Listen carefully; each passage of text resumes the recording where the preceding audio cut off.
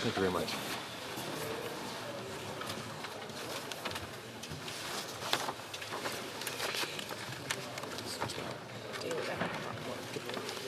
Affaires courantes ordinaires.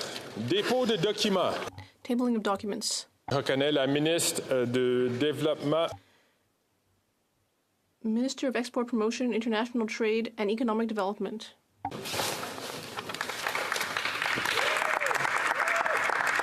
Mr. Speaker, pursuant to Standing Order 32.2 and consistent with the policy on the tabling of treaties in Parliament, I have the honour to table in both official languages the treaty entitled Canada-Ukraine Free Trade Agreement done at Ottawa on September 22nd, 2023.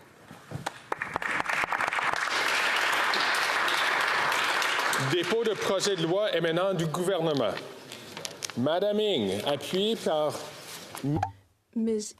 Ing, seconded by Ms. Freeland, seeks leave to table a bill entitled An Act to Implement the 2023 Free Trade Agreement between Canada and Ukraine. Cette motion est... This motion is deemed adopted. Ms. Ing, seconded by Ms. Freeland, moves that this bill be now read a first time and printed. This motion is deemed adopted. Shall this bill be read a second time at the next sitting of the House? Statements by ministers. Rapport de délégation interparlementaire. Reports from interparliamentary delegations. Presenting reports from committees. Of private members' bills. Première lecture de... First reading of Senate public bills. No. Motions. Présentation. Presenting petitions. Madame l'honorable députée de Saanich Gulf Islands. Merci, Monsieur le Président. Bonjour. It's an honor to rise virtually today to present a petition of deep concern to residents of Saanich Gulf Islands. The petitioners note that the Paris Agreement, which Canada negotiated back in 2015, calls for and this is the language of the Paris Agreement, quote unquote, a just transition for workers in the fossil fuel sector in the transition to end addiction to fossil fuels. They go on to point out that the workforce in oil and gas workers are highly skilled with many transferable skills to the renewable energy sector. And they call on this government to bring forward a plan for just transition for fossil fuel workers. And they specifically reference an existing strong piece of work that was a task force on just transition for Canadian coal sector workers. The 10 recommendations from that extremely important piece of work are recommended to this House as the basis for work in this area. Thank you, Mr. Speaker. L'honorable député de Elgin, Middlesex, London. Thank you very much, Mr. Speaker. And I am proud to present this petition, whereas women's shelters are sadly seeing an increase in demand. The high cost of living and the housing crisis has made it harder for women and children fleeing a violent home to find a place to live. And at a time when this Liberal government is dramatically increasing spending on bureaucracy and consultants, they're cutting $145 million from women's shelters. I'm just hoping that that maybe this government will understand that women's shelters are in crisis right now, as we're seeing an economic crisis carry on and causing a lot of problems for many Canadians. So hopefully this government will do something about it. Thank you very much. L'honorable député de Kingston-et-Les-Îles. Thank you very much, Mr. Speaker. I rise today to present a petition on behalf of Canadians that are calling to the attention of the government the most recent Intergovernmental Panel on Climate Change report that has warned repeatedly that rising temperatures over the next 2 decades will bring widespread devastation and extreme weather. The petitioners are calling on specifically the Government of Canada to move forward immediately with bold emissions caps for the oil and gas sector that are comprehensive in scope and realistic in achieving the necessary targets that Canada has set to reduce emissions by 2030. Thank you, Mr. Speaker.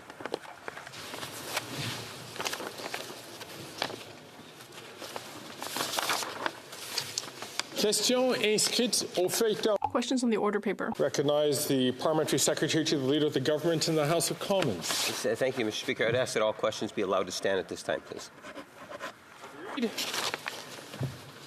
Agreed and so ordered. Orders of the day. Government orders, business of supply, consideration of an opposition motion concerning fiscal plan, standing in the name of Mr. Poilievre. Mr. Poilievre, seconded by Mr. Bragdon, moves that, given that after 8 years of this Liberal government, this Prime Minister has added more to the national debt than all other previous Prime Ministers combined.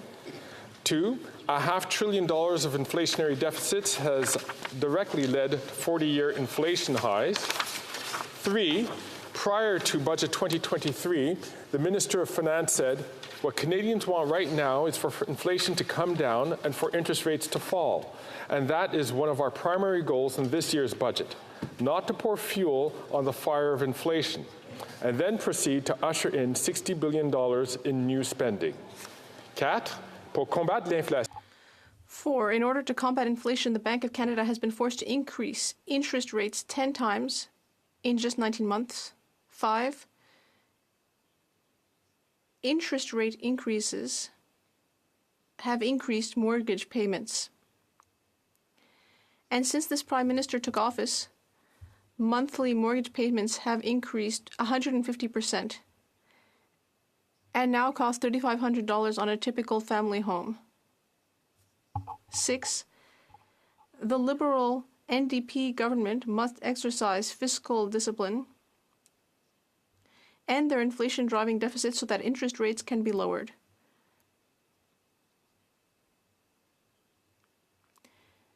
In order to avoid a mortgage default crisis, as warned by the International Monetary Fund, and to ensure Canadians do not lose their homes, the House called on the government to introduce a fiscal plan that includes a pathway back to balanced budgets in order to decrease inflation and interest rates, and to introduce this in the House of Commons prior to the Bank of Canada's next policy interest rate decision on October 25th, 2023.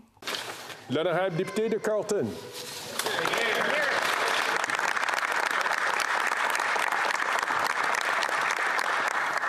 Merci, Monsieur le Président. L'inflation. Thank you, Mr. Speaker. And before starting, I would just like to say that I'll be sharing my time with the Honourable Member for Tobique-Mactaquac.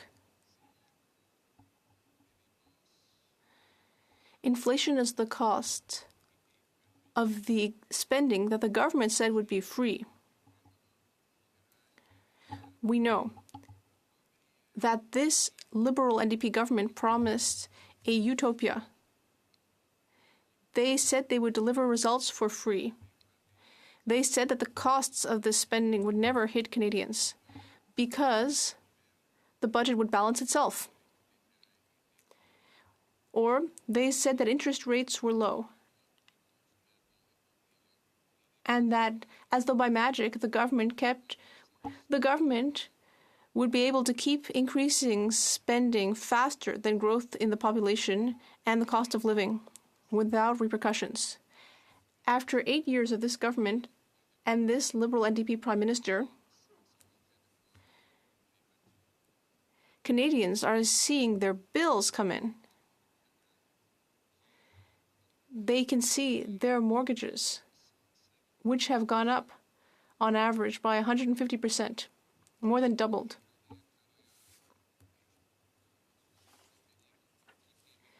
I spoke to a worker in BC who's now spending $7,500 a month. $7,500 a month on his mortgage. He's a middle-class individual with 3 children. $4,000 out of that $7,500, $4,000 is composed of the interest he's paying. So he's not actually using that money to pay back the principal on his mortgage. Most of it is just money wasted on interest. That's almost $50,000 a year that his family is spending on interest on their mortgage. That's inconceivable for the average family, but that's the reality after 8 years of this Prime Minister, who ironically is the Prime Minister who promised he would help the middle class and those working hard to join it. We don't hear so much these days about the famous middle class. It seems to have been forgotten. Because the Prime Minister doesn't want to remind us of the sufferings his policy caused for the middle class. We now have members of the middle class who are homeless. Now, it's true that in all countries, including Canada, there has always been homelessness. But we have never, since the Great Depression, seen people from the middle class who are homeless. And that's becoming more and more common now.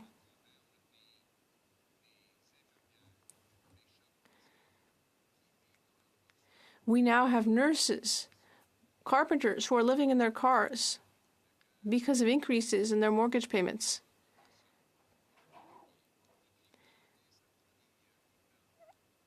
And related increases to rents. 8 years ago, the Prime Minister promised to decrease housing costs, but since then, housing costs have doubled, rents have doubled, mortgage payments have doubled, and deposits have doubled.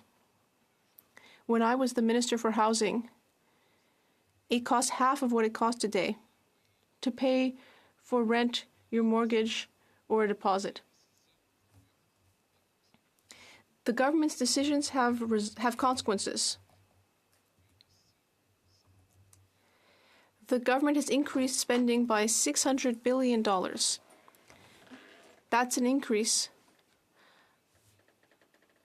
that represents a doubling to $2.4 trillion. We're talking about drastic increases to the money supply. In fact, 8 times faster than the real growth of the economy.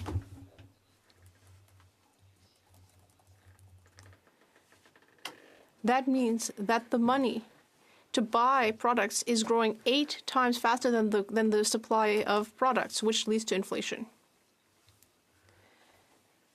The Bank of Canada has had to respond by increasing interest rates. And that ends up hurting the same people who are struggling to buy food and to pay for their rent or their mortgage. And what does the government do?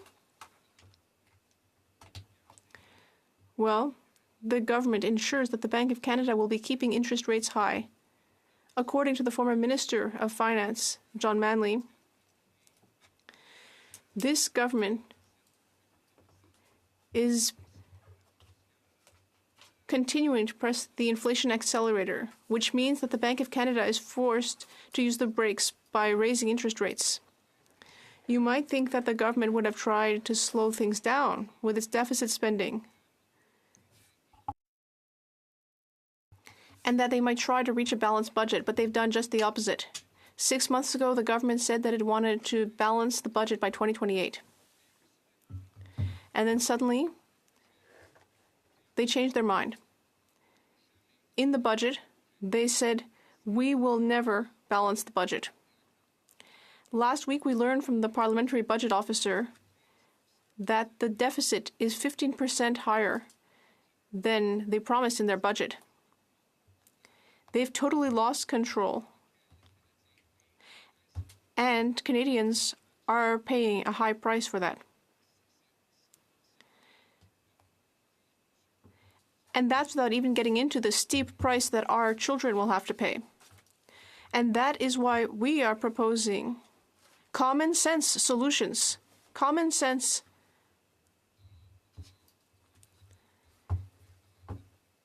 Including legislation to force the government to cut $1 spending for each dollar that's in new spending. We also are asking the government to end spending on things like ArriveCan, the infrastructure bank, and other useless spending that has led to government waste. The goal here should be to balance the budget to reduce interest rates, inflation, and enable Canadians to feed their family and keep their home. That's common sense policy, Mr. Speaker.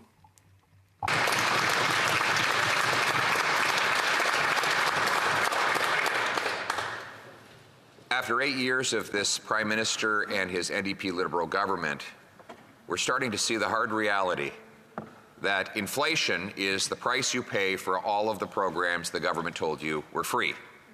Remember, the Prime Minister said he could double the debt, but don't worry, the budget would balance itself. He said that interest rates were low, so not only were deficits permanently affordable, we couldn't afford not to spend.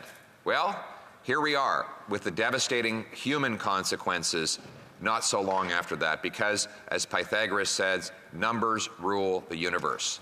No matter how many words are spoken, no matter how many soft lullabies are sung, the reality is that when you spend what you don't have, you drive up the cost for everyone else. And here we are, the cost of government has driven up the cost of living. $500 billion of inflationary debt has bid up the goods we buy and the interest we pay. According to former Liberal Finance Minister John Manley, the government spending is pressing its foot on the inflationary gas pedal, which forces the Bank of Canada to press on the brakes with higher interest rates. And now I bump into people across Canada who are living in financial terror. A shipyard worker in Vancouver told me that his monthly mortgage payment is now $7,500. He's a shipyard worker, Mr. Speaker. 4,000 of the 750, sorry, of the 7,500, 4,000 is just for interest. His family is spending basically 50 grand a year on interest for their mortgage. This after the Prime Minister, his budget documents, and his bank governor told that man that rates would stay low. You'd think the government would reverse its policies, but they're doing the opposite. A year ago, they said they would balance the budget by 2028. 6 months ago, they changed their minds, so they'd balance the budget. Never. Last week, we found from the budget officer that the deficit is 15% bigger than the government claimed only 6 months ago. They have lost total control of the spending. Our common sense plan caps spending, cuts waste, in order to balance the budget and bring down interest rates and inflation. And let us do it before the hundreds of billions of dollars of mortgages renew into these higher rates. Let us save their homes and our future. It's common sense. My colleagues will work to bring home this common sense here in Canada. Your home, my home, our home. Let's bring it home. Thank you.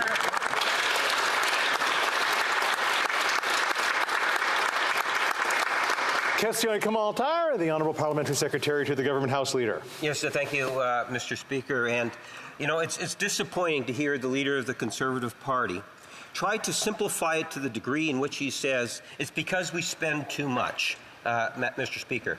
Yes, we spent money to protect businesses, small businesses, the backbone of Canada's economy during the pandemic. Yes, we spent money in order to support millions of Canadians during the pandemic, Mr. Speaker, of which much of that the Conservative Party voted in favor of us borrowing money in order to do that. But they've easily forgotten that, Mr. Speaker. Now they say it's all about the inflation. Yes, inflation is hurting, but the reality check. Take a look at the interest rates around, inflation rates around the world. I'm wondering if the Leader of the Conservative Party can be more honest and straightforward with Canadians in regards to the reality of the situation, comparison to other areas of the world. Canada is doing well.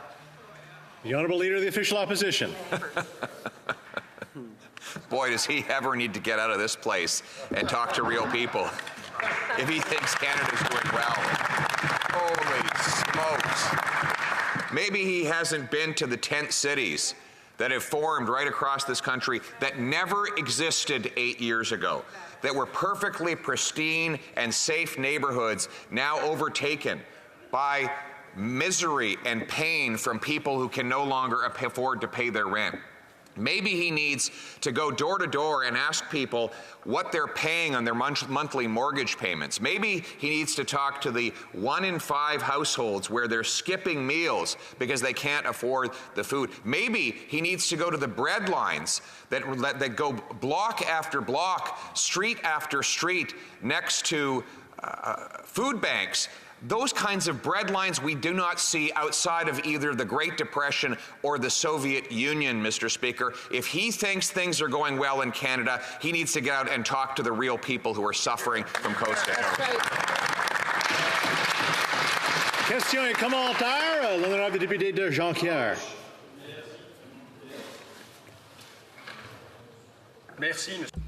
Thank you, Mr. Speaker. Common sense. If we want to eliminate waste and get a balanced budget, wouldn't common sense be cutting the $83 million that we're going to be going to the oil and gas sector if our purpose is to help people who need the help, seniors, people having a hard time feeding themselves or paying their rent or housing? Should we not be supporting them rather than supporting the gluttons in the oil and gas sector? The response at the Natural Resources Committee from the Conservatives was to defend Suncor and to apologize. Who really are we fighting for here? Nous défendons. We're fighting for consumers against the Bloc Québécois. The Bloc Québécois wants to radically increase taxes at the pump, taxes on everyone. The Liberals have a tax that applies in Quebec. They call it regulations. You can call it a duck if you like, but it's a tax. It increases the cost of gas by 17 cents a litre. The Bloc is against it because they think it's not enough. The Bloc wants to radically increase taxes on consumers in Quebec, Mr. Speaker. That makes no sense. It's expensive to vote for the Bloc. The Conservatives are the only party guided by common sense for everyone in Quebec. Question commentaire. The honourable member for Winnipeg Centre. Thank you so much, Mr. Speaker, and I'd like to thank the member from Carleton for his speech. But you know what? The member from Carleton regularly has made videos going after the poor and people with addictions, further dehumanizing people already left out. This member from Carleton says he stands with workers, but I've never seen him stand on the front lines of on the picket line, and in fact has voted for back-to-work legislation. And the National Enquirer, he was at the cabinet table when the former Prime Minister Harper says we were not on his radar. So how do you like them apples, Mr. Speaker? So my question is with seniors now. Does the member from Carleton plan to stand with his Conservative colleague, Daniel Smith, and cut the CPP of seniors, sinking them further into poverty? Seniors that are currently living in terror, becoming more poor. Now, is this his common sense plan? Taking down people who are already down. The Honourable Leader of the Official Opposition. Let's talk about the people living on the streets in the tent cities of where it is the worst. In NDP-controlled British Columbia. That's right. That is where the tent city started, in the downtown east side, where NDP policies were tried out like it. Order. Let's just let the honourable member of the Official Opposition answer the question. The experiment that the NDP tried on the people of the downtown east side to decriminalize and provide taxpayer-funded opioids to the great profit of the pharmaceutical companies who caused the crisis in the first place, caused misery and despair, a 300% increase in drug overdose deaths. And then they took that experiment under this NDP Prime Minister, yes, he is an NDP Prime Minister, and they spread it right across the country. Now we have 30,000 people who have lost their lives. The working class has been devastated under this NDP Liberal coalition. There is only one party that stands up for the hardworking people and their wages in a drug-free, growing economy that gives people a chance to get off the street and into homes and better lives, and that's the Conservative Party.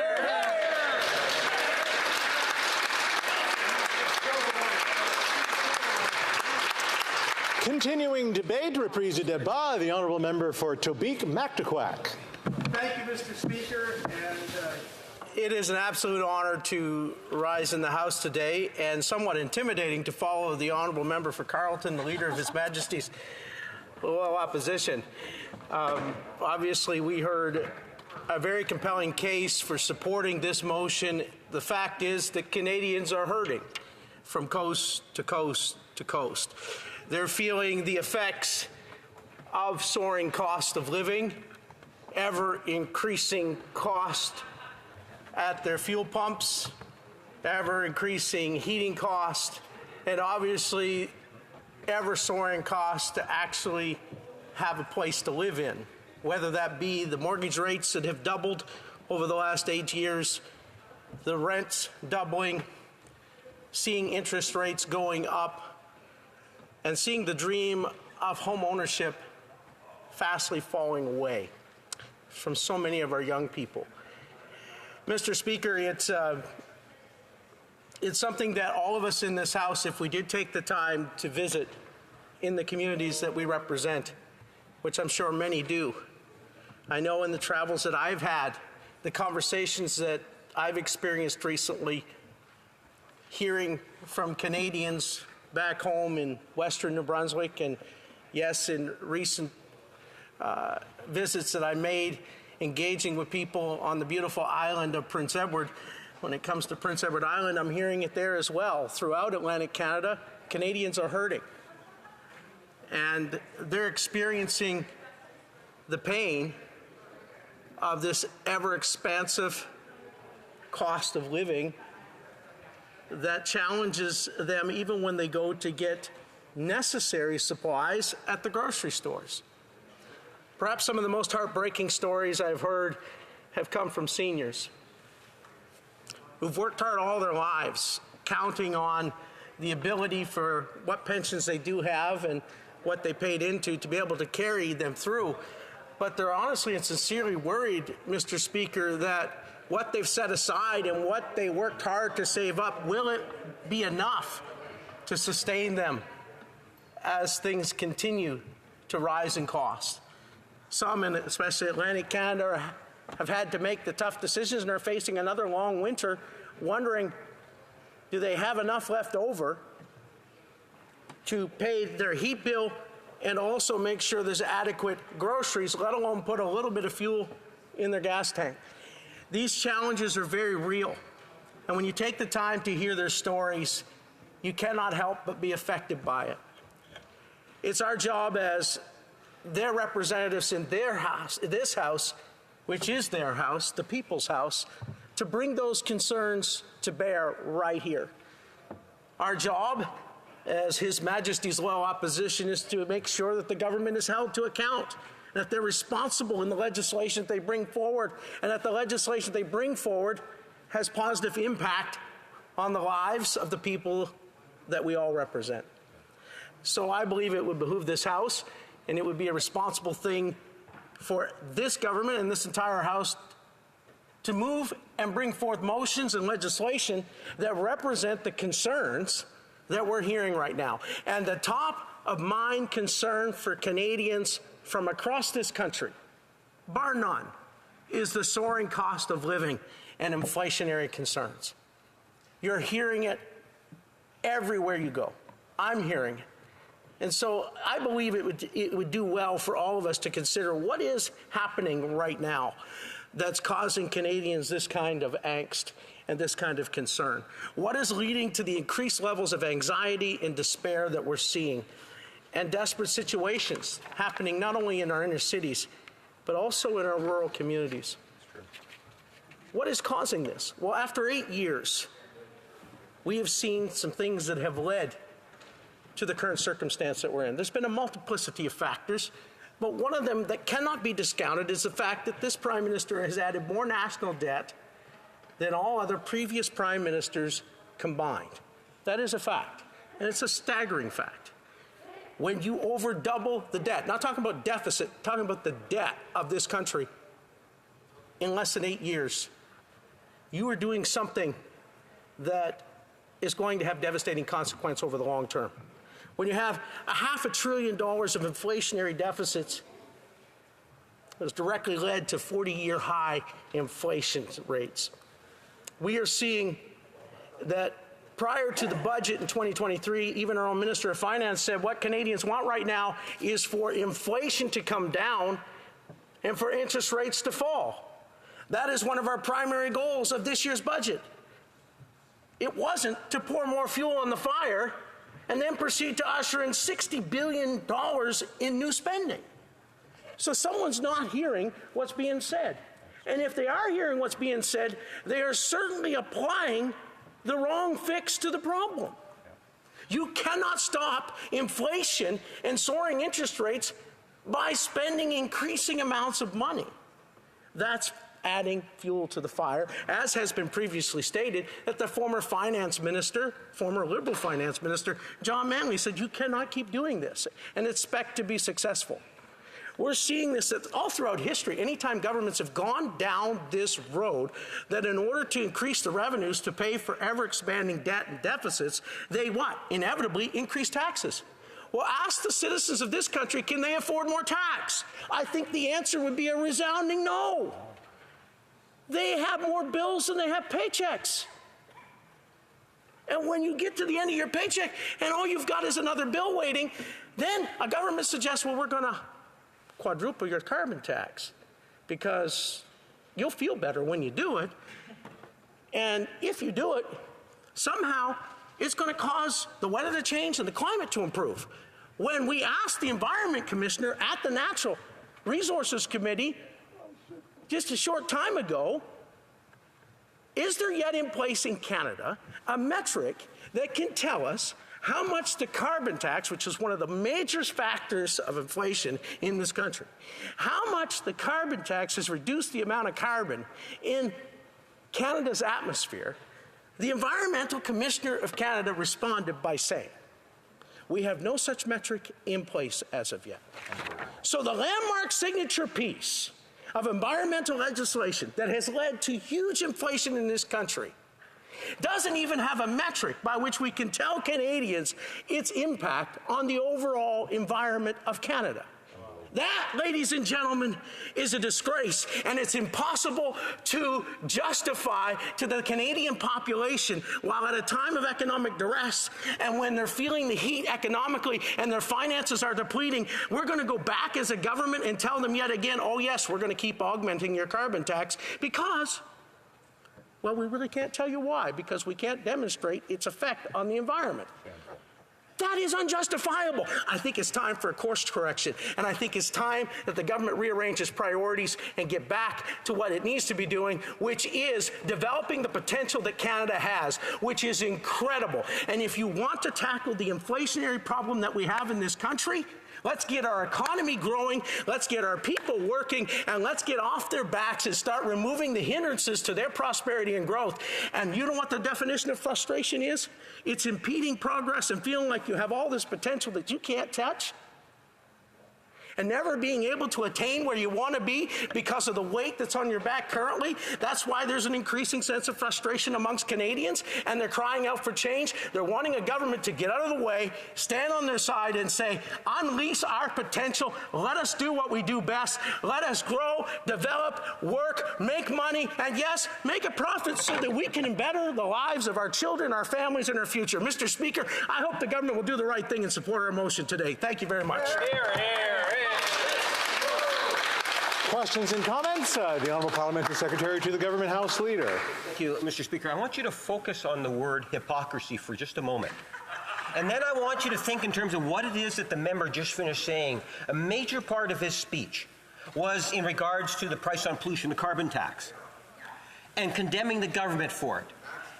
Every one of those Conservative members across the way, Mr. Speaker, campaigned in favor of a price on pollution, a carbon tax in the last election, Mr. Speaker.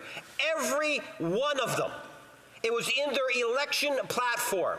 Now they are in denial, saying, well, our election platform meant nothing. But the reality is that every member of that caucus participated, Mr. Speaker, in saying to Canadians that they support a carbon tax. I'm wondering if the member across the way can explain why it is that he supported a carbon tax, a price on pollution, in the last election. For Tobique-Mactaquac. Oh, Mr. Speaker, I'm glad to answer this member's question. Absolutely. I never personally ever supported a carbon tax. Never have. And I want you to know something.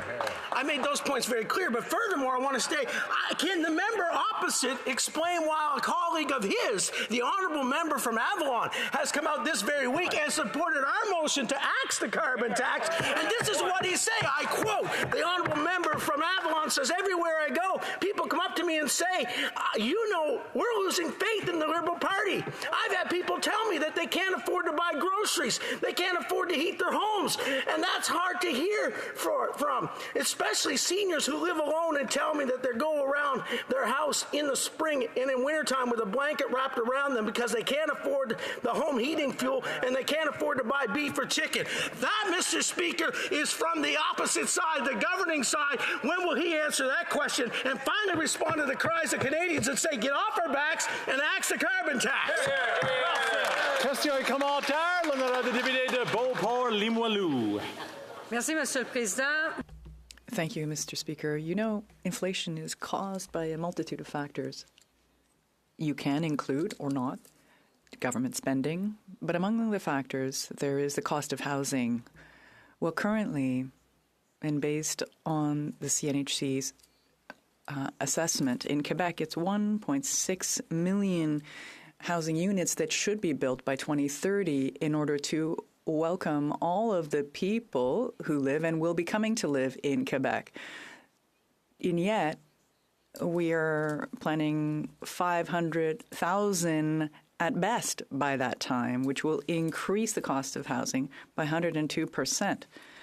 And the Conservative Party is in favor of increasing the population. So how do you eliminate the federal deficit in order to address the housing crisis and the increasing cost and inflation? To Beek Mactaquac.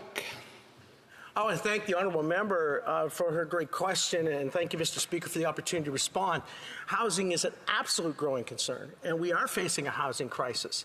And one of the best things that we can do is what the Leader of His Majesty's Loyal Opposition has been calling on the government to do, is to get rid of some of the gatekeepers that are blocking development in our cities and in our urban centers and around them, and reward and incentivize those who do build and those who are going to make a difference, and those cities and municipalities that are going to step up to the plate and make sure that we do everything we can to provide more housing opportunities. The other thing that's impeding housing development is the fact that the cost of everything is going up, and one of those biggest factors in the cost going up for all our supplies, because everything's trucked and shipped, is the carbon tax. One of the greatest things we can do to help that is eliminate the carbon tax. Thank you. Hear, hear. Questions and comments? The honourable member for Elmwood-Transcona. Thank you very much, Mr. Speaker. With all due respect to the member for Tabeek-Mactaquac, his analysis of inflation isn't worth the paper that his leader's office wrote on, because he doesn't, not only does he not do justice to the role that corporate greed is playing in driving inflation in Canada, he doesn't even mention it. It's not even part of the analysis.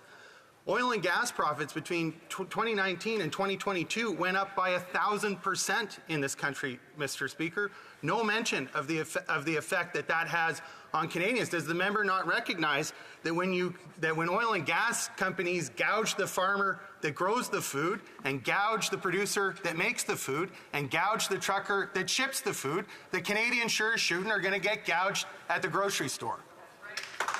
For Tabeek-Mactaquac, we're almost out of time, so a concise answer. Thank you, Mr. Speaker. One of the biggest things that is affecting the cost of everything, and it is indisputable, is the fact that the cost of doing business is going up and up and up, and you cannot lift up the wage earner, as has been famously said, by tearing down the wage payer. And when you continually attack those who grow your economy and produce wealth, you do not generate more wealth. It's better to go after a government that spends beyond its means, gets in the way of development, and it's time we unleash the potential that this Canada has by saying, yes, we can do better, yes, we can grow, and we're going to stand on the side of our producers. It's time we did that, Mr. Speaker. Reprise du débat. Resuming debate. Secretary to the Deputy Prime Minister and Minister of Finance. Here, here. Good morning, Mr. Speaker. I will be sharing my time with my friend and colleague, the Honourable Member for Winnipeg North. Mr. Speaker, We learned just this morning. From Statistics Canada that inflation fell to 3.8% in this country. That is well below market expectations, Mr. Speaker, and good news for Canadians as our economy continues to stabilize. Of course, we know that many Canadians are still having trouble making ends meet. Notre gouvernement comprend bien. Our government understands, of course, that many Canadians are experiencing difficult times, and that is why our government is working hard to build an economy that works for everyone, with strong, continued growth and well-paid jobs. That's what counts the most for Canadians, Mr. Speaker. And today, we have over 1 million Canadians who are more Canadians on the labor market than before the pandemic. And the OECD and the IMF predict that Canada will see the strongest economic growth among G7 countries next year. What's more, DBRS Morningstar reaffirmed our AAA credit rating last month, a foundation that allows us to invest in Canada. Our plan is working. I'd like to highlight a few recent measures introduced by our government to support Canadians. We know that for too many Canadians, including young and new Canadians, the dream of owning a home is increasingly out of reach and that rent has become more and more expensive. I see it in Côte-des-Neiges, where people have a hard time paying their rent because rent keeps going up. And the housing crisis has also had an impact on our economy. With a lack of housing in our communities, it's hard for businesses to attract the workers they need to grow and succeed. And when people spend more of their income on housing, it means less money is spent in our communities and on necessities. Began this fall parliamentary session very first few days by introducing Bill C-56. And Mr. Speaker, this bill would enhance the GST rental rebate on new purpose-built rental housing to encourage the construction of more and more rental homes throughout the country, including apartment buildings, student housing, and seniors' residences right across Canada. For a two-bedroom rental unit valued at $500,000, this GST rebate for residential rental buildings could mean a tax break of $25,000, Mr. Speaker. This is just one more tool to help create the necessary conditions to build the types of housing that Canadians need and that families want to live in. This measure also removes a restriction in the existing GST rules to ensure that public service bodies such as hospitals or charities and also qualifying nonprofit organizations that build or purchase purpose-built rental housings are permitted to claim that 100% enhanced GST rebate. The government is also calling on provinces that currently apply the provincial sales tax or the provincial portion of the HST to rental housing to join us by matching our enhanced rebate for new rental housing. In fact, Ontario, Nova Scotia, Newfoundland, Labrador, and Prince Edward Island have already announced that they intend to follow our lead by eliminating the provincial component of the HST on those new purpose-built rentals. Mr. Speaker, since we moved to remove GST on new rental housing, home builders from coast to coast to coast have announced they'll be moving ahead with new or stalled projects. This means more housing for Canadians, and I would certainly hope that the Conservatives will stop playing procedural games with this bill so that we can deliver this important measure to Canadians, because I do fundamentally believe that they are supportive of creating more supply in the housing market. In addition to the enhanced GST rebate, our government recently announced the next step in our plan to address the lack of housing in this country.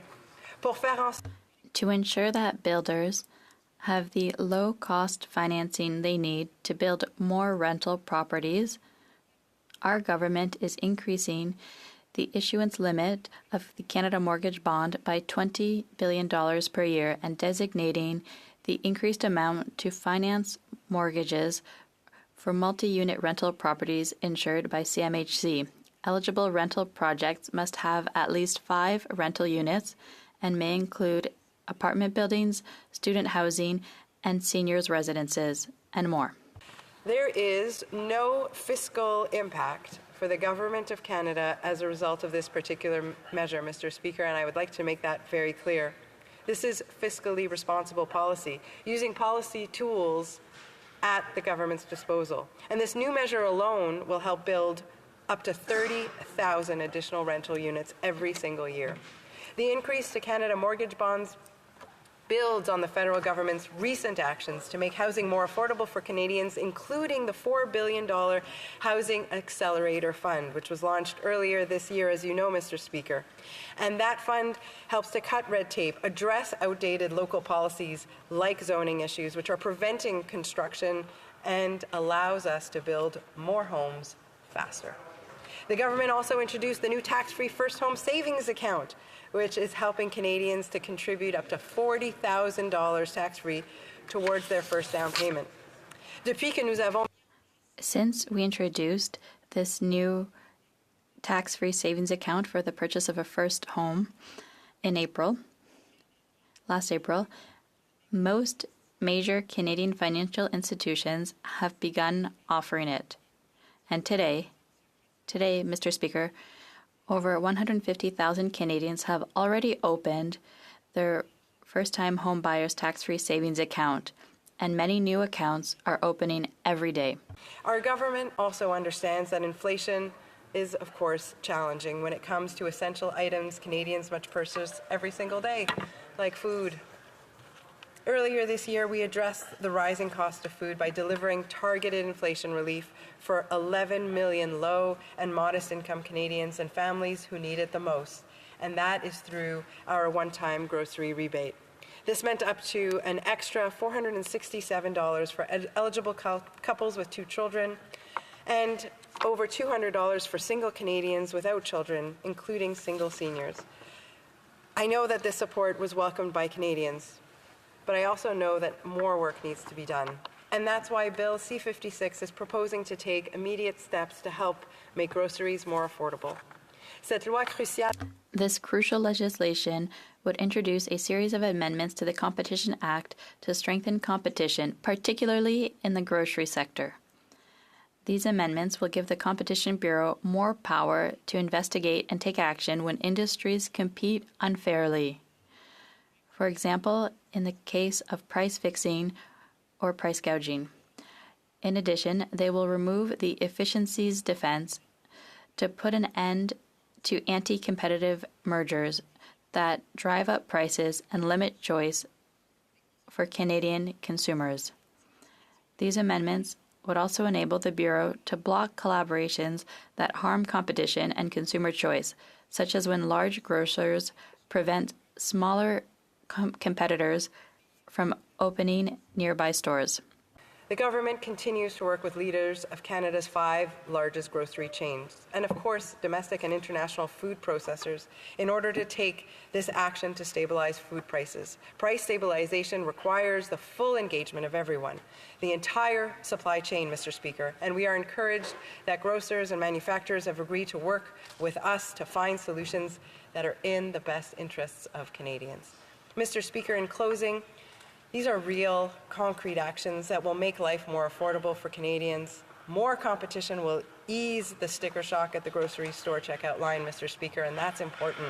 Eliminating the GST on the construction of new homes will get more homes built faster, and that, too, is critically important. Thank you, Mr. Speaker. Here. Questions and comments? Question commentaire. The honourable member for Elgin, Middlesex, London. Thank you very much, Mr. Speaker, and thank you very much to the member for bringing forward her speech today. But I don't know if things are different in her part of the country than they are with mine. I just met with members from L-Star, which is part of CREA, so the Conservative Real Estate, or Conservative Canadian Real Estate, and they're sharing with me that in one of their smallest branches, 40 delinquent mortgages just announced. And the banks don't know what to do because they realize that if the banks go forward and close some of these, what happens to the rest of the housing? So we know we're in a crisis. But we're looking at small towns with 40 delinquent mortgages. What does the member have to say for her government's record on this? Thank you. Parliamentary Secretary.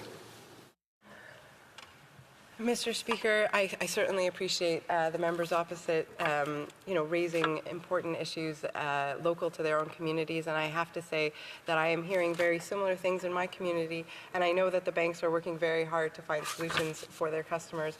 I think that the news this morning of inflation falling is welcome, certainly welcome by our government, in that what we need to do is stabilize inflation in order to ensure that we stabilize prices, but also make sure that the Bank of Canada continues to work on interest rates and ensure that Canadians are well served by our institutions, Mr. Speaker. I think the elements of Bill C-56, as I pointed out in my speech, are important in order to help Canadians that are struggling to find homes and to help Canadians that are facing higher prices at the grocery store. And I certainly hope the member opposite will support that bill. Questions and comments. The Honourable Member for Longueuil-Saint-Hubert. Thank you, Mr. Speaker. I wonder if the government has thrown in the towel regarding the housing crisis. 1.2 million housing units need to be built in Quebec by 2030. There's a tax relief, so perhaps a few thousand units will be built. Finally, after 18 months, an agreement has been signed with Quebec for the $900 million for the housing accelerator, so perhaps a few thousand units will be built. But to face the crisis, we need 200,000 housing units per year until 2030. Where's the plan? What are the measures, the structural measures to deal with that? Has the government already given up on the housing crisis? The Honourable Parliamentary Secretary. Thank you, Mr. Speaker. I thank my colleague. Of course, we're working tirelessly to respond to the housing crisis. We were the ones who first recognized that there was a crisis. We put money on the table. Yes, it took time to negotiate with Quebec, and I'm pleased that we've been able to reach an agreement. As he noted, we've signed an agreement with Quebec to transfer money. The money is there. We expect it to be used to build more housing units, and we won't give up, Mr. Speaker. The Honourable Member for Nunavut. And I'd like to thank the member for her intervention. The infrastructure gap for First Nations Inuit Métis communities is estimated at over $300 billion, and that is almost more than the entirety of the federal government's annual budget.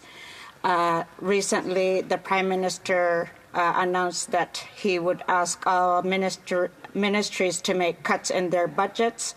And this is a huge concern for Indigenous services delivered for Indigenous peoples. So I wonder if the member agrees that making cuts to Indigenous Services Canada, CERNAC, and Northern Affairs will have major detrimental impacts on the conditions that First Nations, Métis, and Inuit already live under. Well, Parliamentary Secretary to the Deputy Prime Minister. Thank you very much, Mr. Speaker, and I always appreciate the questions from my honourable colleague. They help elucidate all of us in this House as to the situation in her community.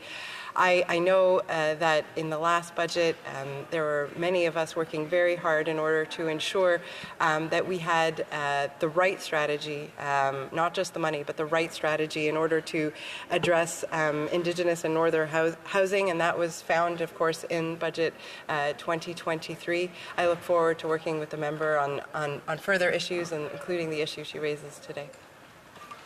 Reprise du débat, continuing debate. The Honourable Parliamentary Secretary to the Government House Leader. Thank you very much, Mr. Speaker. And let me start off by providing a comment reflecting in terms of what's happening in our communities virtually from coast to coast to coast.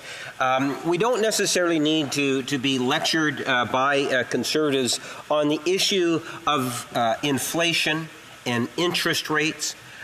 We understand, as we are often, told by whether it's the Prime Minister or others, when we look at what's happening in our constituencies, it's important that we bring those concerns here to Ottawa, Mr. Speaker, as opposed to trying to tell our constituents what Ottawa is doing for them, Mr. Speaker. So if you take a look at the most recent budget that was passed by this House, you will find that it is very much a reflection of what is happening in communities from coast to coast to coast. So understanding that, yes, we are very much concerned about the interest rates and the impact that it is having on Canadians in a very real and tangible way. You know, just last weekend, I had the Minister of the Treasury Board came to Winnipeg to meet with some constituents of mine that are primarily entrepreneurs, Mr. Speaker. And we talked about the impact of interest rates. We talked about the homeowner and so forth, Mr. Speaker. We also talk about the rates of inflation. And we're all concerned about that. That's one of the reasons why we've brought forward legislation like Bill C-56. That's one of the reasons why we brought in the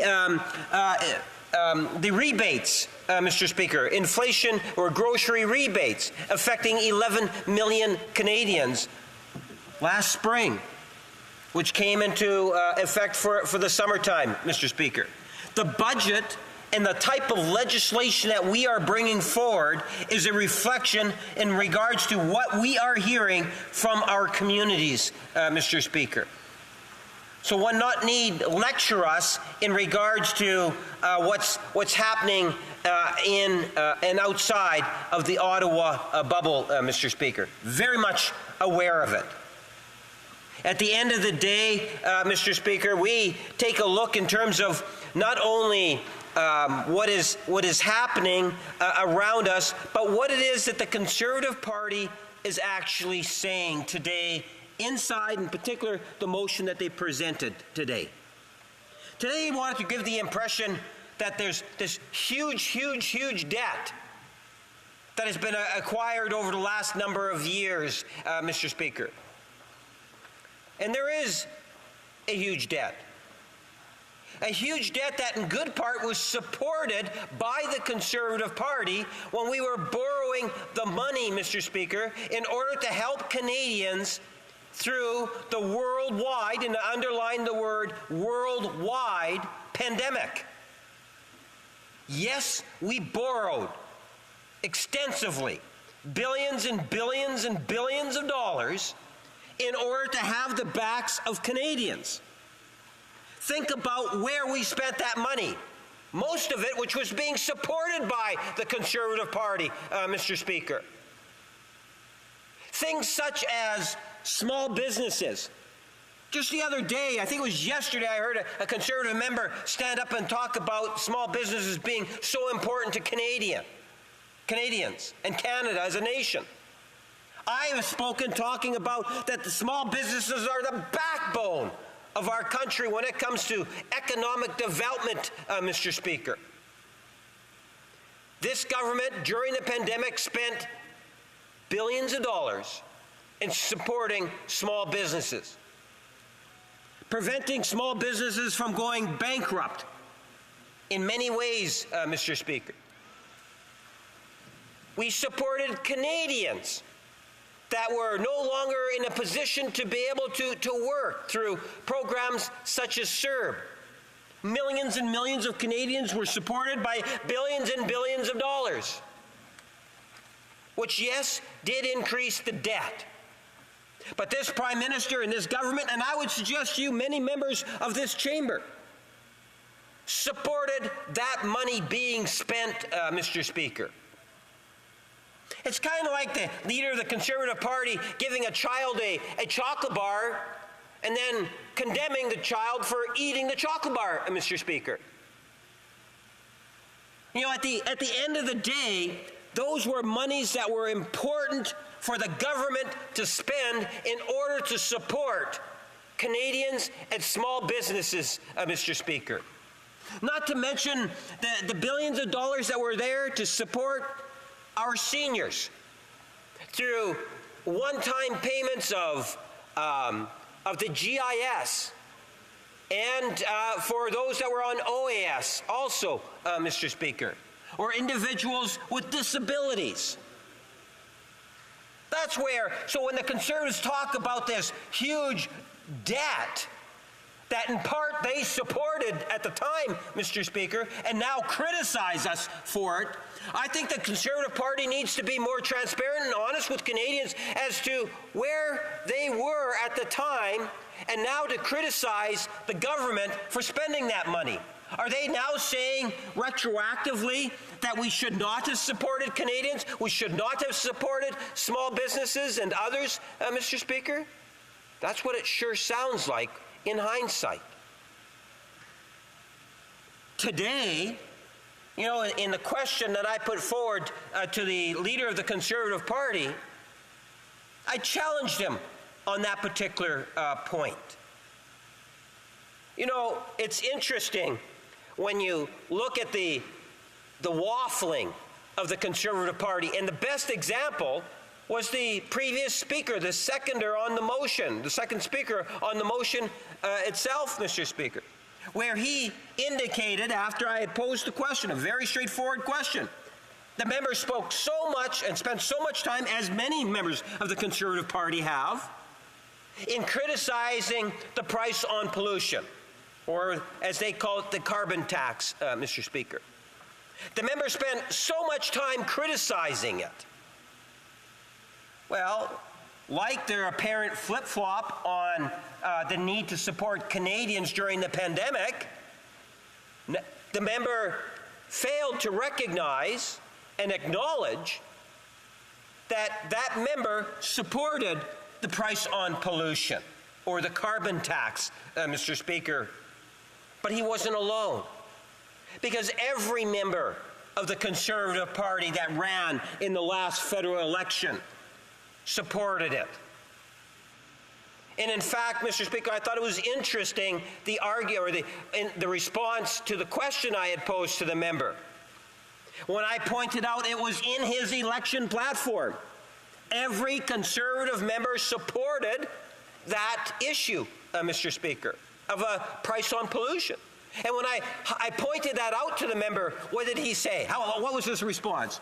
Well, I personally didn't support it. Wow. Get that, Mr. Speaker. Imagine the Conservative Party goes to Canadians and says, here is our election platform. The first thing you need to ask every Conservative candidate, it would appear, is, yeah, but do you personally support that? Imagine how many statements that are being made in a platform, and somehow the Conservative caucus here believes that they're not responsible for that platform, that they can just kind of like opt out, much like they're opting out of the price on pollution. You know, it makes you wonder when you look in terms of where the Conservatives are. I always find it interesting, you know, they like to talk as if they know things about finances. Today it's about budget and deficit, even though compared to the G7 countries, Canada is doing exceptionally well. You know, I still remember when the leader of the Conservative Party was telling Canadians to invest in cryptocurrency. Incredible. Imagine the leader of a Conservative Party, and he still hasn't apologized for that, Mr. Speaker. You know, at the end of the day, if anyone that would have followed the leader of the Conservative Party's advice, they would have lost thousands, depending on how much they invest, Mr. Speaker, 60% plus of their investment. I would suggest to you that we make sure that we put things in proper perspective. Yes, let's be concerned about inflation and interest rates, and let's take actions like bringing in Bill C-56. But I would suggest to the Conservative Party, when you see legislation such as Bill C-56, get behind it and vote for it.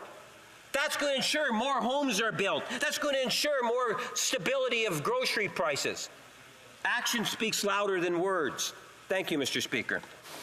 Questions and comments? Question commentaire, the honourable member for Calgary Centre. Well, thank you, Mr. Chair, and I thank my member across the way, because it's always insightful hearing him speak, and I notice he takes up a lot of space to speak in this House where his other colleagues don't seem to kind of rise to the occasion. So I appreciate that he's there to do that. But one thing is that we have to acknowledge one thing. Inflation hurts Canadians. We know this. Inflation hurts Canadians badly. who does inflation help? And I think he has to acknowledge it helps the government in so many ways. The government gets to raise more money from the increased activity, increased taxes that they impose upon Canadians. They don't raise the base level of exemptions that happen in that respect. For instance, a house used to have a GST exemption of $350,000 when it was first built and implemented. GST was implemented in the late 1980s, and it's still $350,000 because that GST rebate has not risen. That's a problem, and the government continues to collect that GST on it. When is it going to actually stop collecting so much taxes and start inflating the exemptions it gives Canadians across the way? Good question. The Honourable Parliamentary Secretary. Well, Mr. Speaker, I hate to inform the member, it was actually Brian Mulroney, a progressive conservative, that brought in the GST. And I'm okay with that. Today, I look at the GST as a progressive tax that can, in fact, make a positive difference. And when you think in terms of Bill C-56, that's one of the ways that we are ensuring that there's going to be literally hundreds of thousands of additional purpose-built rentals constructed in Canada as a result of that rebate of the GST. So it is a tool. Where I really disagree with the member is in regards to inflation. This government does not look at inflation in any form as a positive thing. Inflation is hurting people in a very real and tangible way. That's why we brought in the grocery rebate. That's why we continue to take actions to try to minimize the impact of inflation. And I'm happy to say that since June of 2022, where inflation was just over 8%, today it's at 3.8%, and hopefully we're going to be able to continue to bring it down to make life easier for Canadians. Question et commentaire, l'honorable député de Beauport-Limoilou. The Honourable Member for Beauport-Limoilou. Thank you very much, Mr. Speaker. This motion asks for a financial plan to be tabled by October 25th, next week. A financial plan would involve predictability, planning. What would prevent the government from doing this? Is it the deadline or its inability to plan? The Honourable Parliamentary Secretary. Yes, thank you, Mr. Speaker. We, as a government, have recognized the importance of having updates in regards to the economy and some of the important stats and numbers so that people can feel confident in regards to where the government's at and the general direction that we're going. There will be a fall economic statement by the minister, and of course it takes into consideration a wide variety of consultations and working with numbers. I'm not an actuary, far from it, but I do believe that Canadians will be pleased once they get that fall economic update from the government.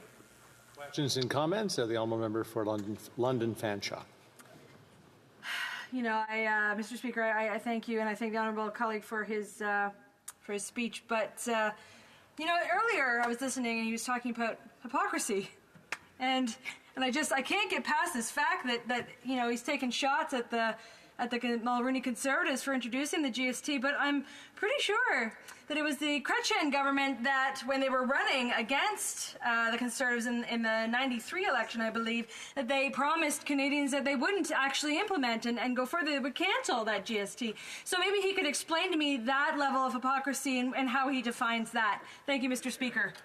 Honourable Parliamentary Secretary to the Government House Leader. Yes, Mr. Speaker, I don't know if it's a good thing or a bad thing. In fact, I was a parliamentarian back then, and I can assure the member that if she read the Red Book back in 1993, what she'll find is that the actual commitment was, and it was in the election platform of the Liberal Party of Canada, is that the Liberal Party would look at a way in which to replace the GST, and I believe, and again, this is a few years ago, I believe it said something to the degree in which we would like to see a harmonization of the GST so that it would incorporate provinces. Now, I'm glad to see that we have seen a harmonization and that the GST has proven to be a very good tool that can be used to support Canadians in different ways.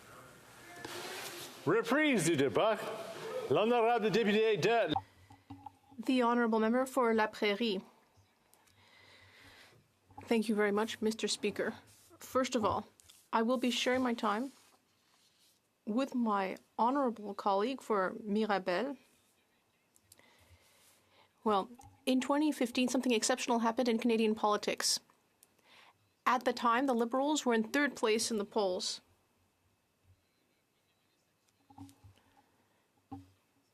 And at that time, the current Prime Minister did something unexpected. People weren't expecting this at all.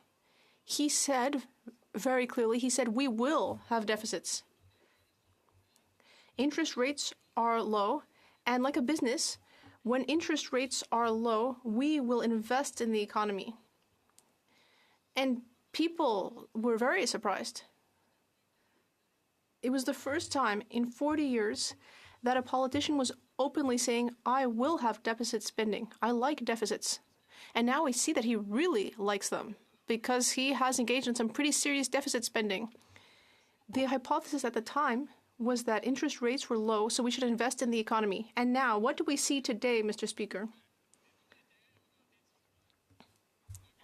Well, interest rates have gone up 10 times since the beginning of the pandemic. We're now at 5%. I'm not great at math, but it means that interest rates are pretty high. And the government's spending is not taking the form of investment. It's simply routine spending, and often frivolous spending. It seems to have lost control. This government is a compulsive spendthrift. This government loves spending. It's all excited. It runs back and forth, spending right and left, up and down, everywhere. Now, my friends in the NDP,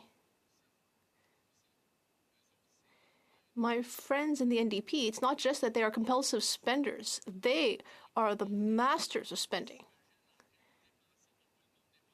When they watch films of people spending, they get all happy. They just adore it. And they want dental care. Yes, it's Quebec jurisdiction. Too bad, they say.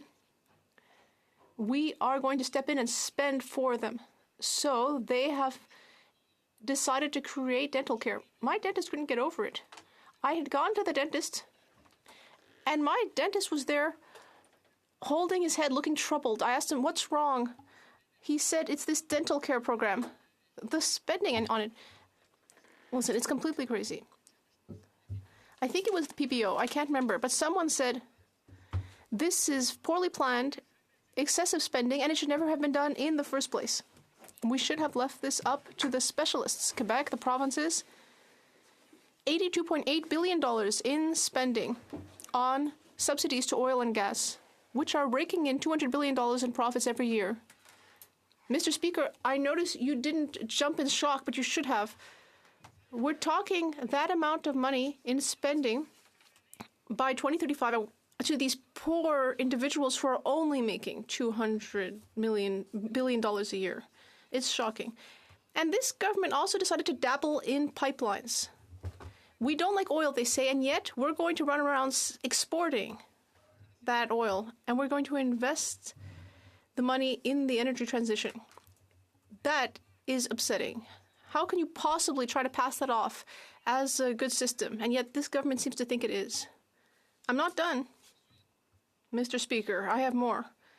Then we know that the public service is incredibly inefficient.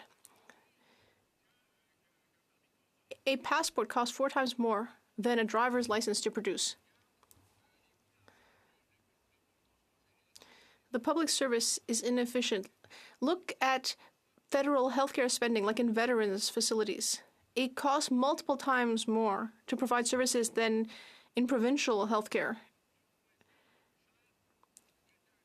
EI costs more per file, twice as much per file as welfare files in Quebec.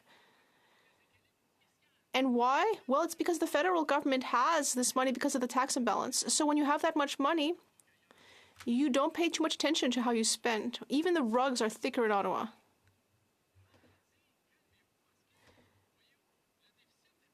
They just don't seem to care about watching their spending. Now, when we saw the deficit in 2023, that was $30 billion. It's now up to $46.5 billion. It keeps going up and up and up. We're not in an economic crisis. We're nearly at full employment. Deficits ought to be used during difficult periods like during recessions and the pandemic. But right now, we shouldn't have a deficit, or we should have a small deficit. And we shouldn't, instead of running deficits, we should have at least a plan to return to a balanced budget. That would be an example of responsible spending. And it might show that they care about how they spend. At least they would be trying to be better stewards of the public purse in order to try to meet the goal, a goal they would have laid out in a plan. This government seems to have great difficulty planning, even though that's a key component of governing. It's always just reacting to things that happen. It's never proactive. And this plan would send a signal to the markets. We need the markets to understand that this government wants to find its way back to a budgetary balance and reduce inflationary pressures. Now, the Conservatives are talking about an October 25th deadline. I'm not sure why exactly. Why the 25th of October specifically? Wouldn't it make more sense to have it with a November fiscal update? But that's typical of the Conservatives. They suddenly on a whim run around saying October 25th. It's almost like they think that by saying abracadabra, October 25th, we'll do this. It's almost like they think that if they talk about inflation enough, it will just disappear by magic. Do they have actual proposals? No. It's like they're mystical, occult figures who are just going to consult the Ouija board to know how to produce inflation. That's what they'd say, instead of proposing policy ideas. These Conservatives prefer to whine instead, and constantly complain about the cost of turkey and carrots instead of ever coming up with a policy proposal. And they think that that is going to fix inflation. What do they have to say about seniors? What do they have to say concretely? Well, surprisingly little. In fact, nothing. When the grocery chains came to committee, we had concrete proposals to put forward. Our agriculture critic arrived with a whole list of proposals. And what did the Conservatives do? Oh, they were just there complaining. Oh, the price of... Oh, it's no use for you to come to committee. That's what they said. They're constantly complaining about the cost of living. They should say something about how to fix it. Do they have any concrete policy proposals? No. They talk about a housing crisis. This is a consequence of the Conservatives' inaction, what we're experiencing today. No proposals to put forward. Now we're talking about $900 million, and my colleague from Longueuil is referring to $900 million. $900 million is what the federal government needs to give to Quebec to build these houses. Have you ever heard any Conservative say that? That $900 million is what's required in Quebec? No. Well, now all of a sudden they have an idea. Well, that's dangerous. Their idea is we're going to tell municipalities to build 15% more housing units annually. Otherwise, where are you going to find that 15%? It's like some kind of magical thinking all of a sudden. I was discussing this in Méville, and there's a moratorium because there's no more water there. I said, listen, if ever the Conservatives are elected, you might have to get 15% more housing built. Well, they're saying, I don't have any water. I won't have any water then. Hey, what part of this do they not get? How about workers? Have we heard from them? No. What about renewable energy? Have we heard from the Conservatives? This is the kind of thing that is a way out from the ditch of fossil fuels. Have you heard them say anything about that? No. Well, all they have to say is that it's useless. Seriously, given climate change, that is an essential avenue we have to look at. Some people said, what is excessive is insignificant. I think the Conservatives, when they talk about inflation, are excessive. I think I'll let you assume the rest of that sentence. In closing, Mr. Speaker, I taught economics for 20 years, and when I talked about the cause of inflation, I spent about 4 or 5 hours on that. The students just were bored, and I said, listen, it's important. I could explain why you would have inflation. Deficit was part of it, but it's not that obvious. not as though deficit equals inflation. You have to be careful. Inflation is global. It's worldwide right now. There are causes for inflation that are not necessarily deficit related. Of course, it can help to reduce the deficit. It can. But it's not an incantation that is required here. The Conservatives at some point will have to wake up. At some point, when you keep telling these things, saying these things, you become insignificant. The honourable member for Fredericton. The member was referring to frivolous expenses. Was it frivolous to support Canadians with CERB, to support Canadians with a early child care program? Can he tell us a bit more about all of these issues? But trying to do good over time, you can end up not doing well. It's like dental insurance. It's a provincial area of jurisdiction. This is an area that the provinces are specialists in. We already have in Quebec some kind of dental system. Well, the federal government now says, we're going to have dental insurance overall, so Quebecers will have to pay twice for one service. We spend $30 million per year because they decided to go over the head of Quebec. Is it frivolous to have dental insurance? Yes, because it's just none of your business. Let Quebec and provinces manage that. They'll do a better job of it than you.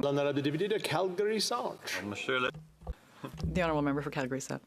Thank you, Mr. Speaker. When the member started his speech, I thought it might be the best speech I had ever heard from a Bloc Québécois member. It was an economic speech that was going to be critical of the Liberals for their expenses and for causing inflation Canada-wide. But right afterwards, he provided a statistics that comes from the NDP that was saying that the subsidies, I think he was saying, represented $88 million for the oil and gas sector. But is he prepared right now to discuss where exactly he got this information from, what the source of this information is? The honourable member for La Prairie. Mr. Speaker, it's tax benefits that are given to the oil and gas sector. This is a well-known figure. I'll thank him, actually. I'll commend him on the quality of his French. If he thinks that my speech was good, I thank him for that. Of course, at some point, listen, if I say something negative about the Liberals, it's to their benefit. They like it.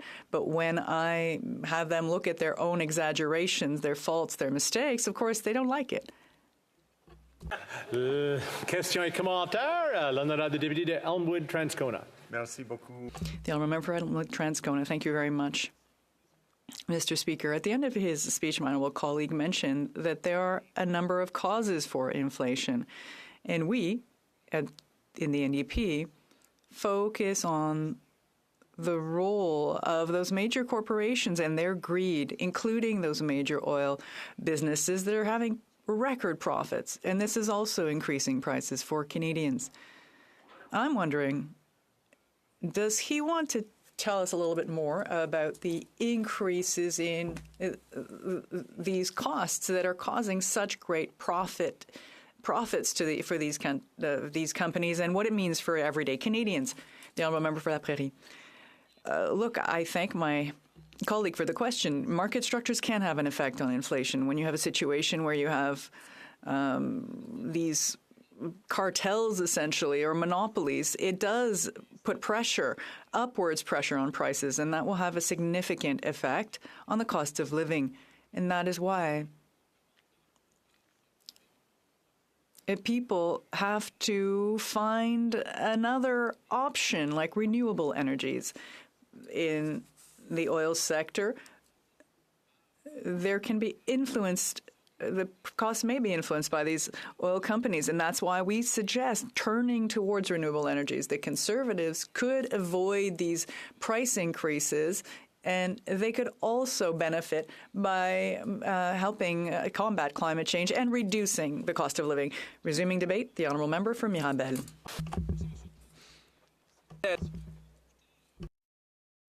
Thank you, Mr. Speaker. Perhaps my speech will not be as popular with a member for Calgary Centre. Now, I want to thank the Conservatives for this, the wording of this motion. I mean, they facilitated our work. Getting an opposition day motion from the Conservative Party for a bloquiste is very complicated because you have to deal with what's true and what's false, what's populist, and what makes sense.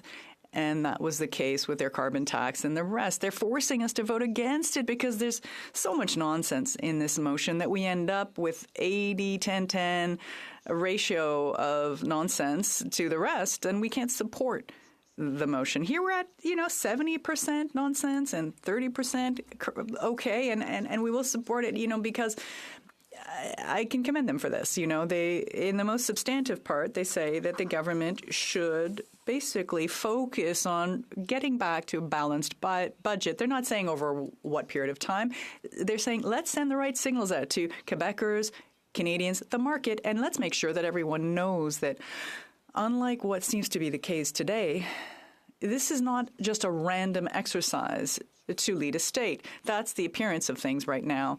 October 23rd as a date, again, is some kind of a Conservative fantasy. I would say that we supported a similar motion in June. The Conservatives had already tabled a similar motion without there being an update, a financial update upcoming. But it goes to show you what their priorities are before we even get another fiscal update. That tells you how they operate. The idea of having these completely populistic, disingenuous kinds of comments that we hear in the newspaper, in the media, I have to say, the Conservative leader was once a minister, a minor minister, let's say, which was a good thing in the Harper government. He was a minister, and Stephen Harper's government was a deficit-making machine, 7 consecutive deficits, whereas the Conservative leader never said no to that. At the time, the Harper government had record deficits, records, and none of the people that were there then that are here now, no one stood up against that at the time. No one thought that was serious. And one year they did a good job, following the financial crisis when the interest rates went down, obviously. Something happened which caused that the interest rates on the debt went down. And however, my member from Lotbinière never once stood up to say that it was a scandal. It's always harder when you don't look at yourself in the mirror, let's be honest. I'm happy for them that they're interested in managing public finances. My colleague, the Liberal member, had the same problem. The current Prime Minister arrived in 2014, 2015, and he said, okay, essentially I have a credit card here. People who manage their own personal finances will understand this analogy. So let's just max it out. Let's just max out this credit card, and I'll pay the minimum amount every month because things will go well. I won't lose my job. My car won't fall apart, and I won't have any bad luck. You know what? The car broke down in 2020, and it was major bad luck, and it was called the pandemic. And the government found itself in a situation where it had to borrow a lot of money. And the Conservatives, of course, had support for these measures. And I think both on the Conservative and Liberal side, they have to wake up. They have to realize that it is a sickness that is here in Ottawa, which is that of being unable to manage taxpayers' money. And the very taxpayers are having a hard time paying their grocery bills these days. Let's talk about the date the 23rd of October. It took 7 years for the Harper government to learn to maybe not have deficits, and now the Liberals are at 8 years and still haven't figured it out. Now the Conservatives are going to give them 8 days to figure it out. You know, come up with an intelligent plan in 8 days. That's the new joke for the Conservatives. I was listening this fall. I was listening to the Conservative leader. I don't know what exactly he does with his turkey, but he spoke about his turkey all fall, the entire period. He was telling us about the cost of turkey for Thanksgiving, and he wanted to make sure that the government was going to promise that the cost of turkey was going to drop, and now there's no more turkey to talk about for populist purposes. Now, we heard that over Thanksgiving, the cost of gas dropped by 18 cents. So what's his new turkey? It's this date, October 25th. So we're going to be hearing about the plan that was never tabled until they were able in December to he's going to wait until December to talk to us about the Christmas tree costs, and then he'll be off on some other thing. At the end of the day, the Conservative leader is not interested in a plan that makes any sense. So the adult thing to do, the thing that would make some sense, would be to tell the government, do your job. Make a plan, do it intelligently, take more than 8 days to reflect on this and table it at the next fiscal update. And what could be in there? At the Bloc Québécois, we have tons of great ideas, because it just so happens that we have been reflecting on this for years and years.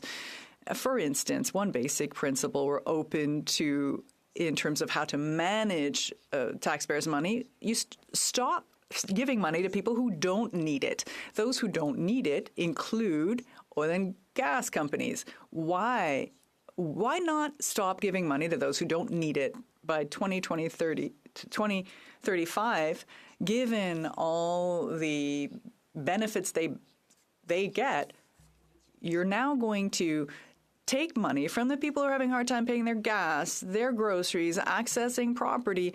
You're going to take their money and give that to the petroleum companies. The equivalent of subsidies to these big companies, it would be the equivalent of taking 40 million Canadians, you had them all in a lineup, and ask each Canadian to give $20 to these major companies. That's exactly it. The figures are spot on, Mr. Speaker. I calculated what we could give with that money that has already been set aside for that purpose. With these Conservative subsidies, we could have bought 21 million and some turkeys. 21 million and then some turkeys for Canadians. We could have paid 1,800,000 and some turkeys for Thanksgiving. So the Conservatives are not worried about this, because the cost of groceries, really, at the end of the day, they couldn't care less. The cost of living, they couldn't care less. Access to property, 900 million that my colleague from Longueuil-Saint-Hubert, that they're fighting for Quebec, that's never their problem. You know, what the federal government should do is to stop doing a bad job. Stop being a bad guy. These are things we've never... we should really be focusing on what's essential. They can't deliver passports. They can't take care of veterans. They're unable to take care of immigrants. We deal with we do in our offices. I have a number of files on my office in Mirabel. There are ministers here. I won't name them. But they're unable to do what they are asked to do. They can't order a plane. They can't fix the Prime Minister's plane. They can't order boats or take care of shipyards.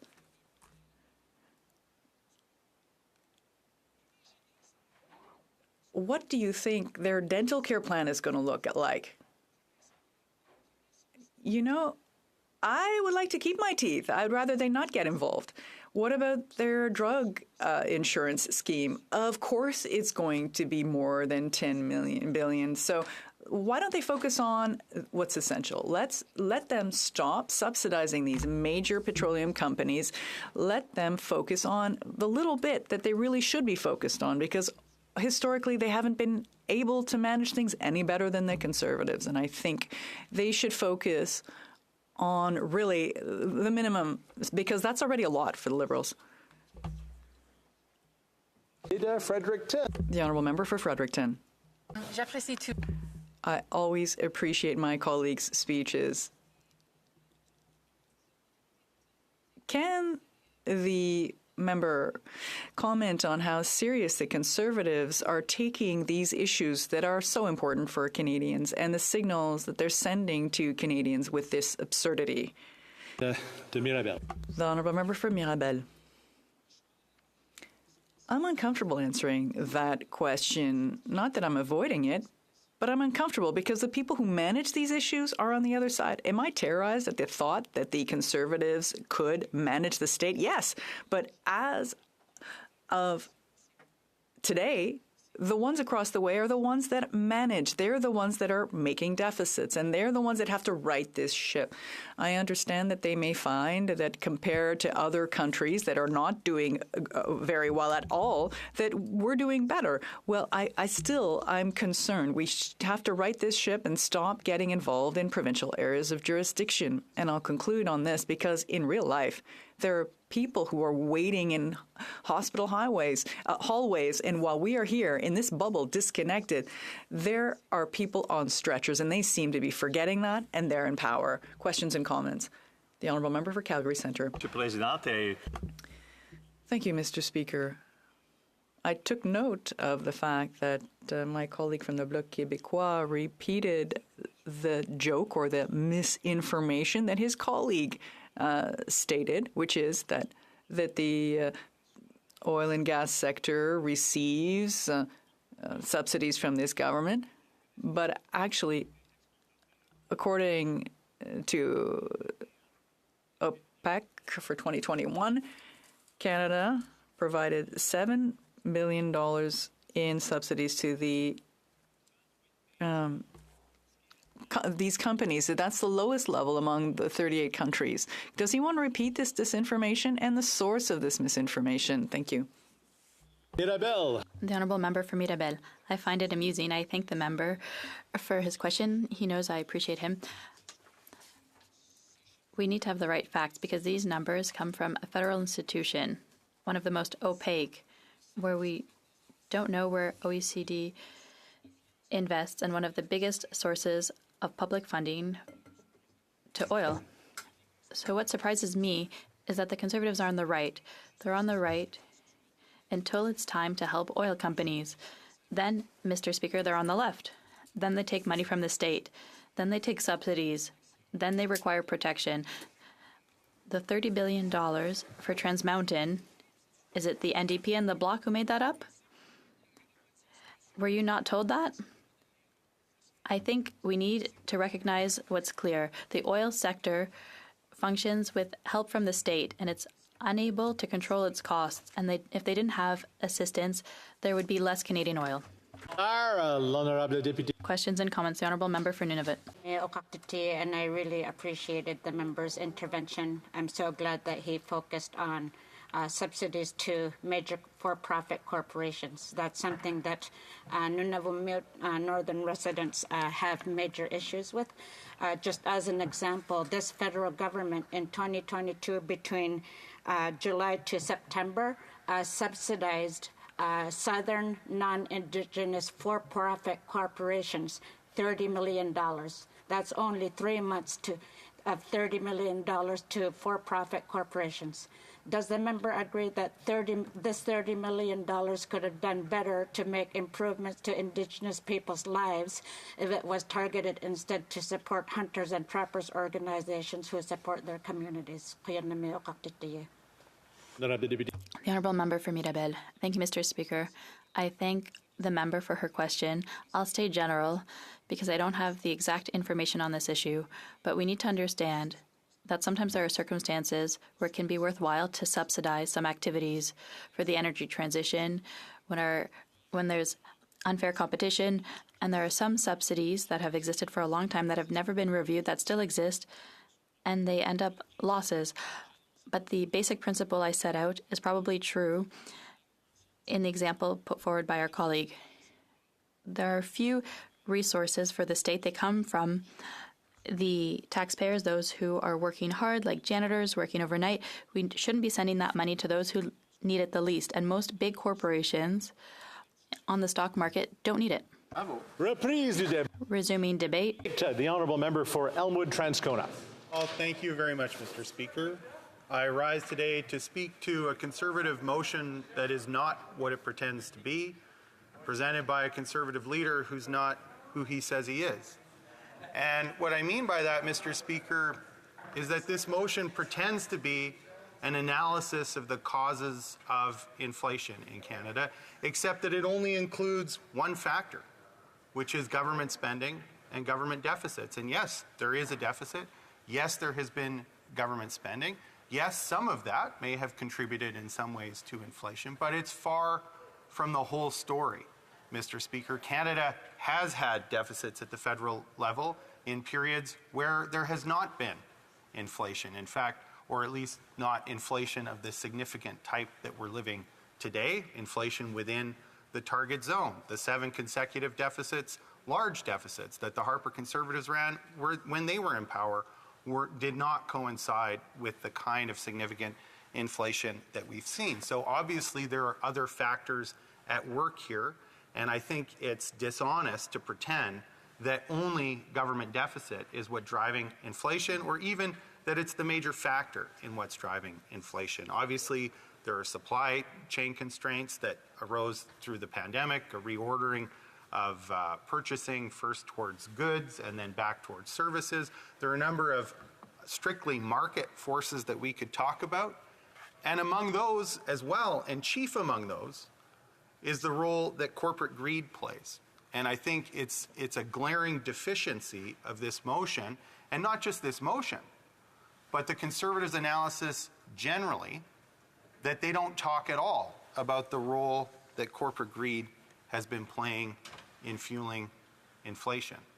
So what do I mean by that? Well, when we look at corporate profits, for instance, in the grocery sector, we've seen at the very same time that Canadians are struggling, and we're hearing more and more about Canadians having to choose between paying for rent and paying for groceries, massive increases in the profit margins of Canada's largest grocery retailers. That's not a function of them simply passing on costs from the carbon tax or supply chains or whatever else to their consumers, because if they were just passing on the cost, their profits wouldn't be increasing, Mr. Speaker. The fact of the matter is that the profit is going up because they're charging Canadians more than the additional costs that they're facing right now. And so that's important to talk about. I would say, Mr. Speaker, that when it comes to the Liberal government, corporate greed is just as much missing from their analysis of what's driving inflation as the Conservatives, and they are doing just as little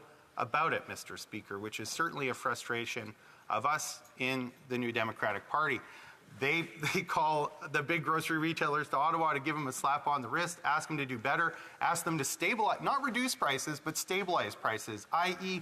consolidate the gains they've made by raising prices unfairly over the last number of years so that Canadians have to continue to pay that going forward, rather than talking about ways to try and make food more affordable than it currently is. But you can't look to the Conservatives for solutions on food prices because they've got nothing to say other than to reduce the carbon tax, as if those very same grocery retailers who have shown that they're quite happy to raise prices to eat up whatever extra disposable income Canadians get won't just turn around and do that very same thing. They're silent when it comes to corporate greed in the oil and gas sector that has been driving inflation for Canadians. When we talk about the role that energy costs play in driving inflation, it's important to note that the price increases on energy far exceed the increase in the carbon tax. And that's why from 2019 to 2022, oil and gas companies in Canada saw an increase in profits of 1,000%. Where's the analysis from the Conservatives on what that does to grocery prices? Mr. Speaker, if oil and gas companies are going to gouge the farmer that grows the food and gouge the processor that makes the food and gouge the trucker that ships the food, Canadians are going to get gouged at the grocery store, notwithstanding anything that happens in this place or the level of tax, because they're going to get gouged simply based on the outsized increases in oil and gas prices that oil and gas companies are using to pay larger dividends to their shareholders and bigger checks for their CEOs. So we have to talk about that if we're going to get real about the challenges that Canadians are facing. We have a Conservative Party who talks about very little else other than inflation, talks about the housing sector. Canadians are experiencing pain, but to pretend that somehow deficits derived from paying so that kids can get their teeth fixed are what's causing inflation in the housing market is either stupid or dishonest, Mr. Speaker. Because the fact of the matter is there is a ton of private capital in the Canadian real estate market, domestic capital, that is bidding against Canadians when they're trying to buy a family home in order to turn that house into a long-term investment. And that is a big part of the story of what's going on. So when Conservatives talk about how we need lower taxes, in spite of the fact that now 1% of Canadians own 25% of the wealth in this country, while fully 40% of Canadians have to live sharing only 1% of the wealth that's being created in this country. That 1% that owns the 25%, they're a big part of the problem in the housing market because they have a lot of extra cash that they didn't get from government, that they're investing back into the housing market to buy up more housing and make more money off the backs of Canadians that are already strapped. That's not to knock business, Mr. Speaker. Small and medium-sized businesses are an important driver of economic growth in this country. They're important employers. They help make the world go around. And there's a lot of room for legitimate business. And we know that a lot of small and medium enterprises are actually struggling right now. They're not the ones that are the problem. So let's not conflate our criticism of big corporations and big capital with the small business owner that's providing services in their community and trying to break even in a very difficult time. Right? So the other thing I heard earlier from a Conservative MP, well, don't go after the wage payer if you want to help the wage earner. Well, when we talk about the oil and gas industry, you know what happened the day after the Alberta election? A big oil and gas company laid off 1,500 workers, despite the fact they're extracting more oil than ever and making more money than ever. And the fact is that more and more employment in the oil and gas industry has been decoupled through technological advance and other things that do help with productivity growth from the employment of Canadians. And that oil and gas company timed the announcement of those layoffs in order to help their political friends in the Conservative Party in Alberta to spare them the embarrassment of bringing that fact to light during an election, Mr. Speaker. So that's why this motion is not what it pretends to be. And as I said earlier, it's been presented by a Conservative leader who is not who he pretends to be. He talks about the housing crisis. In fact, earlier in his speech on this very motion, took credit, named himself as the minister who was responsible for housing in the Harper government. The government that lost 800,000 affordable units during their tenure. The government that when operating grants to create affordable rents were set to expire because they were tied to 40 or 50-year mortgages signed in the 60s and the 70s and the 80s in order to make rent more affordable, took the decision not to continue providing that operating grant money, but to let it drop. And that's why we're seeing places like Lions Matter on Portage Avenue in Winnipeg get sold off, because without the operating subsidy, they can't continue to provide the deeply affordable units that they were providing. So what happened there? A big corporate landlord swooped in. They're going to superficially renovate the building, kick out the existing tenants, and start charging a lot more rent for the people who can afford to move in. And I don't begrudge those folks the housing, because we know that no matter where you are in the housing spectrum, there's a need. We don't have enough supply of any of those kinds of housing. So I won't begrudge Canadians taking the opportunity to find a home that they can afford, but it's no excuse for a government that isn't willing to do what it takes to make sure that those people who need those deeply affordable units have a place to go. And that's where we need a federal government that's willing to take responsibility for that. And I'm sorry, but we have not seen that from this government. We're not building enough deeply affordable and affordable units in this country. We're simply not. And if we leave it to the market, it'll never get done. As a developer, the Finance Committee said yesterday, we're never going to build affordable housing. It's not our job. Our job is to build housing that we can make a buck on. And we're not going to make a buck if we undercharge on the rent. Well, we know that. That's why the federal government for decades made serious and repeated and regular predictable offerings in the social and affordable housing space for a generation. And it's why during that generation and for a little while after, we didn't have the kind of housing crisis that we currently have. The problem is that we have a government that is focused too much on simply effecting market solutions, the very market that let us down and the very market that says itself will not fix the problem. So you look to the Conservatives, how are they different? Well, they're not, because they too only offer solutions that are predicated upon the market. It's not that we don't also need market solutions. It's that if we focus too much and only on those market solutions, we're never going to get to where we need to be. So here we have a Conservative leader that wants to talk about housing, that wants to say he's got the answer, but just like this government is overly focused on market mechanisms instead of the kind of non-market housing that we need, that we used to have in the period that Canada was not facing this kind of housing crisis. And so he's not who he pretends to be. He's somebody who says he wants workers to have powerful paychecks. And I agree. I want workers to have powerful paychecks. That's why when workers are on strike, I'm out on the picket line with them, supporting them to bargain better wages and better working conditions and better health and safety standards in their workplace. Never ran into that guy on a picket line. Never seen a picture of him on a picket line. Never seen him support picketing workers with a tweet or a post or nothing. What I have watched him do is vote with the Liberal government on back-to-work legislation to prematurely end strikes on terms that are favorable to the employer, Mr. Speaker. So don't tell me that this guy's got workers' backs. We watched as he sat at the cabinet table and raised the age of retirement from 65 to 67, denying Canadian seniors their old age supplement for a further 2 years. Why? To keep them in the workforce. That's why. Well, that's not having the back of Canadian workers who worked their whole life in order to be able to enjoy their retirement. And anyone who's had a member of their family fall ill with cancer in their 60s knows how precious those 2 years can be and what a difference it can make in their life, in the life of their family, in benefiting from some of the things that they worked hard to build during their life. Those 2 years aren't nothing, Mr. Speaker. And I have to say, I mean, I've watched this Conservative leader, I think 3 Opposition Day motions in the last 5 months.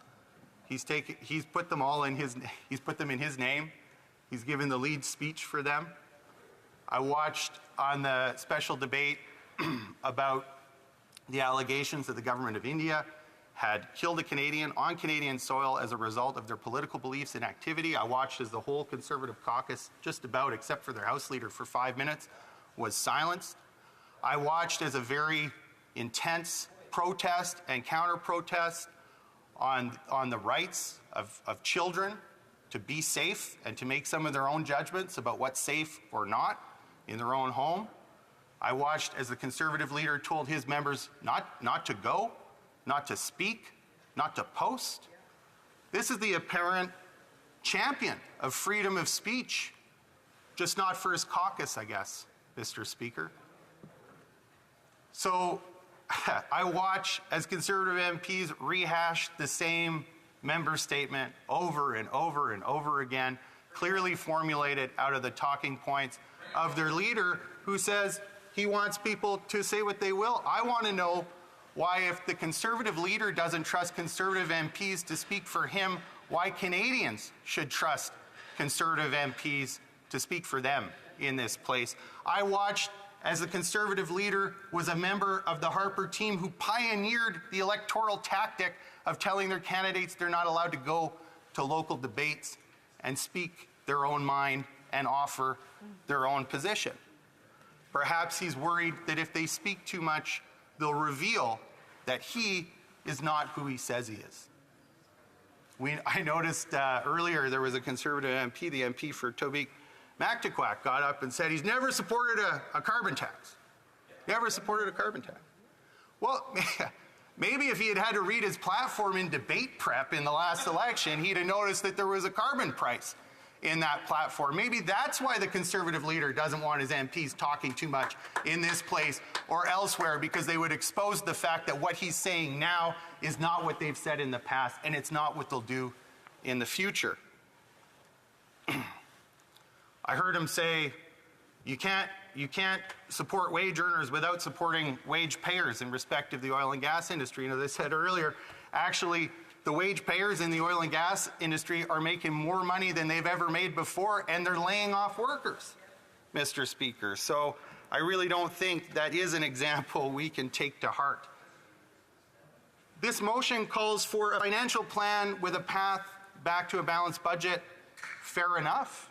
I don't think that's a bad thing. Perhaps we'll see something like that in the fall economic statement. I won't hold my breath.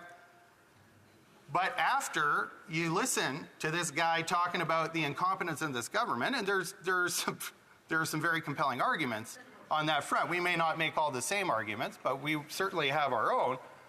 And then he wants Canadians to believe it's plausible for them to come up with a plan to balance the budget in a week's time. I mean, come on, it's not serious. It's not serious. And fundamentally, that Conservative leader is not serious.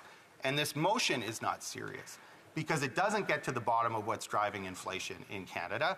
It just singles out one thing that, incidentally, is to his electoral advantage to have people believe, and it leaves out all the ways that he will help the corporate players that are driving inflation in Canadians' household budgets, because he doesn't want Canadians thinking about that, because then they would know that those problems will persist.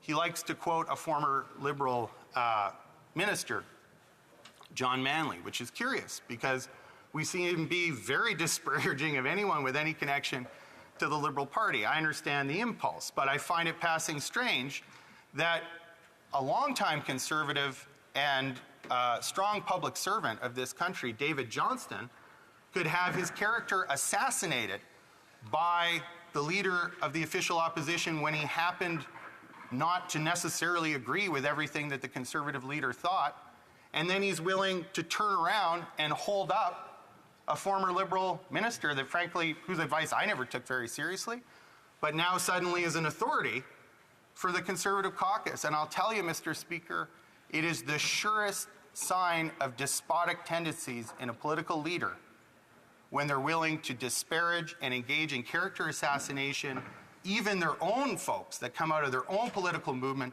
for the simple cry of disagreeing with the leader, and then hold up people that they would otherwise criticize as authorities when they agree with them. And to do that in a context where he's shown he's quite happy to silence his own people in order to make sure they don't expose some of the web that he is weaving and the wool that he's pulling over Canadians' eyes is another sure sign. Just like when it comes to the opportunity that my private member's motion offers for Conservatives to curtail the powers of the Prime Minister to unilaterally prorogue this place and dissolve this chamber to provide more political accountability for that, you would think the Conservative leader would be interested in putting some meaningful constraints on the gatekeeping powers of this Prime Minister, but actually not. They were the first out of the gate to say they wouldn't support that motion, and it's because this leader wants those powers for himself, not because he actually has an objection to the gatekeeping powers of the Prime Minister's office. And those are just some of the reasons why the Conservative leader is not who he says he is, just as this motion is not what it says it is, and it's why New Democrats will be voting against it. Questions and comments? The Honourable Member for Provencher. Thank you, Madam Speaker. And I listened with great interest to the honourable member from Transcona Elmwood, his speech, and he made a couple good points. How one, that you just can't trust this Liberal government to provide affordable housing, and I wouldn't agree with him more. And I'd like to give him the opportunity to expand on that a little bit more. How this government has reneged on their promise to look after the people that need their help. For Elmwood Transcona. Thank you very much, Madam Speaker. I think when you look at the National Housing Strategy, there's a lot of fanfare. There's some big numbers announced. I think one of the really important things to note at the beginning of the National Housing Strategy was that the big number that was announced was actually a multiplier that took for granted a bunch of provincial funding that had not been committed. And so the Liberals were taking credit for money that really hadn't even been announced except unilaterally by the federal government on behalf of the provinces, which is something they have no right to do. And so the National Housing Strategy has been a bit of a smokescreen from go. And yes, there are some units that have been built along the way, but they pale in comparison to what we need. And I think one of the compelling kind of proof points of that is Steve Pomeroy, who's a housing expert in Canada, has said that for every one affordable unit we're building in Canada today, we're losing 15.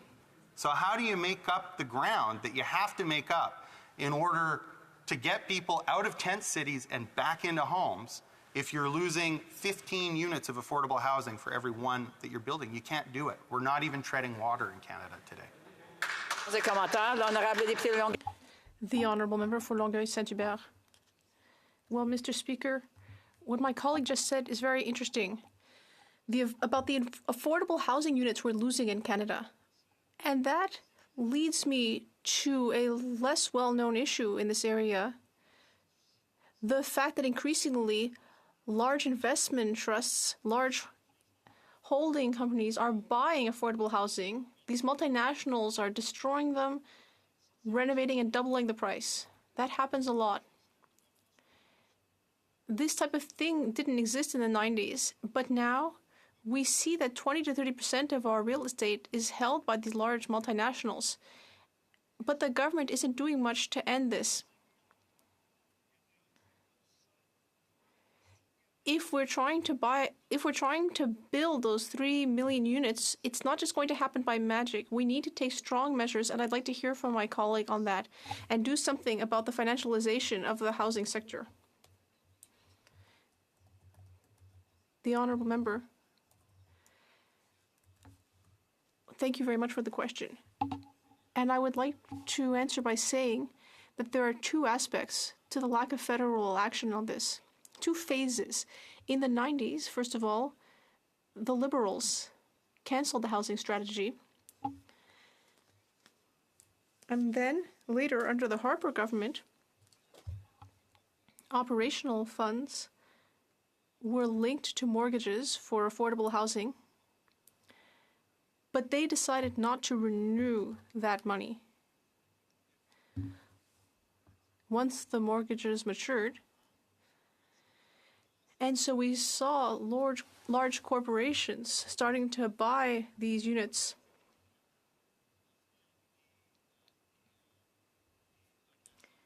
Because they could no longer offer affordable rentals. So big multinationals would buy those buildings, and then they would hike the prices for the rentals. It would be really useful to have a fund where nonprofits can use the money to acquire housing to ensure that it's not just large corporations that have the resources to snap up those buildings, to ensure that others, organizations that have a commitment to affordability, so that they can access these buildings. And so that they can do more work in that area. Deputy House Leader.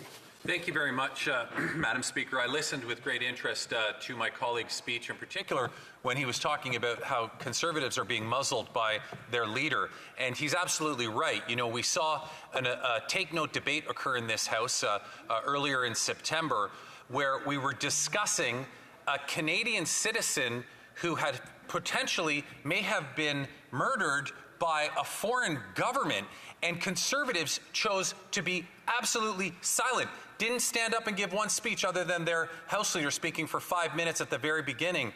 Didn't ask a single question the whole time.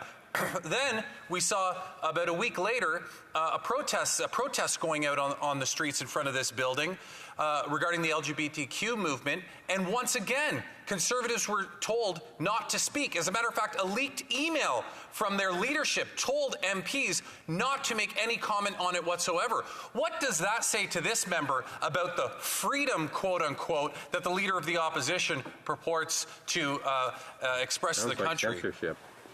Elmwood Transcona. I think what it says is that when someone is making accusations of Orwellianism, Canadians can't just take it at face value. They have to do their homework. I remember when the leader of the Conservative Party was at the cabinet table and the author of the so-called Fair Elections Act. Nothing more Orwellian than that, Madam Speaker. That was a bill designed to disenfranchise whole swaths of Canadians. And they called it the Fair Elections Act. And I think it's an act of psychological and political projection that the Conservative leader runs around talking about how other people are engaging in Orwellian language all the time. He read 1984 as a bloody guidebook. And so he imputes to everyone else that they're doing the same. But not everyone has done that. The Fair Elections Act is just one example. I would say my M79 is another, where the leader of the Conservatives has the opportunity to actually go after the Prime Minister's gatekeeping power and has refused to do it. So we do have to be wary of the use of Orwellian language in politics, but we can't take it face value from the Conservative leader when he accuses others of it. He should be looking in the mirror. And comments, the honourable member for Nunavut. And I'd like to thank my colleague, the member, for his great intervention. I completely understand what he says when he says not to take it at face value when it comes to this motion. Because Conservatives have this history of making it seem like they do want to help, but they don't. And I have a specific example of when the Conservatives were in government in 2010. They made two cuts that were very important to Indigenous peoples, the Aboriginal Healing Foundation and funding to the Native Women's Association of Canada. This a time when Nunavut had a Conservative MP, and I wonder if you can explain why we must not trust this motion as it appears to be. The honourable member for Elmwood Transcona. Well, I think Canadians should be suspicious anytime they see a motion that talks generally about government spending without actually having done the homework to identify the real waste. So yes, there is sometimes waste in government spending. We've seen our fair share of that. The ArriveCan app, the billions, tens of billions of dollars that have been shunted out the door to big consulting companies to do the work that properly belongs in the civil service and to pad the pockets of KPMG and others. There is waste in government. But a motion like this should be singling it out, because I think also of the massive investments in childcare that I ran on in 2015 and that New Democrats supported for a long time that are actually helping to make room in Canadians' household budgets. Because there's more than one way to tackle inflation, and in the NDP we believe the best way is to work collectively to lower the cost of things that Canadians can't do without, rather than simply cutting taxes when we know grocery stores and oil companies will gladly raise their prices to eat up that extra disposable income. Question, the honourable member for Regina Louvain. Thank you, Madam Speaker. And oh, that was a tall tale my friend from Elmwood Transcona just told the people of Canada today, acting like him and his NDP party has no responsibility for what happened in Canada over the last 2 years, Madam Speaker. You realize how it... Remind members that once I've recognized an individual, that doesn't allow them to ask questions or make comments. If they wish to ask questions or comments, they should wait to the appropriate time.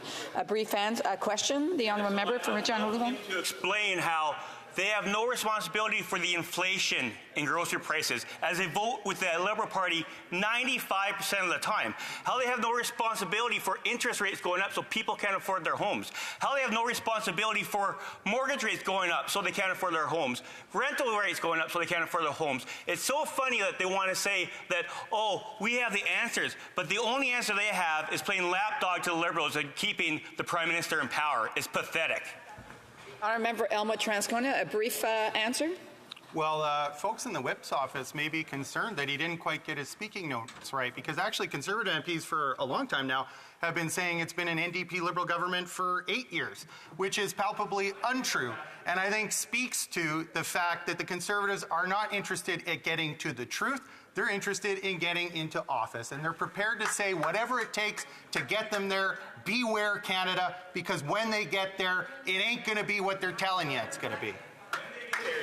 Order, order. The honourable member had an opportunity to ask a question. It's not time for follow-ups. Resuming debate, the honourable member for King Vaughan. Thank you, Madam Speaker.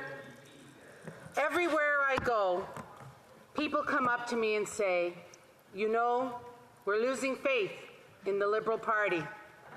People are finding it very difficult.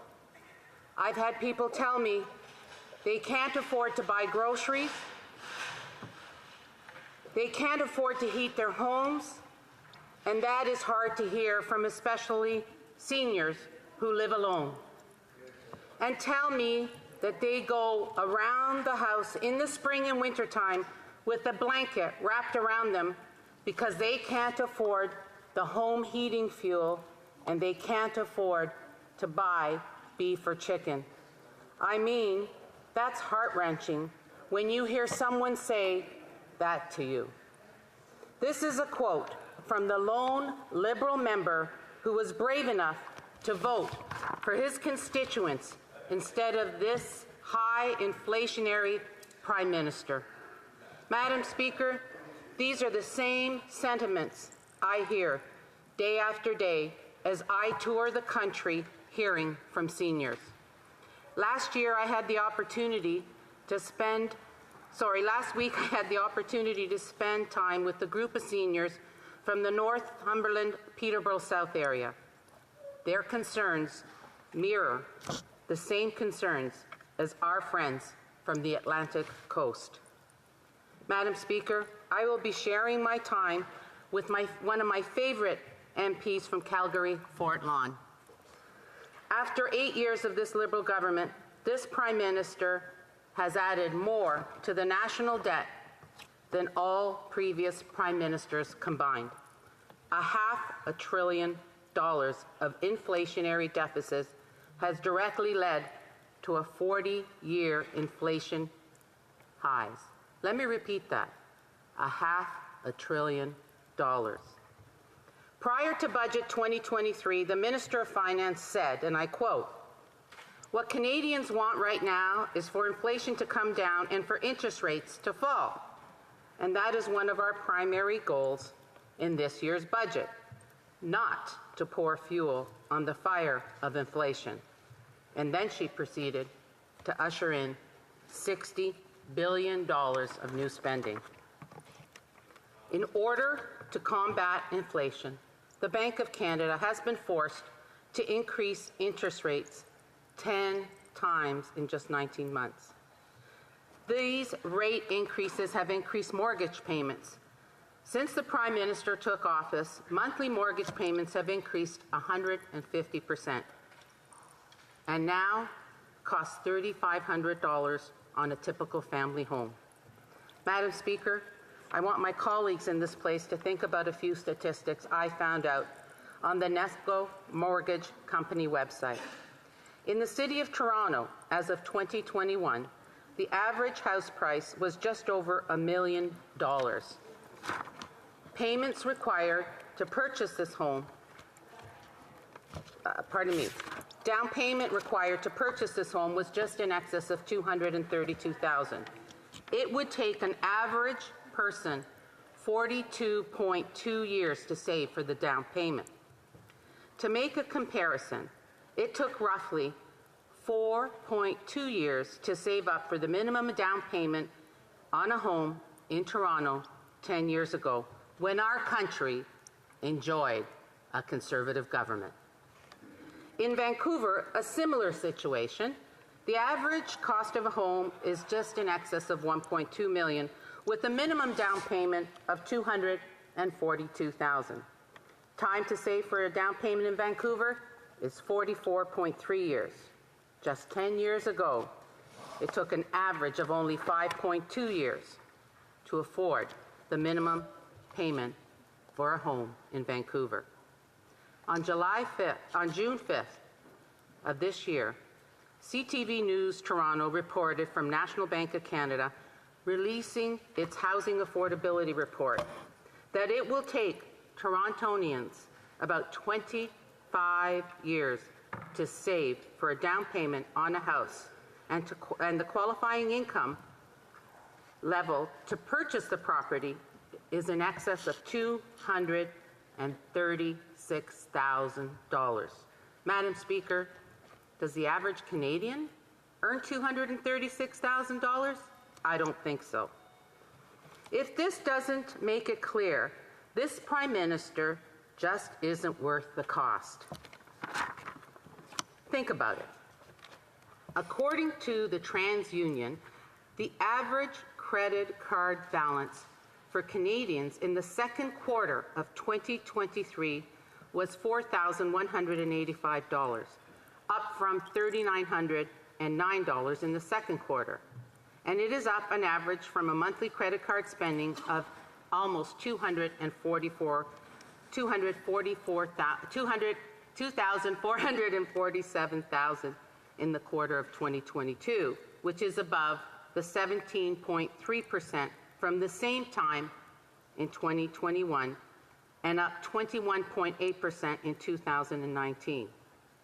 And from another report, Canadian consumer debt has risen to $2.4 trillion, with an average debt load of approximately $21,131, excluding mortgage payments. Canadians are using credit cards more, as there was a 9% increase in credit card balances in June of 2023 compared to the same time last year. These trends are a repeat of the past. Let's reflect on the 1980s, when the lending rate for a 5-year fixed mortgage rate was 22.75%. This caused homeowners with mortgages to struggle with high interest payments, resulting in foreclosures. Let's do some comparison. In 1981, the average price of a home was $110,000. At an interest rate of 22.75%, the monthly payment was just under $2,000. Today, the average price of a home in Toronto is $1.2 million. At an interest rate of 7%, your mortgage payment is $6,724. What was the similarities during these two periods? Can anyone guess? Both prime ministers shared the same last name. In my previous life as a bank manager and mortgage specialist, I witnessed the hardship of many Canadians, friends, and neighbors who lost their homes to the inflationary, out-of-control spending by the Trudeau Liberals government. Oh, I believe the honourable member mentioned the name of the Prime Minister, so I would just want to make sure that... I did, but that was he not the Prime Minister? I apologize. I thought it was Pierre Elliott Trudeau. That's who I'm speaking about. Okay. So we'll just get some... Yeah, appreciate the clarification. The honourable member for King Vaughan. Thank you very much. History continues to repeat itself today as we see Liberal NDP governments force the Bank of Canada to raise interest rates due to their out-of-control spending habits. This Liberal Prime Minister is just not worth the cost. The Liberal NDP government must exercise fiscal discipline and their inflationary driving deficits so that interest rates can be lowered. In order to avoid mortgage default crisis as warned by the International Monetary Fund and to ensure Canadians do not lose their homes, the government must introduce a fiscal plan that includes a pathway to balanced budgets in order to decrease inflation and interest rates. Alternatively, they need to get out of the way so that Conservatives and our Conservative leader can fix what they have broken and bring hope back to Canadians. Thank you, Madam Speaker. Well done. Questions and comments? Government Deputy House Leader. Thank you very much, Madam Speaker. You know, and I know the member was talking about inflation, what we've seen and what we know with the numbers that have come out today is that the only sector of the economy that continues to experience significant growth in terms of inflation and indeed is pushing up the inflation numbers is specifically the transportation sector. I'm wondering if the member can comment on how she sees the government bringing in policy that will help to decrease specifically on the transportation sector. The member King Vaughan. Madam Speaker, thank you for that question. I mean, it's an easy response. Let's get rid of the carbon tax. I mean, your Liberal member from Avalon stated that his constituents in Newfoundland cannot afford to heat or feed their families. So let's get rid of the carbon tax. Let's give those Atlantic provinces the opportunity to live. Good start. Questions et commentaires. L'honorable député de Jonquière. The honourable member for Jonquière. You know, Madam Speaker, the real carbon tax is the $83 million, which by 2023 we will be handing over to oil companies. Yesterday at the Natural Resources Committee, when faced with this ridiculous fact, the member was asking other members not to be tough on the Suncor representatives that were appearing, and you know, we were asking them questions about what they were doing with taxpayers' money. That $83 billion we were going to be handing over to these gluttons, that's a concern. If my colleague is concerned about people who are unable to pay for their groceries or having a hard time paying their mortgage down, the first thing she needs to do is to ask that we stop funding these gluttons from the oil and gas sector. Our Conservative Party has a plan, and that plan is to use the technology in this country to ensure that we are green. One of the things that we have to look at is the windmills. Does anyone here know that it takes 176,000 gallons to service the windmills in this country? If we stop the oil production, who's going to service those windmills? We need to make sure that the carbon tax is kept under control, because with the carbon tax, people cannot afford their homes. They can't afford to feed their families. They can't afford to go to the grocery stores. They can't afford the gas in their car to drive to work. That's going to hurt the economy, Madam Speaker. Questions and comments. The honourable member for Churchill, Kiwanis-Aski. Thank you, Madam Speaker. Today's Conservative motion ignores the real role of corporate greed in rising cost of living. We know that many working people and people on fixed incomes are struggling right now. And the question is, what are the Conservatives going to do about making sure the wealthy pay their fair share? Does the member agree that the wealthy in our country need to pay their fair share? And will she and other Conservatives support putting a wealth tax on the rich in this country? Vaughan. Madam Speaker, we've seen these Liberals contract work outside of our government bureaucrats. They're the ones that spend money on consultants. That is greed. We have Conservative plans to ensure that the out-of-control spending is within the budget. They don't know how to balance a budget. Conservatives do. Questions and comments. The honourable member for York Simcoe. Well, thank you, Madam Speaker, and I want to thank my colleague for her great speech, and actually my neighbour in the soup and salad bowl of Canada, King Vaughan. And, you know, we were chatting earlier today about how important it is getting out in the community. And I know my honourable colleague is always out in King Vaughan chatting with people. And she told me she had a number of conversations over the past week with people in the riding. And, you know, boots on the ground is important. I wonder if she could elaborate on those conversations and what people are telling her right now. Boots on the ground talk that's going on in King Vaughan. Member for King Vaughan. Madam Speaker, I thank my honourable colleague for that question, and it saddens me to say that, yes, I did speak to several constituents during the past riding week, and I was saddened to hear of seniors that are in their mid to late 70s having to find a job to go back to work just to make ends meet. They can't afford this additional carbon tax. They can't afford to pay for their utility bills. They can't afford to buy groceries. They can't afford to do the things they once enjoyed. And now, with this additional tax and the burden that this government has placed on our Canadian population, where does it end? I'll tell you when it ends, Madam Speaker, when our leader in the Conservative Party form government. Thank you. Thank you. And I do want to remind members, if they can think about it, now make sure that their earpieces are completely away from the microphones. It's very difficult on the interpreters. Resuming debate, the Honourable Member Calgary Forest Lawn.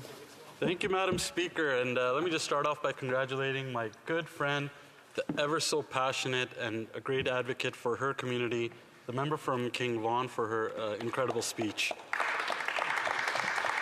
Madam Speaker, Canadians are going through a housing hell right now.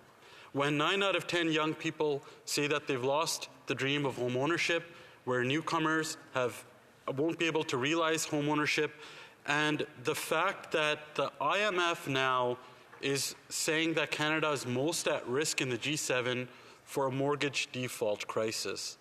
This is a major housing crisis that we need to take seriously in this country before people start losing their homes. But we need to understand how we got here in the first place. Well, Madam Speaker, this Liberal NDP government spent more money than every single government before them combined. Madam Speaker, let me put this into context.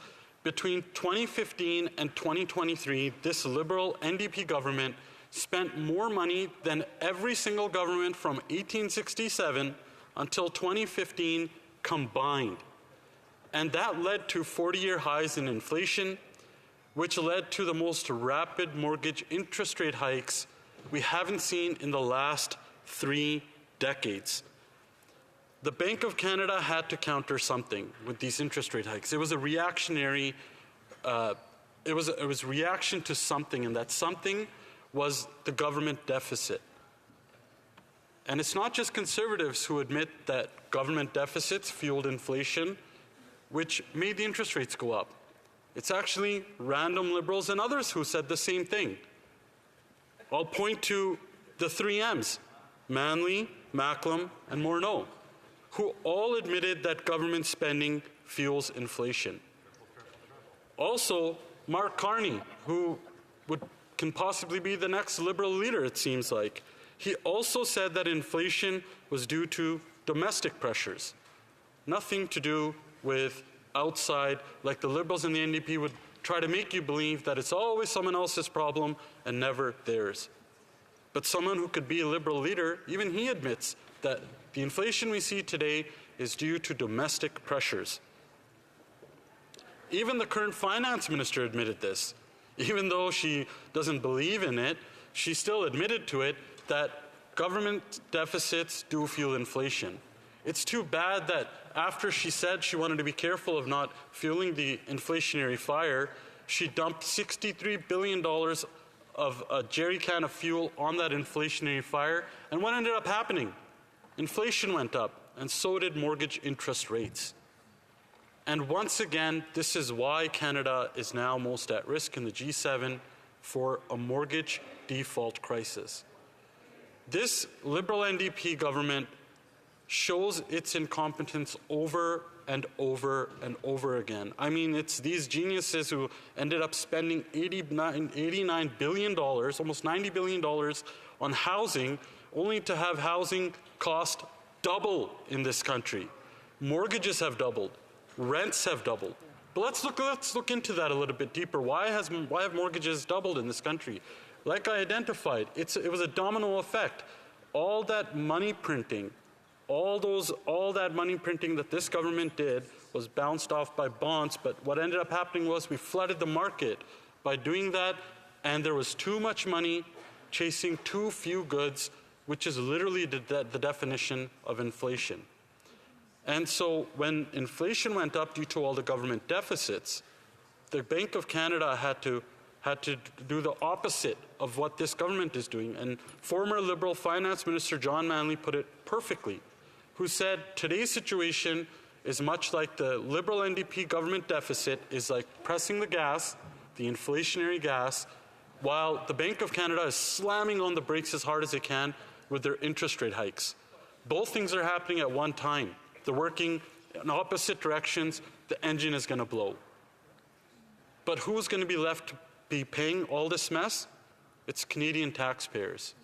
There's only one party in this House that cares for taxpayers' money and wants to make sure that Canadians don't lose their homes. That's why our leader, the next Prime Minister of Canada, the honourable member from Carleton, put this motion forward.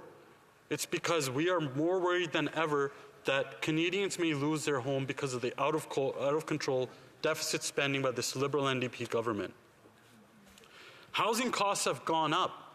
They've gone up, they've doubled in this country after these guys spent $89 billion on housing. How does that even happen in a country like Canada? Madam Speaker, I'll tell you the reality of the failed policies of this government. I met a single mom recently in Calgary, a single mom of 3 kids. Her rent went up by $600 a month. She was already struggling to feed her kids and keep a roof over their heads. She was literally in the stat of one of the 1 in 5 that are skipping meals today. She told me her heartbreaking story that because of the cost of rent going up due to these deficits, she actually had to move back in with her abusive ex-husband. This is the reality of Canadians today, that this Liberal NDP's government's failed policies have put Canadians in these type of positions. And you can only imagine how many more of these stories we hear as we travel the country. It's a sad state of what Canada is today, and it should not be. But it's after 8 years of this Liberal NDP government, they are definitely not worth this cost. The people that we're talking to industry stakeholders and everyday Canadians. And what are we hearing? Either people can't get into housing because of supply, and we're talking to the people who actually build the homes. The number one issue today is interest rates that were fueled by the government's deficits. Builders will be sitting on land and they won't be able to build because in some cases it doesn't make sense. With all the bureaucracy, with all the red tape that was created by this government and the willingness to let municipalities create more and more bureaucracy, it's getting harder and harder to build, let alone how much housing costs have gone up for the builders. In some cases, it doesn't make sense to build. That's why we need to see a balanced, fiscally responsible plan back to balanced budgets. And I hope that this Prime Minister finally understands that budgets do not balance themselves. Don't hold your breath. My colleague says don't hold your breath, and I won't. Madam Speaker, now let's put this back into context why we brought forward this motion in the first place. It's because of a looming crisis that could take place in this country if this Liberal NDP government doesn't bring balanced budgets back in.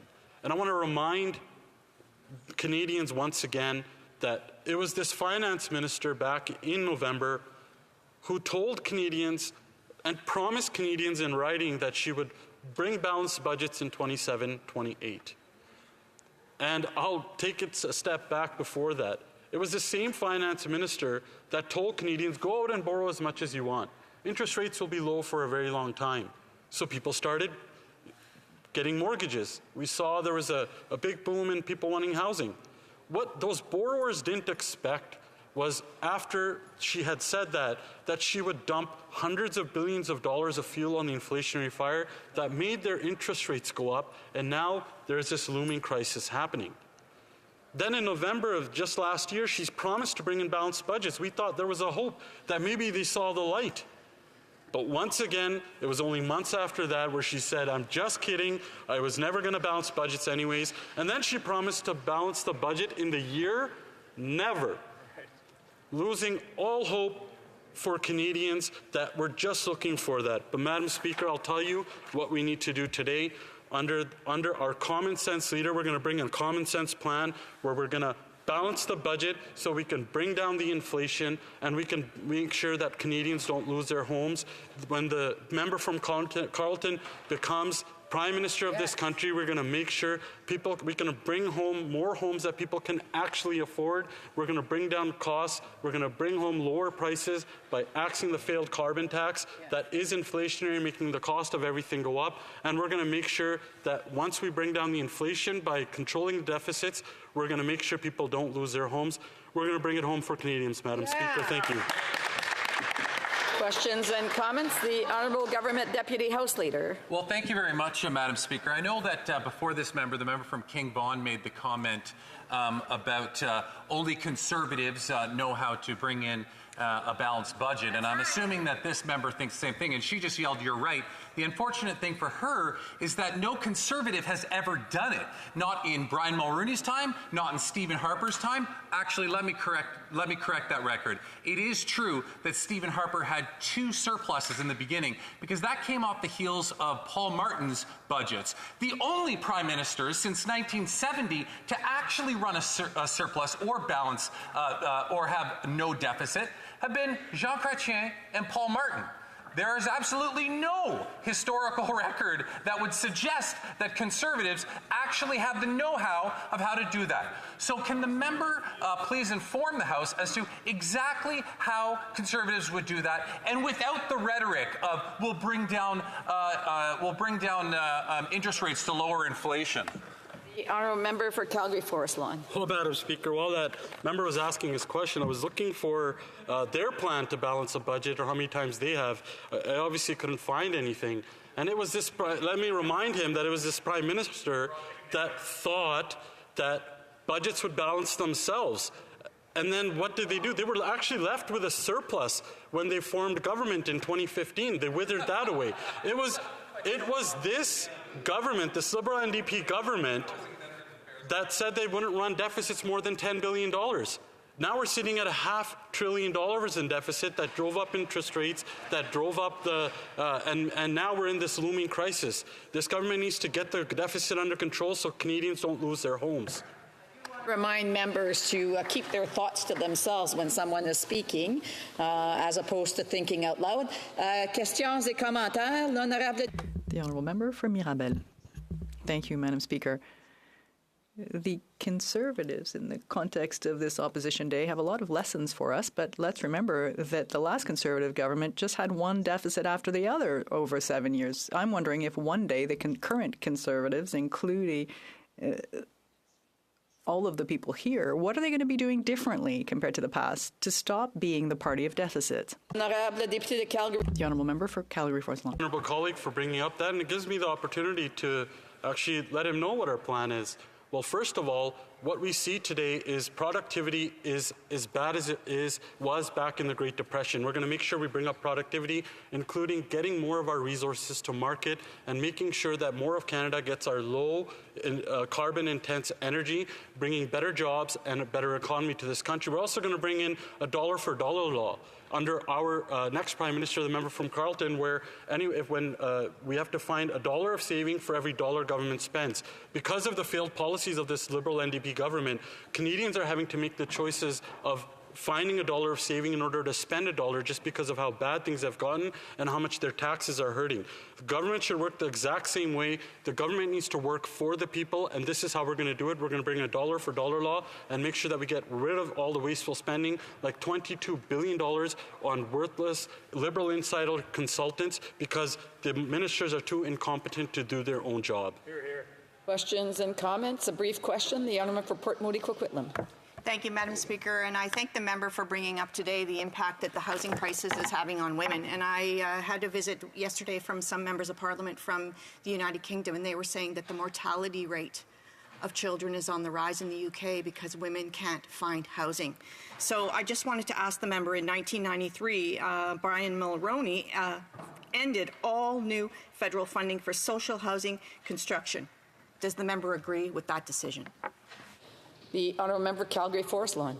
What I would say is that, Madam Speaker, look, if we look at the home province that member is from, we have a clear example of how bad Liberal NDP policies are having on this country. Not only did they fuel the opioid debts and this opioid crisis in this country, but it's a clear example on just a riding that's close to her, how municipal gatekeepers are not only increasing bureaucracy, but we have a Liberal NDP government that keeps shoveling more money into that municipality so housing can't get built. We need to fire those gatekeepers, get them out of the way, reduce the bureaucracy, and make sure municipalities increase their permitting by 15% so we don't have more and more Canadians living out on the streets. Thank you, Madam Speaker. Resuming debate, the honourable member for London West. Thank you, Madam Speaker. I'll be sharing my time with the member from Devonport. Thank you, Madam Speaker, for this opportunity to take part in today's conversation and debate. To say that Canadians are living in a turbulent world would be an understatement. Right now, it's clear that the rising cost of living is one of Canada's most significant economic challenges. And the last 3 years have been hard. Canadians, like most people around the world, have been unable to avoid financial pain caused by the last few years.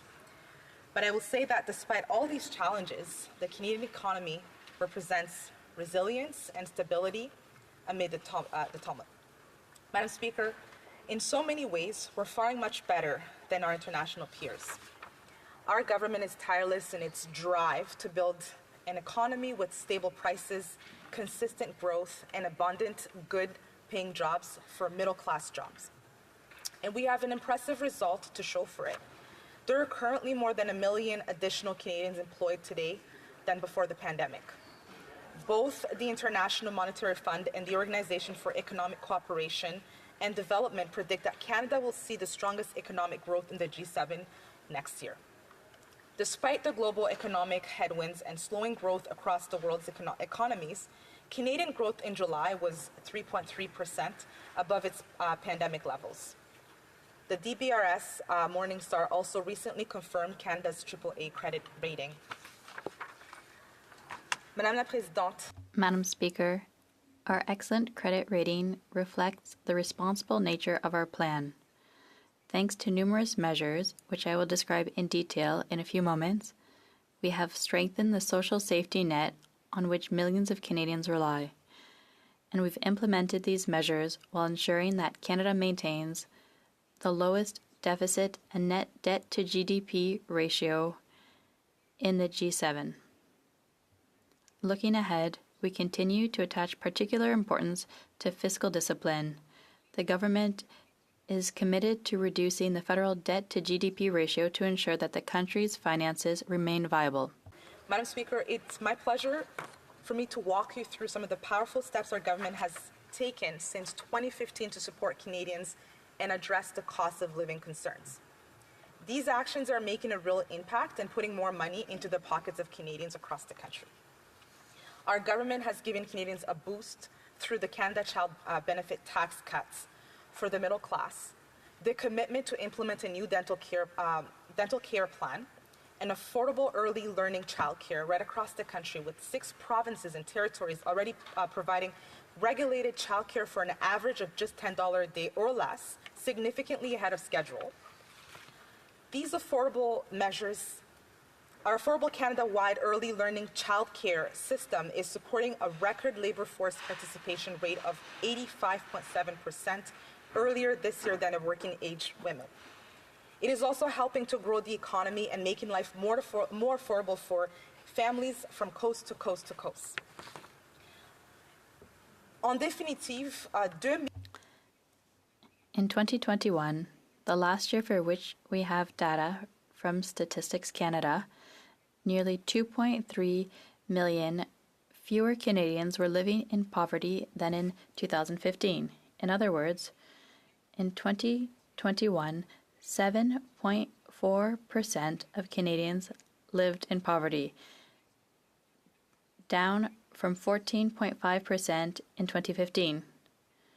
So our government remains committed to its goal of reducing poverty by 50% by 2030 compared to 2015. So I'd like to remind the official opposition that even the key pillar of our climate plan, the federal carbon pricing system, gives most households back more money than it costs them through climate action incentive payments. Since 2019, we've been putting a price on carbon pollution, a price that has survived 2 national elections and been upheld by our Supreme Court.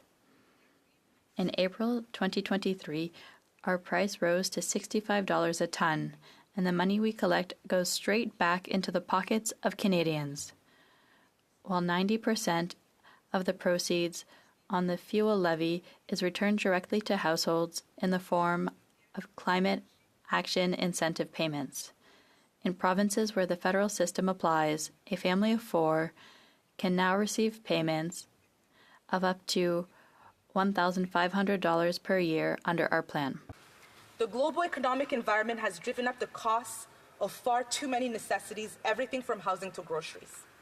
We know the urgency around affordability, and it is even greater now, and we are responding to it. Madam Speaker, the budget in 2023, we announced targeted relief for Canadians that was carefully designed to avoid exacerbating inflation. These measures included a one-time grocery rebate for 11 million low and modest income Canadians and families that provided, for example, up to $467 for eligible couples with 2 children.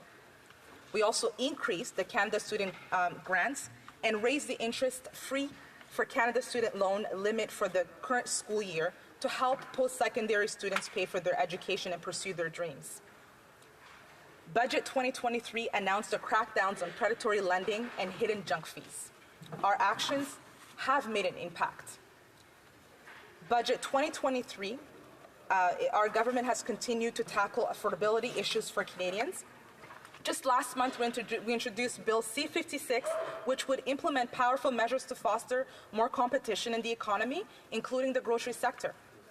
The government met with leaders of Canada's largest grocery chains after calling on the industry to take immediate action to stabilize food prices. Each of the top 5 major grocery chains have since committed to an initial series of price stabilizing steps that will be implemented in the coming days and weeks. So we know that we have to boost Canada's housing supply, and we've been doing that to address the cost of living challenges that Canadians are facing. New commitments in Bill C-56 would remove the GST and on new purpose-built rental housing, and it's one of the many steps that the government is advancing to help more homes built and in a fast way. Madam Speaker, I hope that the honourable member here today will support the swift passage of Bill C-56, which is the Affordable Housing and Groceries Act, to help us improve the financial footing of all Canadians.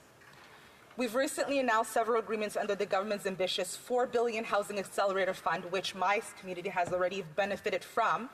And the cuts around the red tape fixes outdated local policies like zoning and ensures that more homes are built in our cities in a fast way. Our agreements include one of the City of London, Ontario, which is mine, where the fund will provide $74 million to increase the city's housing supply. And last month, the Prime Minister also announced the government's Housing Accelerator Fund agreement with the City of Vaughan to fast-track over 1,700 new housing units, incentivizes thousands of additional homes over the next 3 years. This work in Vaughan, for example, will help ensure the spur of the construction of more than 40,000 homes over the next decade and help meet the demand of one of Canada's fastest-growing cities. We expect many more agreements to be coming soon. In conclusion, Madam Speaker, we have been dodged in our quest for real, concrete solutions for Canada's affordability challenges, and we will not let up. We've made so much progress, all while maintaining a robust economy and fiscal responsibility. We have had Canadians' backs all along, and will continue to do more for them. But we also know more work is needed, and stay tuned for more from our government. Canadians can rest assured that our government has the strong plan to help navigate the stormy economic world, and we will continue to have Canadians back. Thank you, Madam Speaker. Questions and comments? The Honourable Member for Elgin, Middlesex, London. Thank you very much, Madam Speaker. And I happen to be a part of Elgin, Middlesex, London as well, so representing some of those parts. And one of the biggest challenges I'm finding right now is we're talking about new homes being built, which absolutely need to be done. We recognize that all of the policies that were put forward under this government really didn't have housing and immigration and healthcare and all of those things working in parallel, so that there is a lot of desperation right now. But one of the biggest concerns I'm looking at right now are those people who are renewing their mortgages, those people that were told by this government, don't worry, it's okay to invest. People were getting, up to their eyeballs in debt.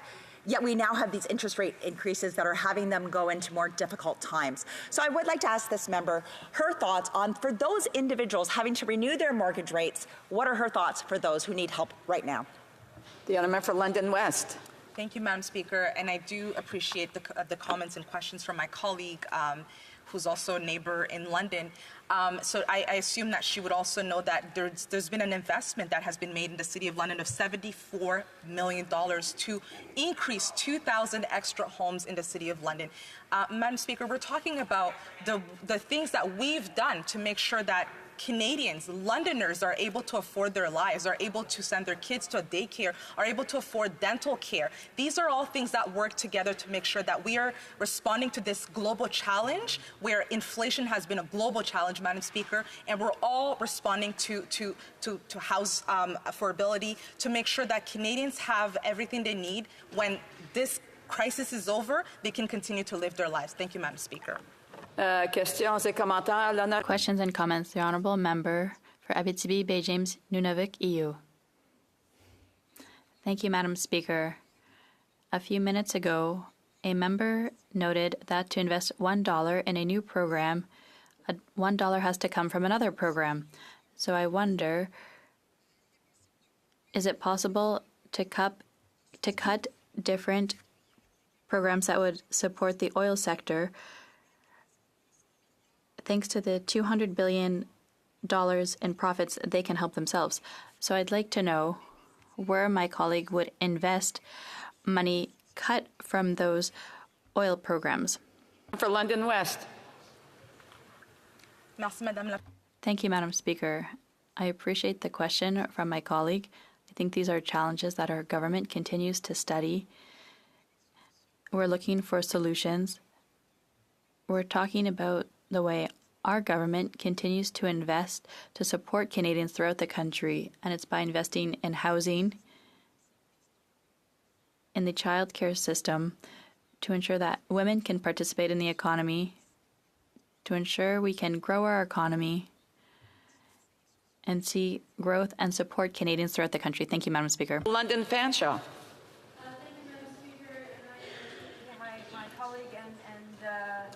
Chair of the City of London for our ridings. I know that a lot of people are quite happy and interested to move forward in terms of when she was talking about that accelerated fund. However, rent evictions is a huge issue across this country, but certainly within the City of London. And I know that constituents of mine on Webster Street in those apartments are being rent evicted out of their affordable places to live to a point where they cannot afford to live there anymore. I know that's happened in her riding as well. And we've called repeatedly for this government to create a not-for-profit housing acquisition fund, so cooperatives and nonprofits, municipal governments could access a fund to buy those lower rental buildings and apartment buildings. Could she talk about the fact that we haven't heard anything from this government, her government, on an acquisition fund? Thank you, Madam Speaker. Member for London West. Thank you, Madam Speaker. And I do agree with my colleague that there are many challenges that we share as we serve the same city. And just recently, Madam Speaker, I announced a project renovation in my riding. So these are challenges that we continue to respond to as a government. And I think in the $74 million that's been invested in the City of London, we can work with the City of London as colleagues and as MPs to make sure that some of that money also goes to the co-ops. But the bigger thing I want to say here is that we responded to a call of building homes in a fast way. And how much more is it? We're doing it through the Accelerator Housing Fund, and the cities like the City of London. The City of London was the first city to put up their hand because they know the challenges. And I encourage my colleague to also bring these issues to the City of London so that we can continue to respond to the most challenging issues in our ridings. Thank you, Madam Speaker. Resuming debate, reprise de débat, the honourable member for Davenport. Thank you so much, Madam Speaker. It's really wonderful for me to have the opportunity to participate in today's Opposition Day motion on behalf of the residents of my riding of Davenport. The topic touches on Canadian debt levels, it touches on inflation, it touches on mortgages. And I will let you know, Madam Speaker, this is not a surprise to you, as I'm sure this is the case right across the country, but inflation's top of mind for Davenport residents. Affordability is a huge issue. And so I think it's an important topic for us to be discussing today. Madam Speaker, I always like to start with context. And it's always good to remind ourselves of a few things. In early 2020, we had the start of a global pandemic. During the first half of 2020, 95% of the world's economy suffered a simultaneous contraction. This has never happened before. 3 billion adults were laid off from their jobs or tried to work from home. This also has never happened before. The sum of lost earnings just in the first months of the pandemic was $10 trillion US. That's more than a tenth of the global GDP. This was a massive shock to the global economy, to the Canadian economy, to all economies around the world, and our economies have been recovering ever since. Never mind that since then, we've also had the unprovoked and brutal attack on Ukraine by Russia, the recent violent and shocking attack by Hamas in Israel and Gaza, among other events in the world. And all of these events are putting a further strain on our global economy and its ability to fully recover.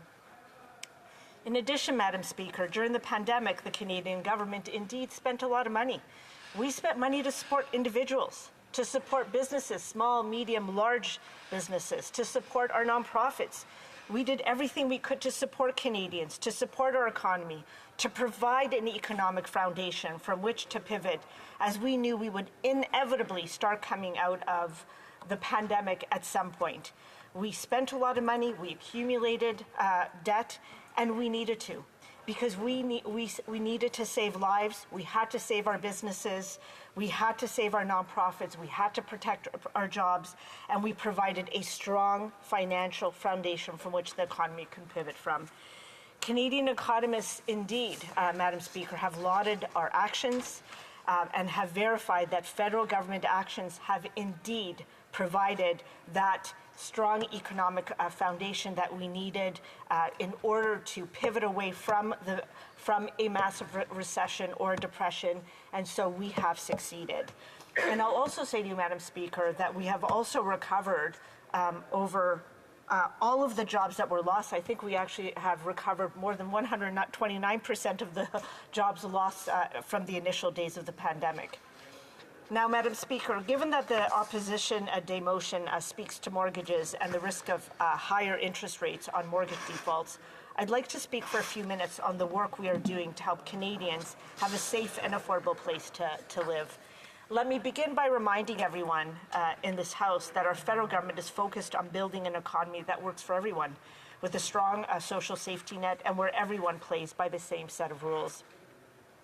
An important component of that is ensuring that every Canadian has a safe and affordable place to call home, because we know that too many Canadians, including young Canadians and including young people and new Canadians, the dream of owning a home is increasingly out of reach, and paying rent has become more expensive across the country. And this lack of affordable housing has an impact on our economy. That's why our government has launched the most ambitious plan that Canada has ever had to make sure that they are able to afford a home sometime in the future. We have introduced a national housing strategy, Madam Speaker. We did that in 2017, and we have committed over $82 billion to that strategy and to other housing initiatives in Canada. We are investing in building more homes and in bringing down the barriers that keep them from being built, with the goal of doubling the number of new builds over the next decade. We are making sure that houses are being used as homes for Canadian families rather than as speculative financial asset class. We are investing in rental housing so that so many count on right now.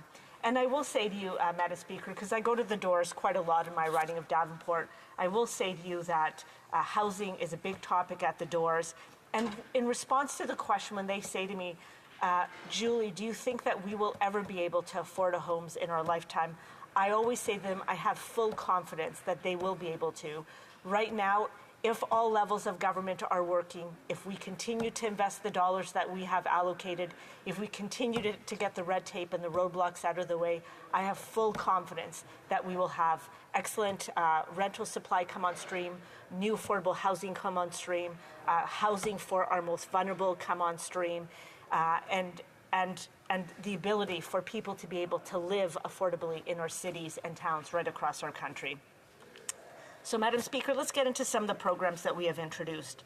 Our federal government is making the down payment on the first home more attainable with the First Home Savings Account, which is also known as FHSA. The new tax-free First Home Savings Account is a registered plan to give first-time home buyers the ability to save up to $40,000 on a tax-free basis. Like a registered retirement savings plan, contributions are tax deductible and withdrawals to purchase a first home, including from investment income, are non-taxable, like a tax-free savings account. This means that savings for a down payment are tax-free in and tax-free out. The First Home Savings Account can be combined with the Home Buyers Plan, which allows Canadians to withdraw from an RRSP to build or to buy or build a qualifying home. This means individuals who can take full advantage of both the FHSA and the Home Buyers Plan could accumulate up to $75,000 or up to $150,000 per couple, plus the interest they earned tax-free within their FHSA towards a down payment on a first home. They can also benefit from the first-time home buyers tax credit, which our government has doubled to provide up to $1,500 to eligible home buyers to offset closing costs involved in buying a first home. The FHSA has been available from financial service providers since April of this year, and as of the beginning of October, over 150,000 Canadians have already opened an account. This is an amazing uptake, and it proves how effective the program is in supporting a first home purchase. Madam Speaker, I also want to talk about the Housing Accelerator Fund. We're requesting that local governments put an end to exclusionary zoning and encourage building apartments and rental housing near public transit in order to have their Housing Accelerator Fund applications approved. This was launched in March 2023. The Housing Accelerator Fund is a $4 billion initiative designed to help cities, towns, and Indigenous governments unlock new housing supply, about 100,000 units in total, by speeding up development and approvals, like fixing out-of-date permitting systems, introducing zoning reforms to build more density, and incentivizing development close to public transit. Every community across Canada needs to build more homes faster so we can reduce the cost of housing for everyone. And I will say to you, Madam Speaker, that in the City of Toronto, they've also applied, I believe they have also applied for the Housing Accelerator Fund, and I really look forward to that getting approved, because we need far more homes in our city of Toronto. I can talk to you about a number of other initiatives, Madam Speaker, but I know that I'm running out of time. The Rapid Housing Initiative that has put a lot of homes in less than a year, creating them for our most vulnerable. It has been a game changer in my riding of Davenport and in our city of Toronto, and providing spaces for those who are homeless or near homeless. There are two spots in my riding of Davenport, and I know that there are thousands, hundreds of thousands that are being built across the country. So I'll conclude now, Madam Speaker. Our global economy has had a huge shock with the advent of the pandemic. Recovery from this, the global wars underway and other global events are impacting the global economy and its recovery. It's also having a huge impact on inflation and the cost of living. Our federal government is taking action. We're doing all we can to support Canadians while striking the right balance to ensure that our efforts do not amplify inflation, as we know that this will make it harder for Canadians to keep up with the cost of living, and this extends to making Canada's housing market. Of order. It's the noise? Yes, I was, there's only a couple of seconds left, but I do want to maybe ask someone to go and just give a notice, and I know that the Sergeant at Arms is doing that right now. Thank you. The honourable member has 14 seconds left. Oh. Thank you. I was wondering what was happening, Madam Speaker. But I guess I'm just going to end off by saying thank you very much for the opportunity for me to speak to the Opposition Day motion today, and I look very much forward to the questions by the members in this House. Thank you. Questions et commentaires, questions and comments. The Honourable Député de Thérèse de Blainville. The Honourable Member for Thérèse de Blainville. Thank you, Madam Speaker. With regard to this debate regarding a balanced budget, I often hear from the government and its representatives, I often hear them saying, we are going to invest in Canadians, we are there for Canadians. And yet, and I just don't understand this, Madam Speaker, I don't understand why they don't invest in a strong EI system. Because we know that there are workers who are struggling. This is a federal program. It's a federal jurisdiction. They should do something. I also don't understand why they don't significantly increase old age security as of the age of 65. Because that's also a program under federal jurisdiction. Does my colleague agree that the government should make more investments in these areas and make significant contributions? I think you just want to direct the question through me, not directly to the member. The Honourable Member, please.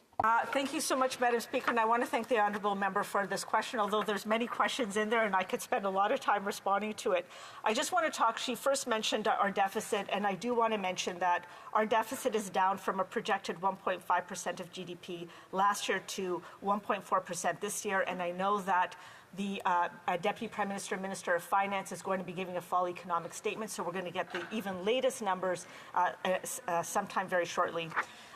The Honourable Member ended off with a question around the old age security. I will say to you, when we were first elected, we made sure that we reduced the retirement rate to 65 so that Canadians could have access to the old age security and GIS at the age of 65. That was a huge amount of benefit for our seniors. We've also increased GIS, and we've also, Madam Speaker, increased by 10% the OAS for those 75 and older. Thank you, Madam Speaker. The Honourable Member for Elgin, Middlesex, London. Thank you very much, Madam Speaker, and thank you very much for the speech. One of the questions I have, because I know that we live in very different parts of the country.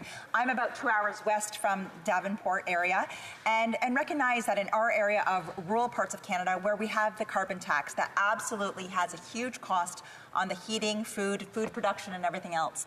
I think sometimes, knowing that we're in different parts, it's difficult to understand what the rural parts of Canada are going through. So I'd just like to ask this member specifically if she has spoken to a farmer about the carbon tax and about the cost of food production and how it is impacting Canadians. Member for Davenport. Thank you, Madam Speaker, and I want to thank the Honourable Member for her question. I have not spoken to a farmer, but I will when I do get the opportunity. But I will say to you, you know, climate change is real. It is happening, and the changes of climate is impacting our country, our society, even more quickly than scientists had ever thought before. We have put a price on pollution, which is what you call the carbon tax. We are returning all the dollars that we collect from the price on pollution back to Canadians, back to farmers to make sure that they are covering their costs. And I will say to you, if we do nothing, the costs will be even higher. Thank you, Madam Speaker. Time for a brief question. The Honourable Member for Nunavut. To you, the Conservatives are saying that this motion is to help address housing so the Canadians don't lose their home. I don't think it's a great solution, but the Liberals haven't done so well either. So I'm glad that in her list of investments that they said they've done, that she didn't include EARN, because EARN doesn't do enough. There's still gaps in investments that needs to happen, and one of these gaps is to make sure that there's housing funding for the territorial governments. Territorial governments are not Indigenous governments, so they do not fall under, they would not be eligible to receive housing through EARN. I wonder if the member agrees that we need to make sure that territorial governments get a carve-out for housing. Brief answer from the member for Davenport. Thank you, Madam Speaker. I want to thank the Honourable Member for her question. I will say to you, I mentioned $82 billion, and I would say that that is a significant amount of money, and I'm very proud of that amount of investment in housing in this country. I will say to you, we need to do more at all levels, including to help support more of the Indigenous needs in our country. I will also mention to you that last week our Prime Minister was in the Northwest Territories. He did announce the construction of 50 new affordable homes in an apartment building in downtown Yellowknife. This project will support people who need it the most, including Indigenous people, seniors, women, children, and those living with disabilities. But we have to do more, and we know that we need to do more. Thank you so much, Madam Speaker. Resuming debate, the honourable for Oxford. Well, thank you, Madam Speaker. I'll be splitting my time with the honourable member from Louis St. Laurent. It is a pleasure today to rise in the House to speak on today's Opposition Day motion, because after 8 years of this Liberal NDP government and this Prime Minister, Canadians are hurting. That Canadian dream that my parents came to this country for is starting to slip away. Life is unaffordable. Rent has doubled. Housing costs have doubled. The amount needed for a down payment has doubled. Mortgage payments have doubled. They have risen over 150%, Madam Speaker. Why? All because of this Liberal NDP government's inflationary spending and fiscal mismanagement that has been continuously fueling the inflationary fire. Inflation is nearly double of where it should be, and Canadians are now paying more for heating, eating, and housing. Canada's federal debt for this fiscal year is projected to reach $1.22 trillion. And if we do the math, Madam Speaker, we're looking at nearly $81,000 per household in Canada. One household, $81,000. Madam Speaker, this Prime Minister is simply not worth the cost.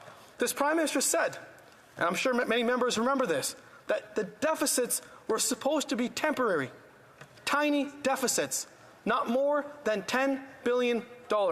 He said he would only run them modest deficits, but he broke that promise. He then promised to return to a balanced budget in 2019, but he broke that promise as well. And now this Prime Minister has broken the banks of Canadians.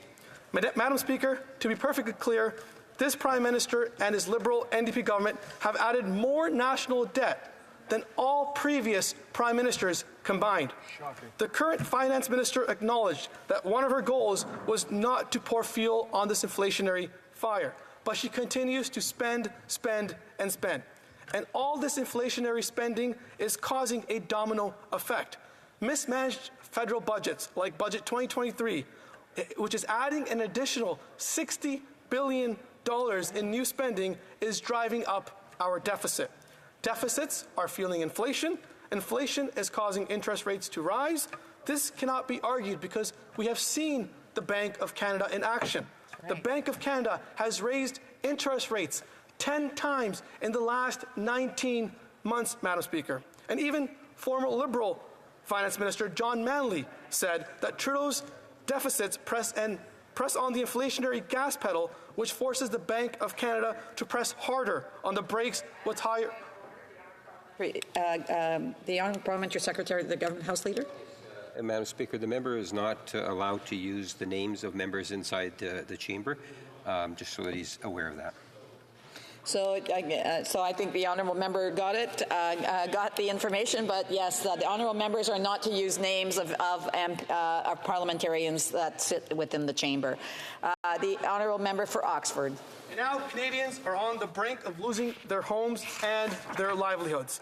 Just last week, I met with the Home Inspector, who has done 7 home inspections of homes in Oxford County that are going up for bank foreclosure, just in 1 week.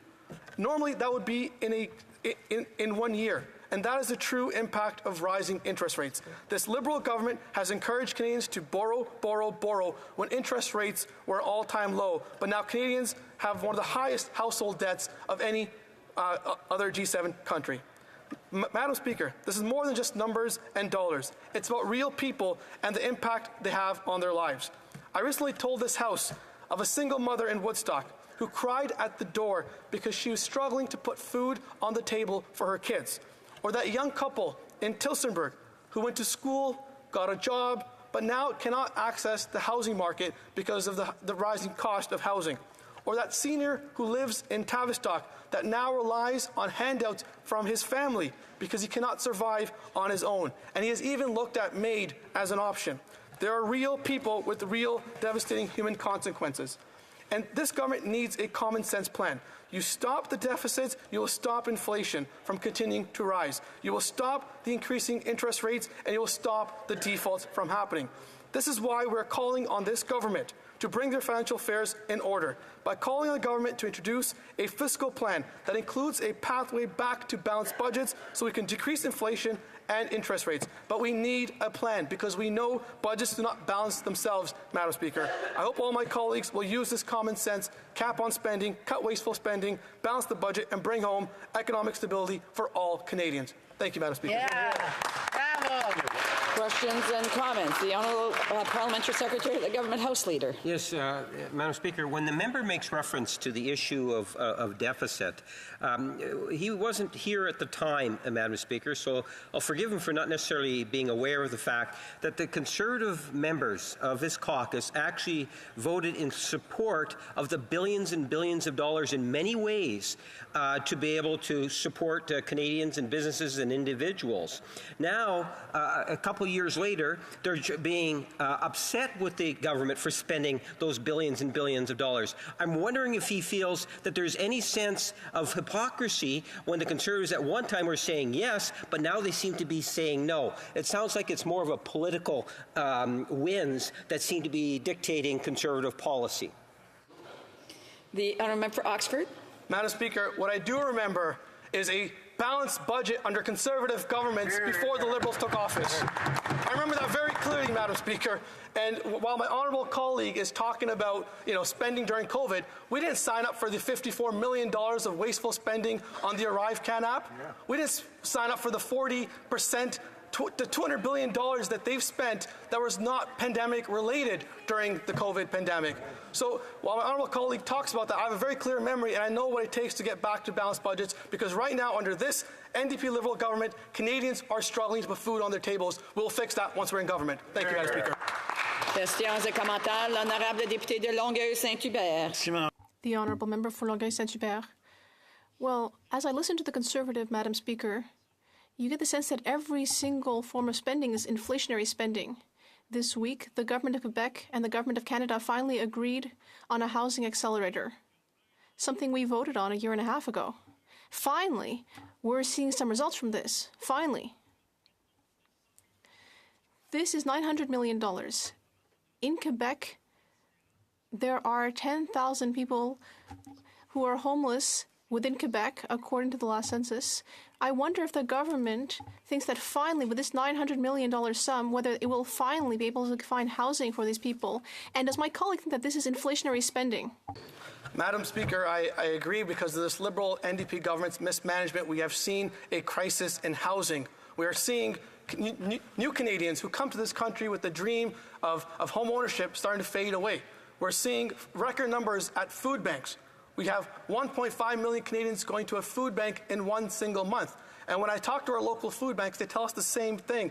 When they saw the interest rates go up, they saw an increase in the local food banks as well. So I think it's our job to keep fighting for the most vulnerable. We have to get our fiscal house in order. You can't spend something you don't have. We don't run our households on our credit cards, and you shouldn't run the government that way either. Thank you, Madam Speaker. Questions and comments. The Honourable Member for Churchill, Kiwanuka-Askey. Thank you, Madam Speaker.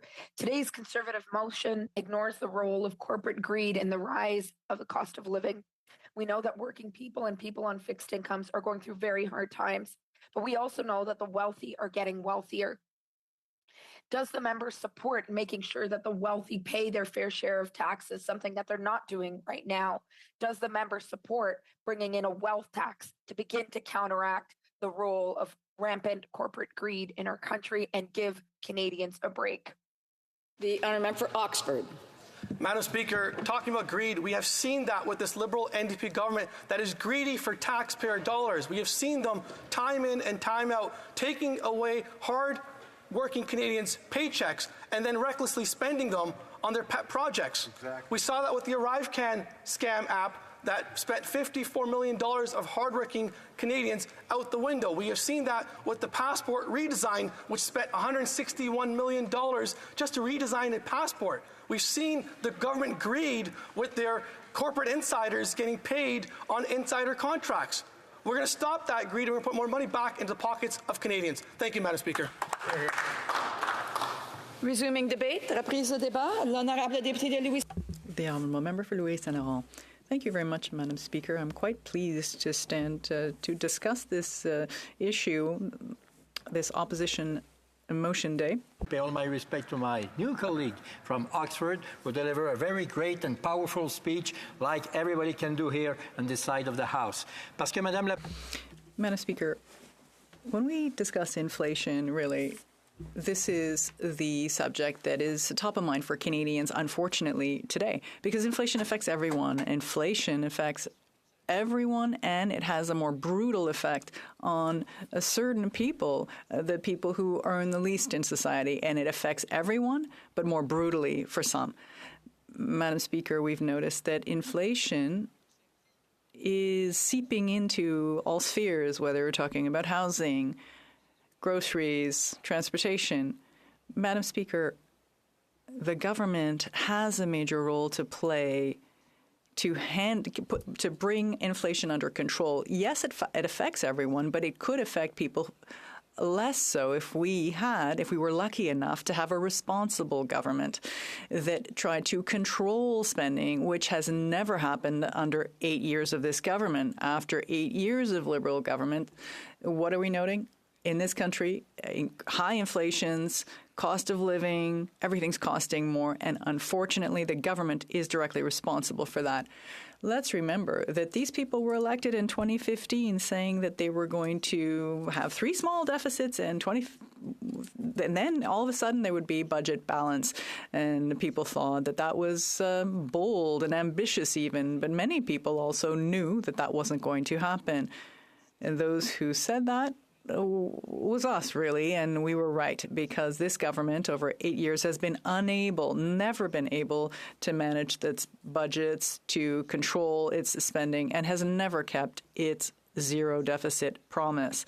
And that, Madam Speaker, has a direct effect on inflation. Let's remember, Madam Speaker, that every time we ask a question, the Minister of Finance and the Deputy Prime Minister ceaselessly says that the economic update is coming. We're going to be able to bring inflation under control. Well, really, a year ago, Madam Speaker, there was an update from the finance minister. And what did she say during this fiscal update? I'll quote. She says, what Canadians want is for inflation to drop and interest rates as well. And that is one of the main objectives of this year's budget, not pour fuel on the fire of inflation. End quote. Madam Speaker, it's ridiculous what this minister is saying. A year ago, she said that she wanted to reach budgetary balance in 2028, and doing anything short of that was pouring fuel on the fire of inflation. Unfortunately, Madam Speaker, 6 months later, we were talking about $60 billion in new expenditures. $60 billion in new spending, pouring fuel on the fire of inflation. And today we're having to deal with the effects of this. A year ago, the Minister of Finance said, we'll be balancing the budget in 2028. They haven't done it. 6 months ago, tabled a budget, a deficit budget, and that involved no plan to return to budgetary balance. And last week, the parliamentary budget officer noted that it would be a budget deficit of over $46 billion, 16% more than what was estimated 6 months ago. These people do not know how to manage. After 8 years of this government, all we see is that Canadians are being affected by inflation everywhere. My colleague from Oxford was referring to food banks, and in my riding, I have the great privilege of having incredible volunteers who really have the heart in their right place, and they're doing their utmost to help everyone. And they always say to me that food needs are huge, and they are they have increased. 2 years ago, people would come over to these food banks with food, and these same people today are going to the food bank to get food. That just makes no sense in a G7 country, whereas middle-class Canadians have to stand in line at these food banks. This is the reality in Canada after 8 years of this government. Inflation is affecting young people who want to buy a house. Mortgages have doubled. Rents have doubled in these 8 years. When you can't afford food and you can't afford housing, you know that it's a visceral problem, and it's affecting Canadians and Quebecers who are dealing with these issues. And this is why, Madam Speaker, this government must take advantage of the opportunity. If we continue to spend, if they continue to spend and spend, they'll be putting a stop to Canadians' dreams. There was a poll that was sponsored by United Way in Montreal, which we know is an organization that supports people from everywhere. This poll is very worrisome because we see that people's anxiety levels have gone up, that their economic anxiety has increased. 80% of people are concerned about their personal finances, anxious about it. And that is an investigation that was conducted and is looking at the situation in the Montreal region.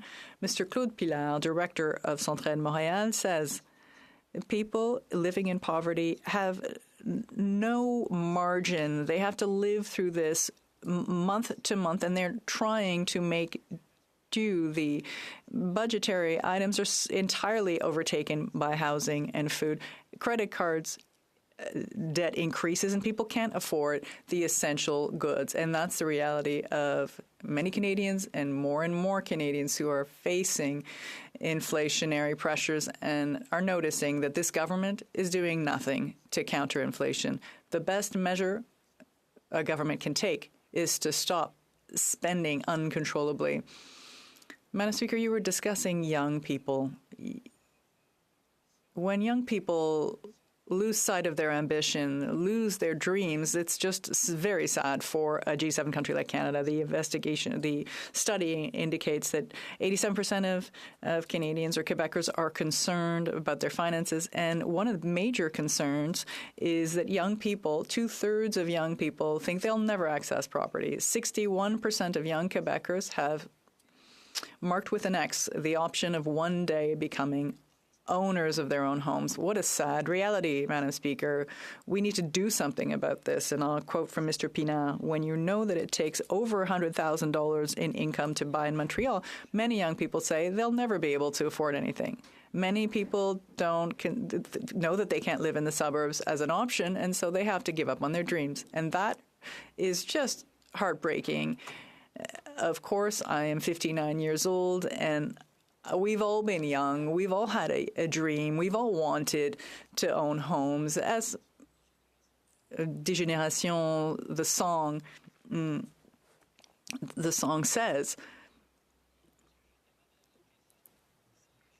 if young people lose sight of their dreams, if young people realize that access to property is impossible, it's an impossible dream after 8 years of this Liberal government, it's a serious, serious blow to us, and we have to do something. And that is why this opposition motion aims to do something, that the government has to not turn a blind eye, that the government has to do something. It's never too late. And this is why we call upon the government to table what any manager would do, to have a game plan to balance this budget. We're not exactly asking for a miracle here, Madam Speaker. We're simply asking for what they promised to do in 2015. They seem to have forgotten, which is to balance the budget. That's the very basis of our economy. It's the very basis of, keeping your word, it's what will give young people hope.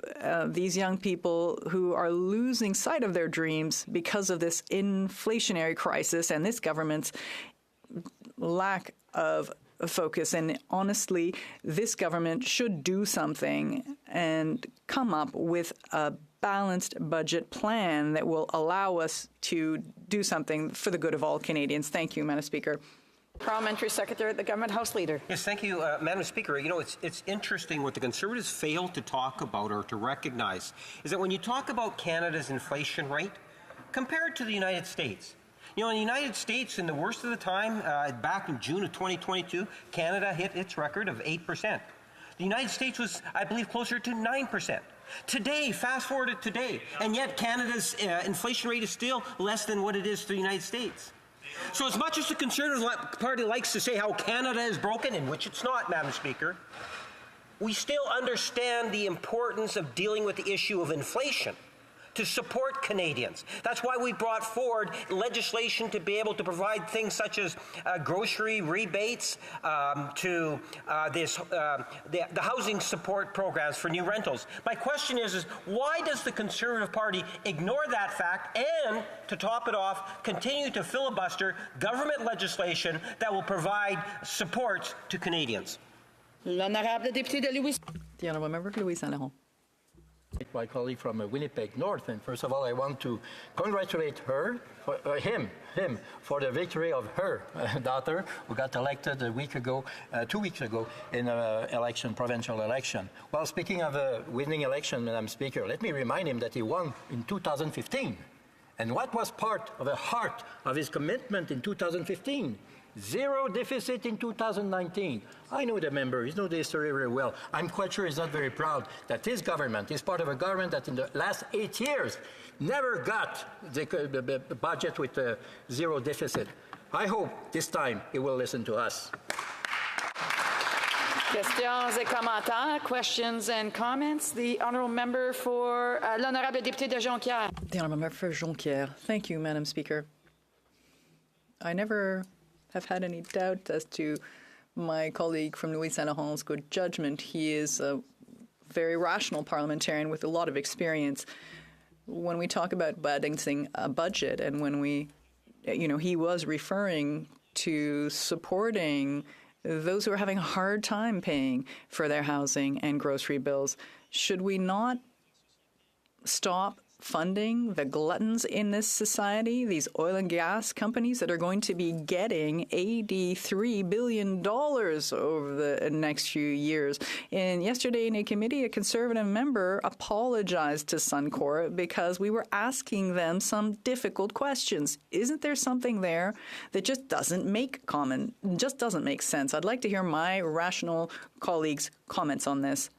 The Honourable Member for Louis Saint Laurent. Madam Speaker, I'd like to thank my colleague for the quality of his question. Last time, he asked me a question, and it really wasn't in the same tone. That said, Madam Speaker, it is curious to see that him and his own party, his party's politics, involves great gluttony because this party is in favor of this second carbon tax. They had an opportunity twice to vote against it, and they voted for it.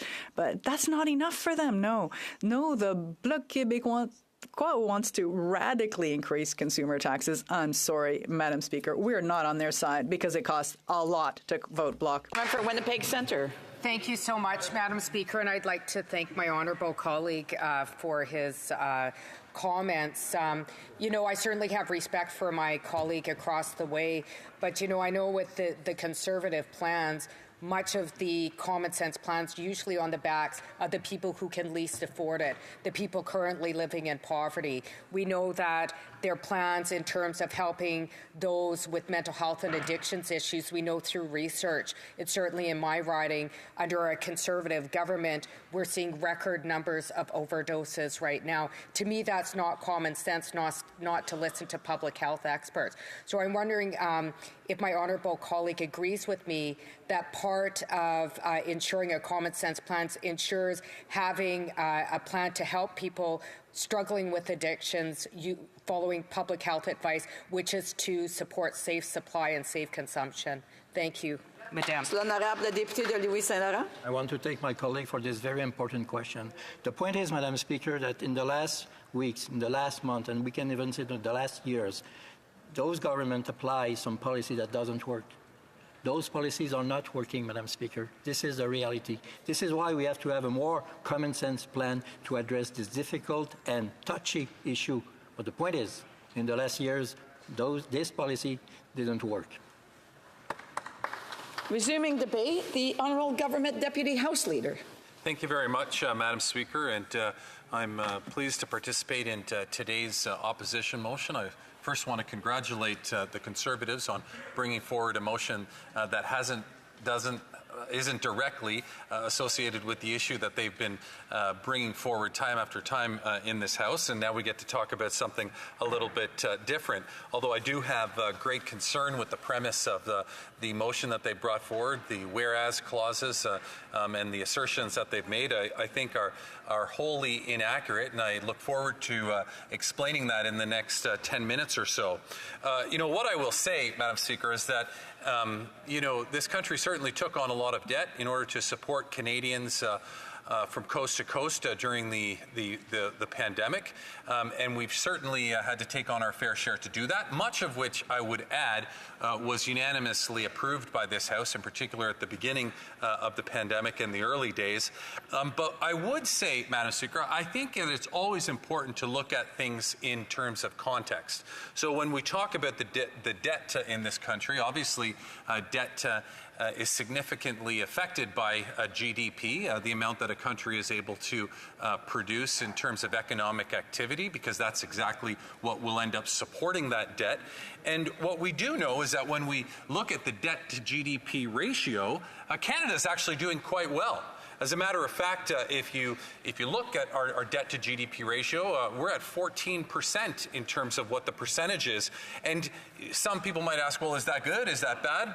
I think that's fair, because I don't think everybody is an economist and knows the default answer to that. But let's compare that 14% in Canada to our G7 partners. France is at 99%. Germany is at 47%. Italy is at 129%. Japan, 161%. Are probably the two most comparable to us. The UK and United States are at 95% and 96%.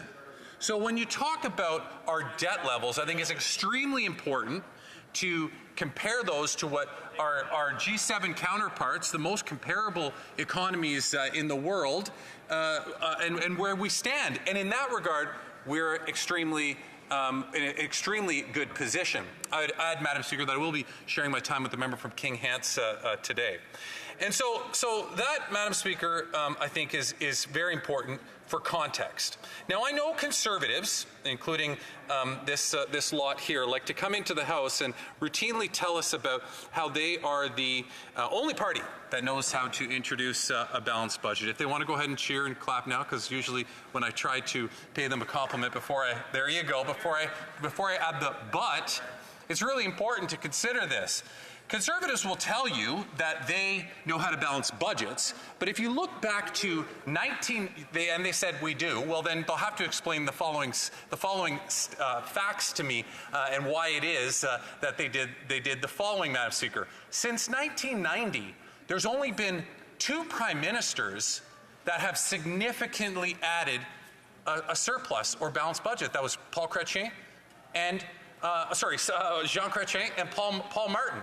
Now, it's interesting, I find, Madam Speaker, because Conservatives will always say, well, Stephen Harper balanced budgets. No, he didn't. And Brian Mulroney, for starters, never had a single balanced budget. Stephen Harper didn't really either, and I'll explain why, Madam Speaker, because the first 2 budgets that Stephen Harper had brought into this Parliament was on the heels of Paul Martin's surpluses that he had been running for years. So they certainly squandered away those surpluses and went into a deficit position very quickly. Now, of course, Conservatives also like to tell you, and I've heard it already this morning, that they left the fiscal state of this country in great shape in 2015 with their last budget that they had presented in a last-ditch effort to get Canadians to vote them into office one more time. They brought forward a balanced budget, and for the purposes of Hansard, I should say I'm putting that in quotes, a balanced budget, because they did it on the backs of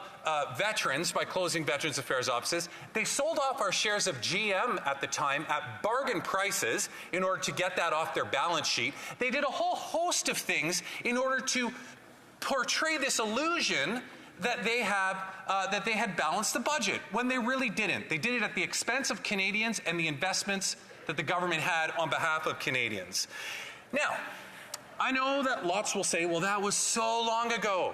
That was 10 years ago, Harper, and even longer for Mulrooney. Well, fine. Let's just get back to this lot of Conservatives right here.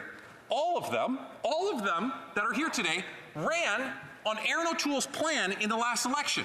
And that plan was to run deficits for a minimum of 10 years.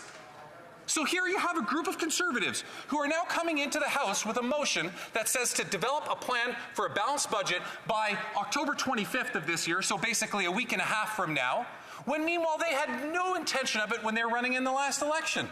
They didn't care when they went to doors and they were knocking on doors and presenting their plans to Canadians. Aaron O'Toole and the Conservative plan was, we run deficits for at least 10 years. And that's the reality of it. Now, this should be concerning to Canadians because this is not the first, it's actually the second time that we're seeing hypocrisy come out of Conservatives. They also ran on a plan, Madam Speaker, you would know, to introduce a price on pollution, to modify the existing price on pollution that this side of the House had. They ran on that too. And so somebody challenged them this morning and asked a Conservative member, well, why did you run on that? And that Conservative member stood up and said, well, I didn't believe in it. Well, funny, because now that's the second or third Conservative that I've heard say that they weren't running on a price on pollution or a carbon tax, yet they had no problem going along with the plan during the election. They didn't say a single word in opposition to it at the time. And now suddenly they come in here and think the buzz phrase of the day is going to be axe the tax, and suddenly this is going to bring them to power. That's not the position that somebody who's aspiring to be the leader of this country should be taking. What buzzwords happen to work today that will get me into power? And so, I also find it very interesting because when we talk about inflation specifically, and today we've seen that Statistics Canada has reported that the inflation in Canada has dropped to 3.8%. And I should add that when all the economists who were predicting this in advance of today said it would be anywhere between 3.8 and 4.2, it ended up being on the lower end of that. And they're laughing. Okay, well then maybe it's time to compare that because I did it earlier. I can compare again. Let's compare to the G7 countries. Again, Canada and the United States are tied for second place in terms of the lowest inflation. And I think it's extremely important when we compare to our comparative countries. So I think that Canada is heading in the right direction when it comes to inflation. But interestingly enough, Madam Speaker, when you look at inflation and you look at the different sectors of the economy, Madam Speaker, do you know what sector of the economy is the only one, or one of the only ones, but certainly the biggest contributor to that inflation? Is transportation. The transportation sector. Now, interesting because the member from King Vaughan was up earlier and I asked her, I said, why and what proposals would you have to the member from King Vaughan to reduce the inflationary impact around transportation? And of course, the exact answer that I think everybody in this room would have expected, and I certainly did when I asked the question, was get rid of the carbon tax because the carbon tax is contributing to inflation. Well, the reality, Speaker, the reality of the situation, Madam Speaker, is that the carbon tax is not contributing to inflation. Tiff Macklem, the governor of the Bank of Canada, said recently, I believe he was in Alberta at a Chamber of Commerce meeting, he said that the overall impact of the carbon tax to inflation is 0.15%.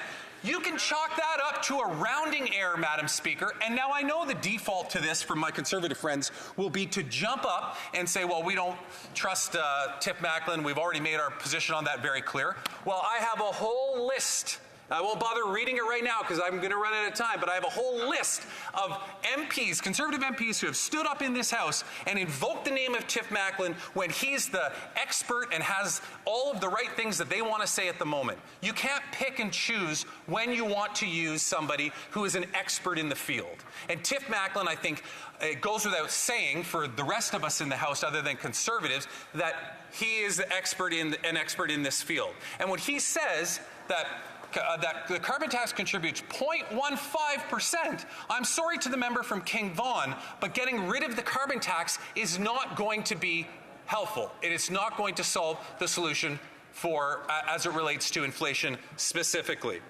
So, Madam Speaker, I see that my time is running out. But I would just say, Madam Speaker, that once again, we're confronted with a motion here by Conservatives. All they're interested in is political game and cheap shots at the Prime Minister, and I'm looking forward to taking questions. Questions and comments? The honourable member for Edmonton Centre. Sorry. Calgary Centre. Calgary Centre, yes. There are two cities I appreciate, pretty close. Thank you, and I appreciate my colleague always brings high-mindedness and elegance to his debate in this House of Commons. But today he got into his speech and he started talking about economic and financial numbers again. And I know he's way out of his depth, Madam Speaker, whenever it comes to those debate points. He talked about 14% our debt to GDP. There is nobody that says Canada's debt to GDP is 14%. Matter of fact, he can just Google it himself. Canada's combined provincial federal debt is $2.1 trillion. Our GDP is about $2.3 trillion.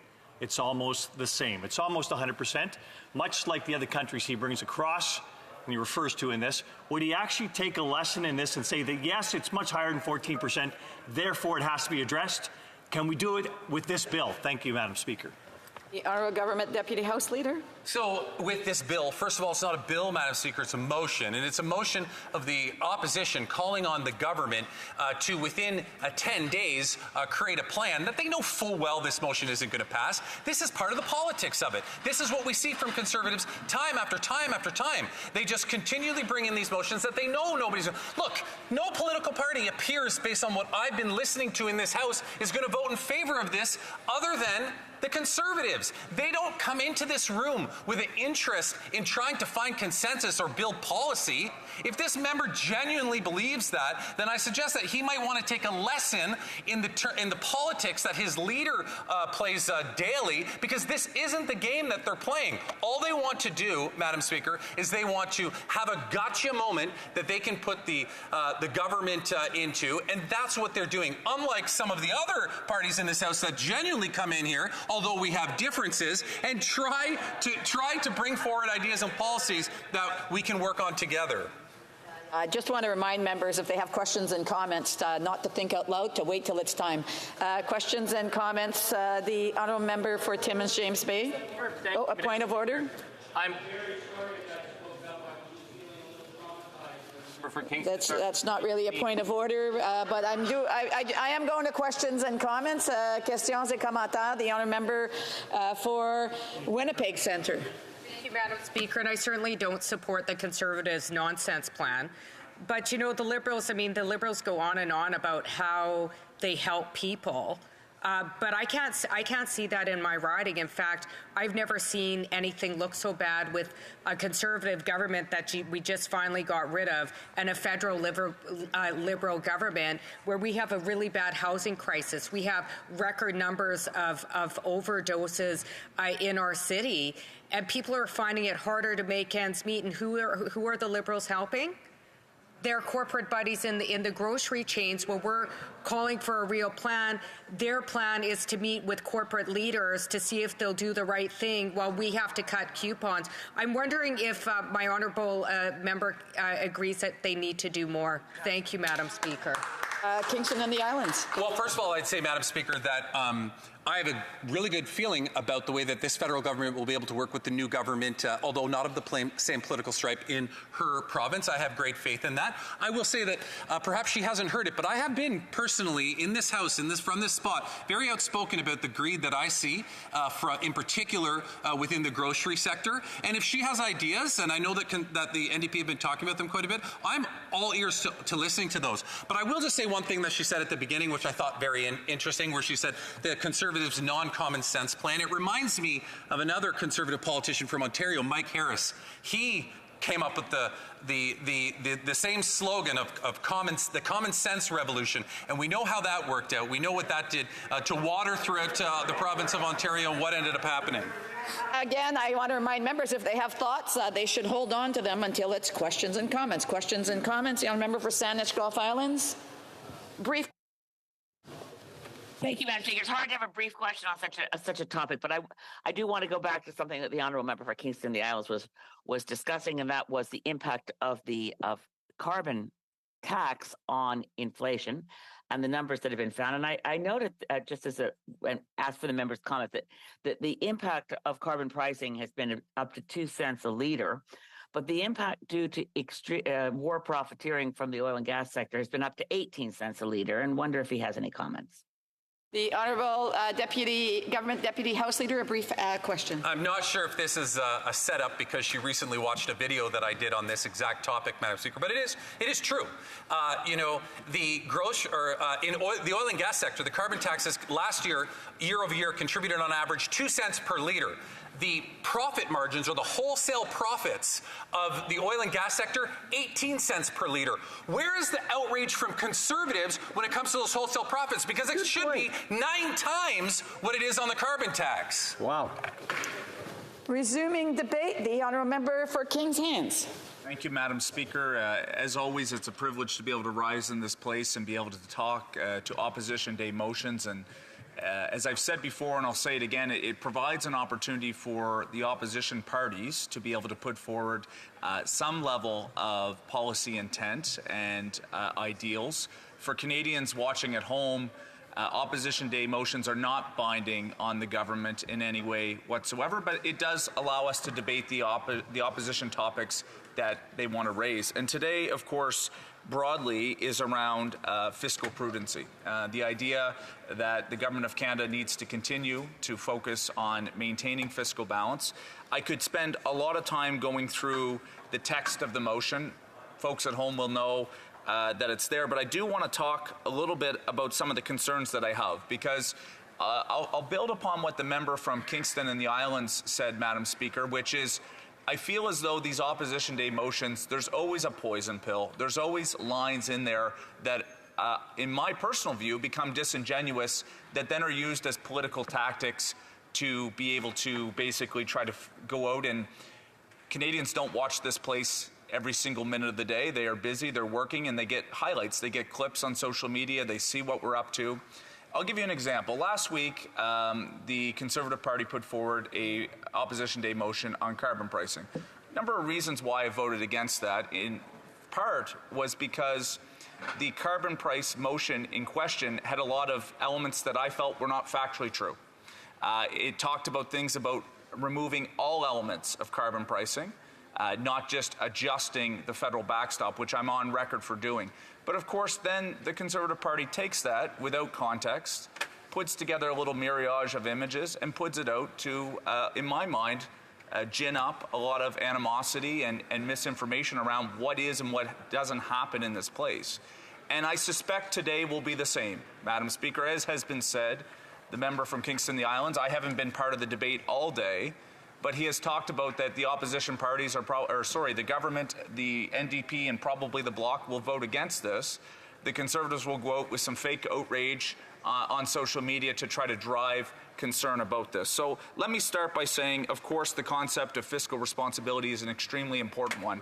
I was pleased to see this government actually announce that on October 3rd, the President of the Treasury Board was asking all ministers and all departments to be able to look at ways that we can find cost efficiencies, that there can be an ability to reduce departmental spending without impacting the programs that really matter to Canadians. Madam Speaker, that's a responsible approach. I know the Minister of Finance will have a fall economic statement that will be forthcoming in this House, presumably in the next couple weeks or certainly before Christmas. It seems to me that that fall economic statement is going to highlight the finances of the country and how we are walking a very difficult balance, Madam Speaker, between making sure that we have programs that matter for Canadians, but at the same time making sure that the debt burdens that the country has and the government has can be managed. Now, again, I've chastised some of my Conservative colleagues over the years that they are very quick to point to certain elements that they'd like to see changed, but they don't highlight a whole lot of the programs that they would cut. In the middle of the pandemic, Madam Speaker, we would hear one Conservative member stand up in this House and say, the government's not doing enough to support businesses that are being impacted by the pandemic. And then the next member would stand up literally within the same question and say, this government is spending too much on programs that matter to small businesses. They are spending too much money in the middle of the pandemic.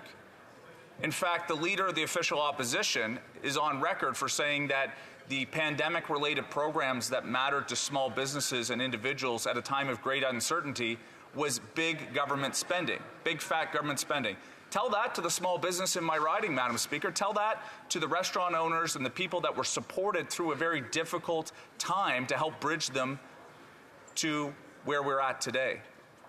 The Conservatives offer this Opposition Day motion without any detail of what they would suggest they would cut in terms of spending. Of course, they'll cherry pick certain elements on political gain, but no.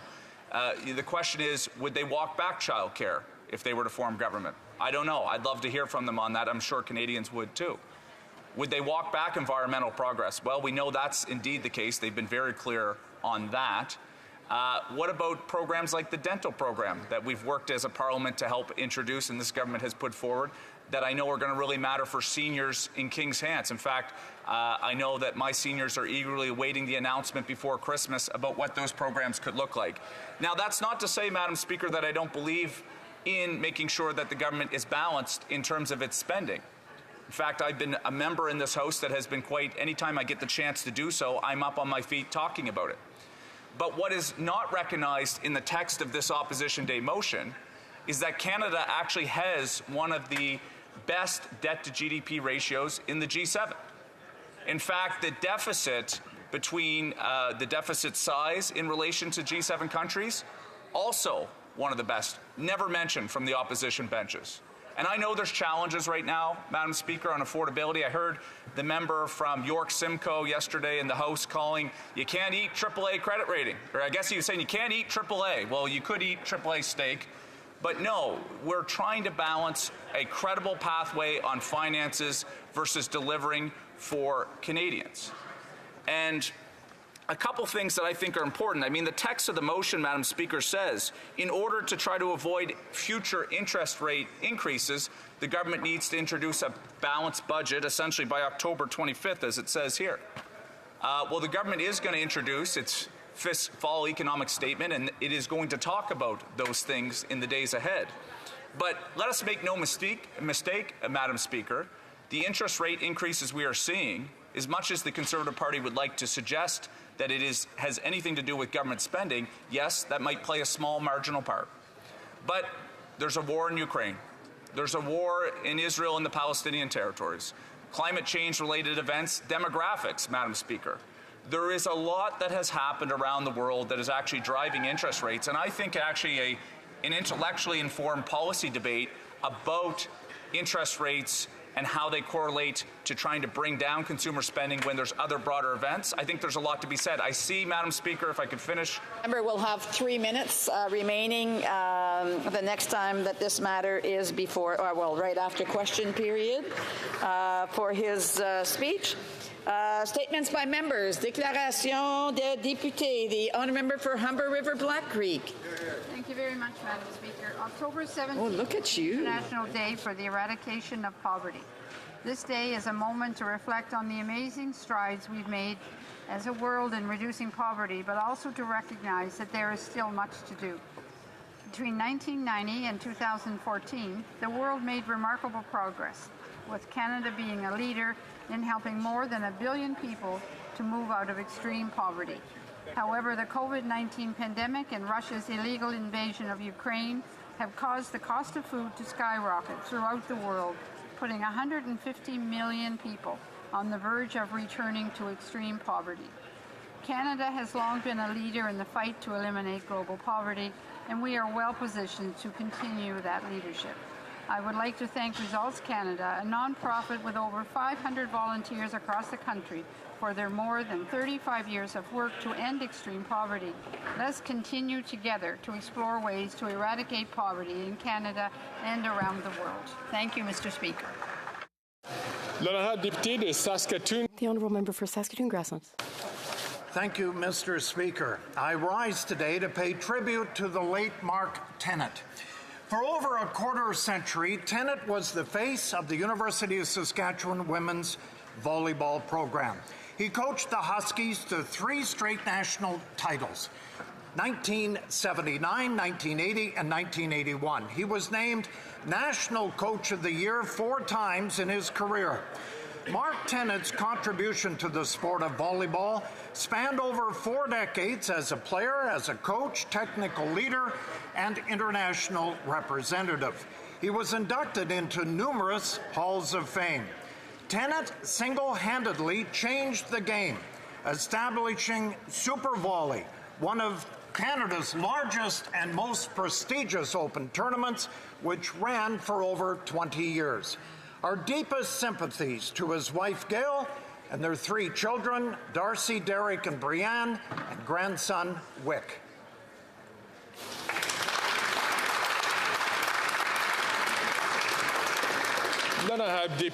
The Honourable Member for Scarborough North. October 16 is World Food Day, established by the United Nations to drive change and raise awareness on worldwide hunger and poverty. One of the organizations doing just that is the Canadian Food Grains Bank, a national partnership of 15 Canadian churches and church-based agencies acting for the future of food.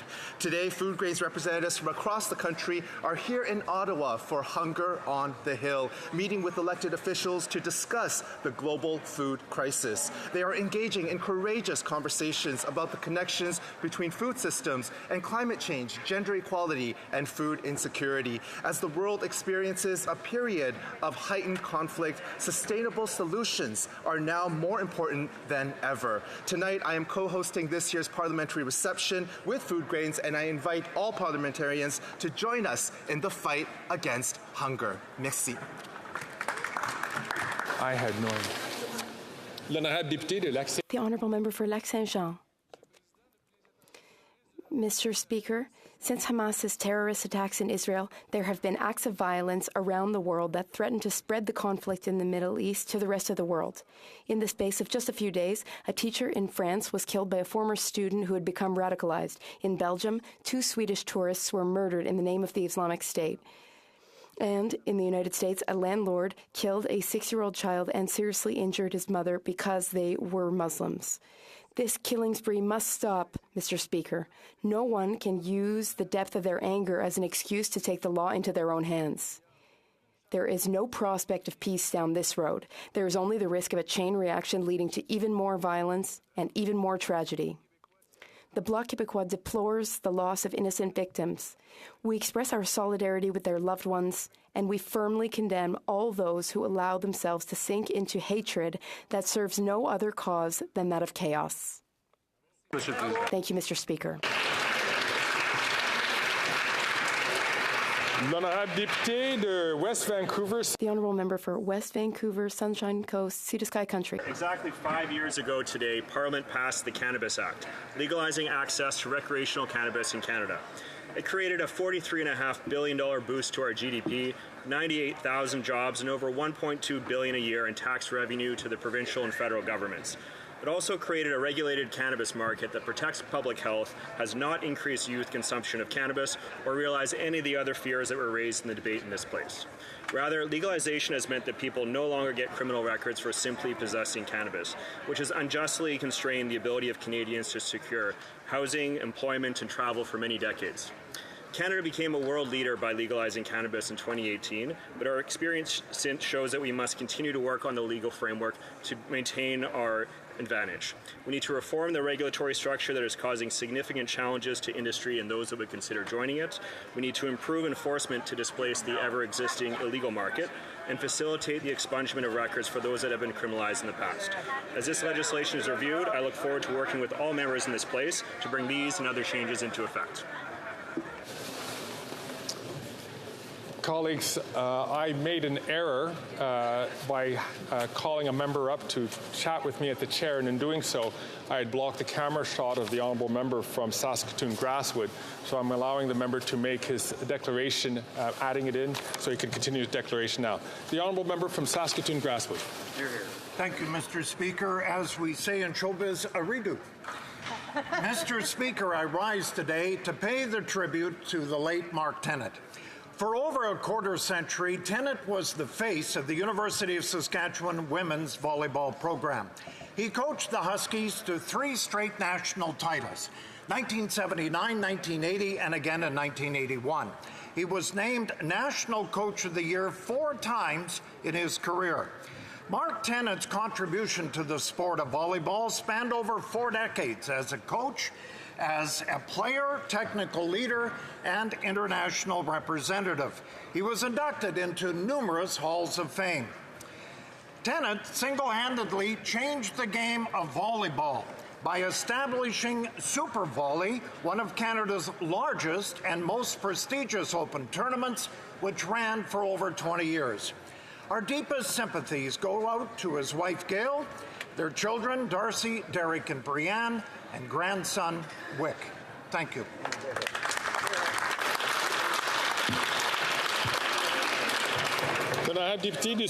The Honourable Member for Surrey. Mr. Speaker, I rise today to pay tribute to a great Canadian, Corporal Lawrence Robideau, a veteran who paid the ultimate price during the Korean War. Corporal Robideau was born in Radville, Saskatchewan in 1928 to parents Joseph and Eva. He would move to Rhode Island following World War II, and Lawrence would join Company B, 1st Battalion, 35th Infantry Regiment, U.S. Army at age 19. In June 1950, his battalion was the first to be sent into Korea. And in November of that year, Corporal Robideau and 77 others were officially listed as MIA, missing in action. For 60 years, his family tried to locate his remains, and in January 2023, through DNA testing, the Army announced that it had been found. Sadly, he died as a prisoner of war in North Korea in May of 1951. This past Friday, Corporal Robideau's remains were laid to rest in Arlington National Cemetery with full military honors, giving some much-deserved peace and closure to his family. His country needed him. He answered the call. We shall not forget. Hear, hear.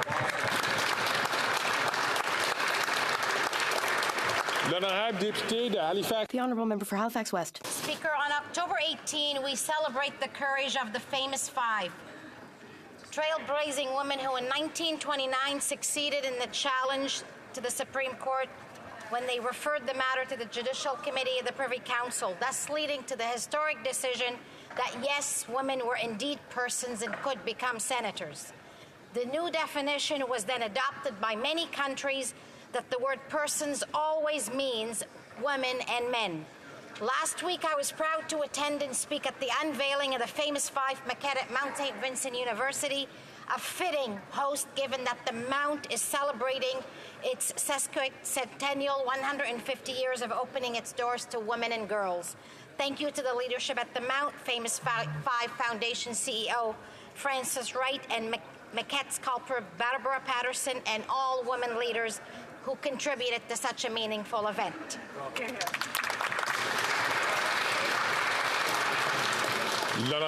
The Honourable Member for Milton. Mr. Speaker, the violence in Gaza, the West Bank, and Israel have left many Canadians in deep pain and in a state of trauma. My neighbours in Milton have shared how the violence and bloodshed have caused them immeasurable pain, fear, and heartbreak as well. Islamophobia, anti-Arab racism, and anti-Semitism are on the rise in Canada, and that's a direct result of the violence in the Middle East, and this is completely unacceptable. I unequivocally condemn the brutal terrorist attacks by Hamas on innocent Israelis, and I want to reiterate the words of the Prime Minister. Hamas are not freedom fighters or a resistance. They are terrorists, and they do not represent the very legitimate aspirations of the Palestinian people. Nothing justifies violence against innocent civilians. This senseless violence must end immediately.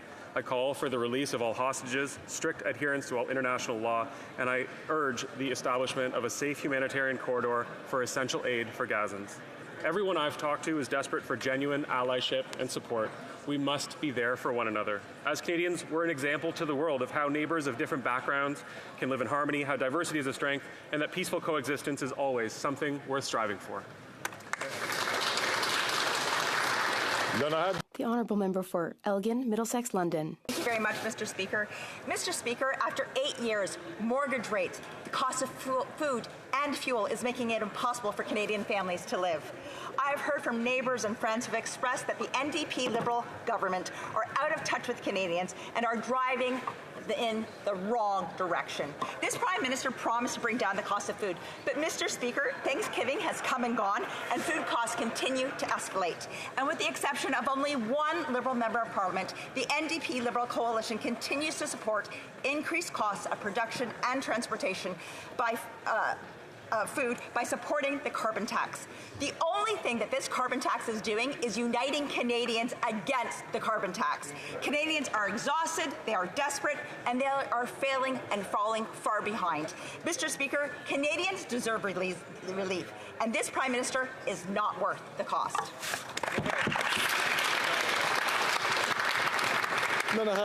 The Honourable Member for Oakville North, Burlington. Thank you, Mr. Speaker.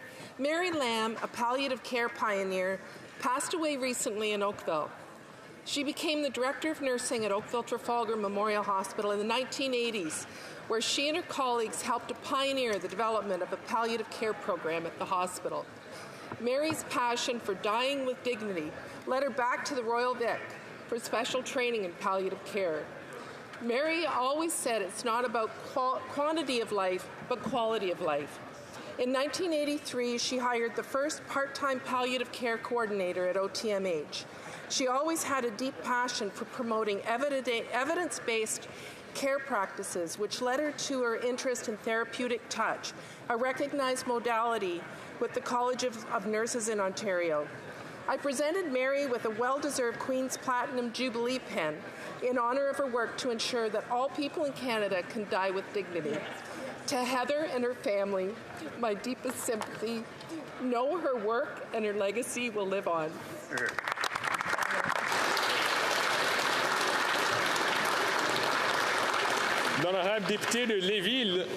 The Honourable Member for Lévis-Lotbinière. Mr. Speaker, after 8 years of this Liberal government, after 8 long years of disastrous management, the government is introducing a second carbon tax with the help of the Bloc Québécois. The Bloc wants to drastically increase the carbon tax and has voted with the government twice. The Bloc isn't thinking about Quebecers who are struggling to make ends meet or about families or seniors.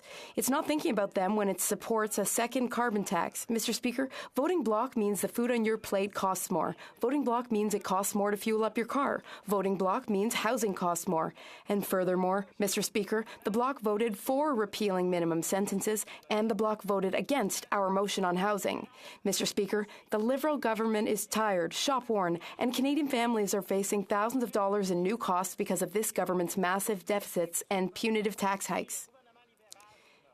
The Liberal government will not be cancelling its second carbon tax in Quebec, tax which is supported by the Bloc. Don't let yourself be fooled by the Bloc Québécois, which supports the Liberal NDP coalition. Thank you, Mr. Speaker. The Honourable Member for Charleswood, St. James, Assiniboia. Heading. On October 7th, the world woke up to an unspeakable horror. Hamas terrorists brutally invaded Israel, intentionally killing over 1,000 Israeli civilians and taking hostage over 100 more. More Jews were killed that day than on any single day since the Holocaust for no other reason than they were Jewish. They were children, babies, men, and women. They were young people just out listening to music at a dance party. This was an unprecedented, brutal, intentional attack. Do not let anyone tell you that Hamas is the legitimate voice of the Palestinian people. It is not a government. Its members are not activists or freedom fighters. They are not a resistance movement. They are a genocidal, murderous, terrorist death cult, and they must be defeated. Conservatives unequivocally condemn the invasion of Israel by Hamas terrorists and affirm Israel's right to defend itself against these barbaric acts.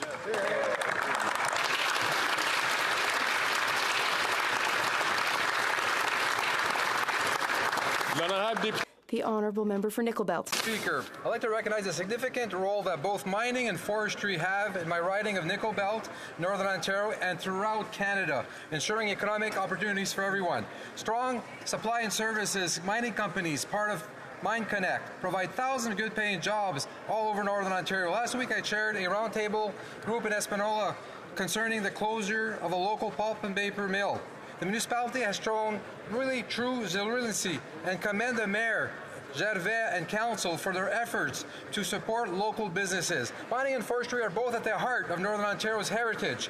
A highly skilled workforce, good careers to many generations of families, jobs for Indigenous people, and strong culture of innovation. Canada continues to be a global leader for sustainable mining and forestry. As Parliamentary Secretary for the Minister of Natural Resources and Energy, I ask all the members of this House to say thank you to the countless dedicated workers of the mining and forestry industry and the HoC Forest Production Association of Canada and the Mining Association of Canada. Thank you.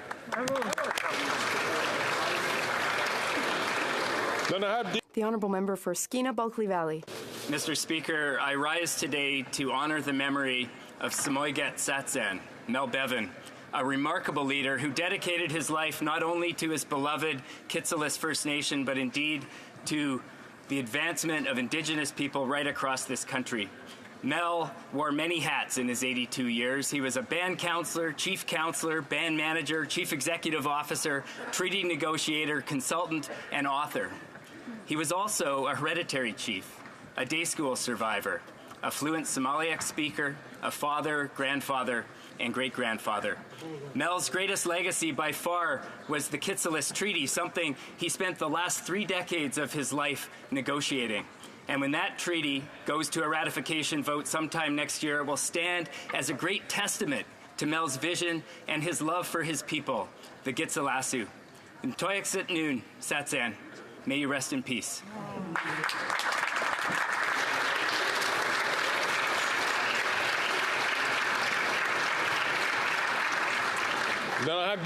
The Honourable Member for Montcalm.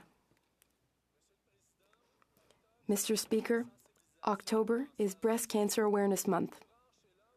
Breast cancer is rarer in men. Among women, it is the second most common cause of cancer-related death. 1 in 8 women will be diagnosed with breast cancer in their lifetime, and around 28,000 Canadians are diagnosed with the disease each year. Of course, survival rates are improving. That is good news. But in order to do even better, we must continue to detect cancers at an early stage. And, above all, we must continue to support the development of increasingly effective therapies by increasing the budgets that we allocate to research and to enabling researchers to benefit from support which is commensurate with their skill level. To all those who are fighting to recover and to those fighting for a cure, our hearts go out to you.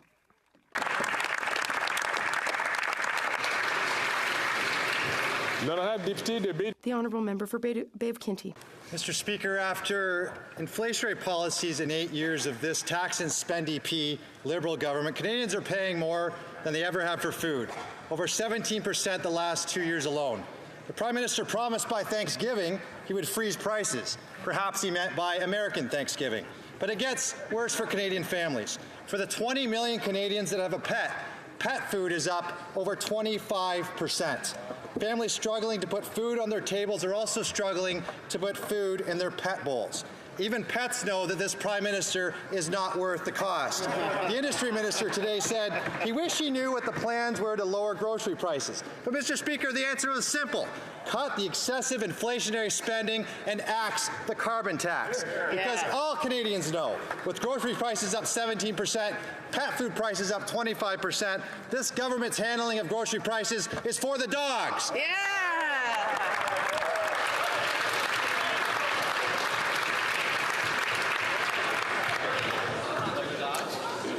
The Honourable Member for Mont Royal.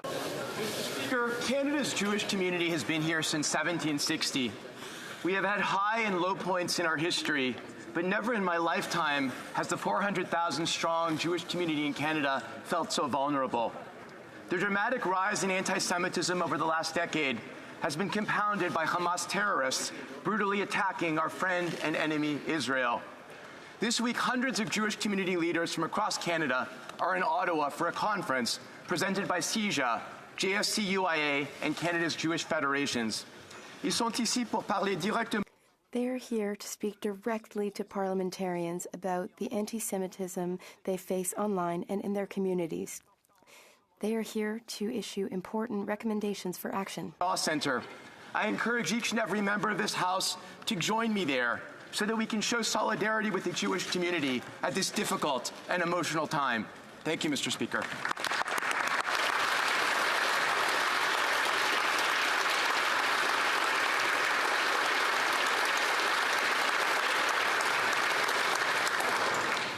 Questions orales. L'honorable chef de l'opposition.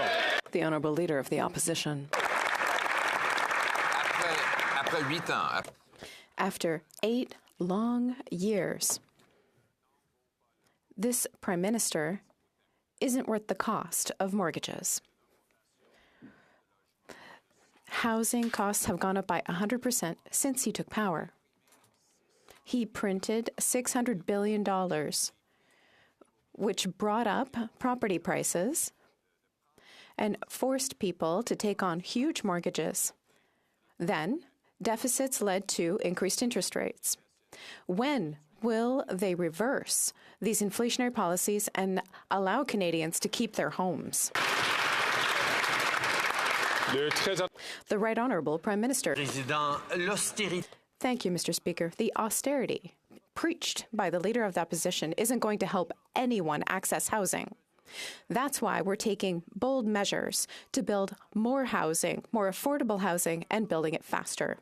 We're working directly with municipalities all over the country to find ambitious solutions that meet communities' needs to solve the housing problems they're facing. We also have a housing accelerator fund in London and Vaughan and Hamilton, and we just signed a deal with Quebec. We'll continue to be there to help people. The Honourable Leader of the Opposition. After 8 years of this incompetent Prime Minister, Canadians are already experiencing austerity, whereas the government is living in abundance. And it's not worth the cost. I met a worker at the C-SPAN worksite who bought a normal house in Vancouver, but because of increased interest rates, they're paying over $7,000 for the mortgage, and $4,000 of that is interest. Will the Prime Minister finally put an end to their inflationary policies so that this worker can keep their house? The Right Honourable Prime Minister.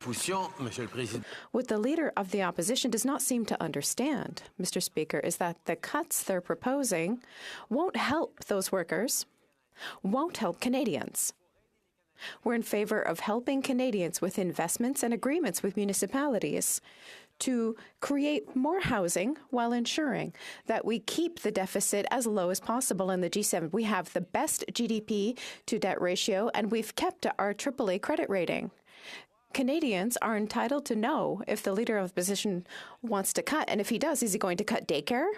Is he going to, where else is he going to cut? Because those are programs that he's campaigned against. The Honourable Leader of the Opposition. Long, miserable years. This Prime Minister is not worth the cost. He massively increased the money supply by $600 billion, inflating housing costs by over 100%. That forced one C-SPAN shipyard worker I met last week to buy a normal house for over $1 million. And now interest rates have gone up because of inflationary deficits, something the Prime Minister promised would not happen. and he's forced to pay $7,500 a month on his mortgage while supporting his 3 kids. Will the Prime Minister reverse his inflationary spending so that this gentleman and his wife and 3 kids can afford to keep their home?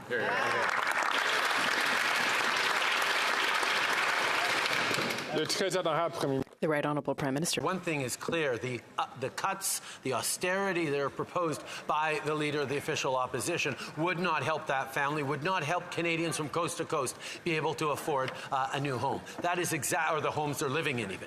That is why we're continuing to work right across the country to bring forward ambitious and community-specific solutions to the housing problems they're facing. We've signed Housing Accelerator Fund agreements with London, with Vaughan, with Halifax, with Hamilton, with the province of Quebec, with more to come, Mr. Speaker. The cuts he's proposing won't help Canadians. Our investments, done responsibly, will continue to help Canadians. That's right. Here, here.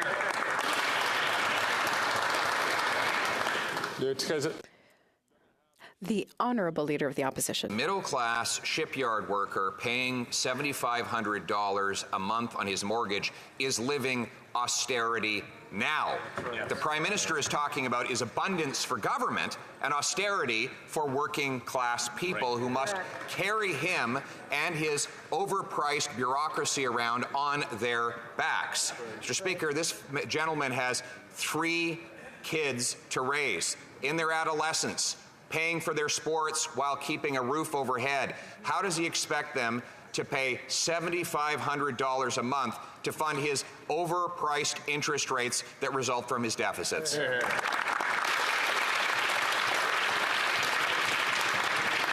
Le très honorable Premier ministre. Mr. Speaker, the Leader of the Opposition is proposing to cut spending. Well, the reality is we have the lowest deficit in the G7. We have the best debt to GDP ratio in the G7, and we've preserved our AAA credit rating, Mr. Speaker. We are fiscally responsible as we support people with things like the grocery rebate, with investments that are bringing down inflation, working with the different grocery companies. But the reality is Canadians have a right to know which programs he'd be cutting. Would he be cutting child care for families? Would he be cutting dental care for kids? Would he be cutting pensions for seniors? Because, Mr. Speaker, he has campaigned against all 3 of those measures for Canadians. That's right. Here, here.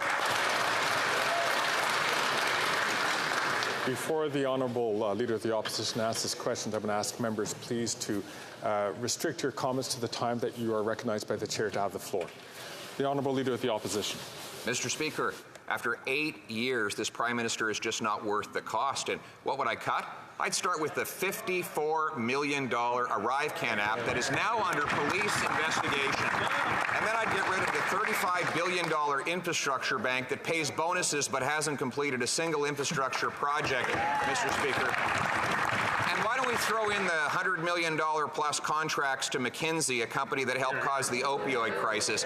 But speaking of all the waste that he forces on Canadian taxpayers, when it comes to the ArriveCan app, which is now under police investigation, he covered up a previous bad behavior under SNC Lavalin. Will he at least cooperate with the RCMP investigation into the ArriveCan app?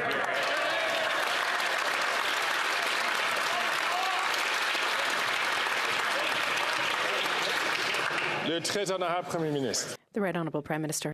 Once again, we see the Conservatives are all about cuts, not about investing and building a stronger future. The reality is I recommend, Mr. Speaker, that the Leader of the Opposition take a ride on the great REM in Montreal that the Canadian Infrastructure Bank helped build, which has helped thousands of Canadians see being part of the future in a responsible way. We're going to continue to build a stronger future for Canadians by making the right investments, by keeping fiscally responsible, by staying away from the kinds of cuts that the Conservatives continue to put forward.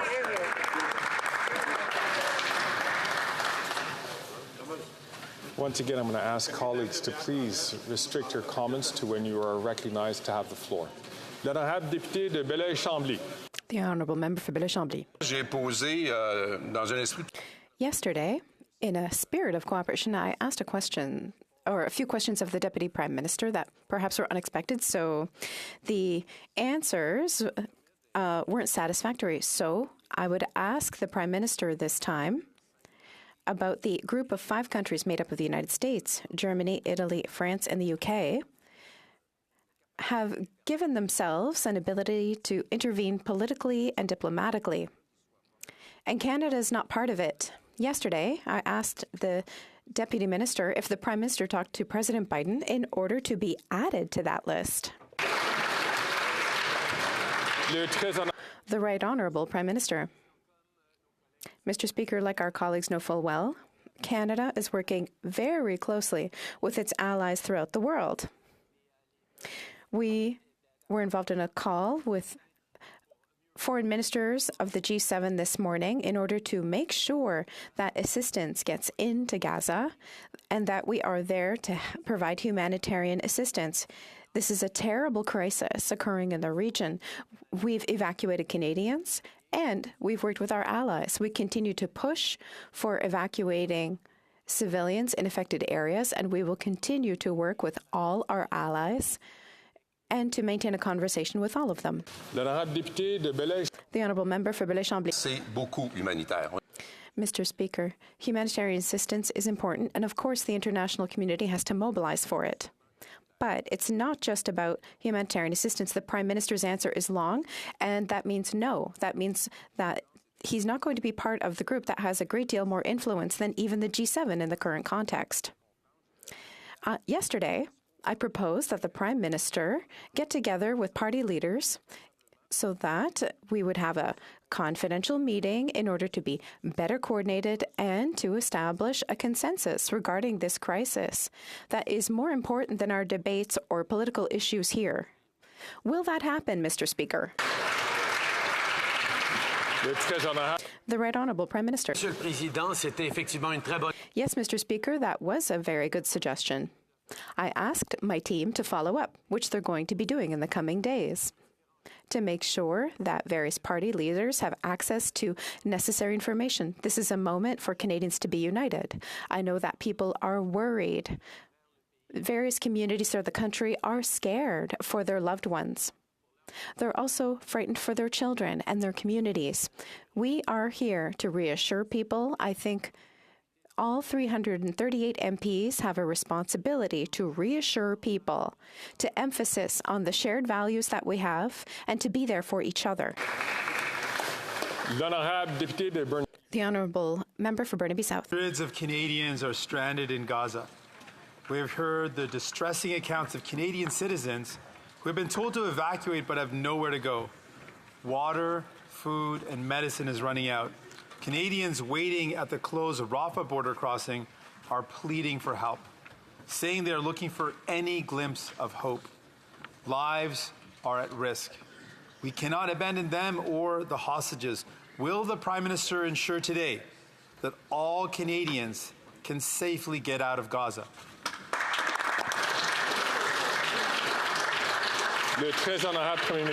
Mr. Speaker, for the past 10 days, we have been directly focused on the safety of Canadians and indeed all innocents in the region.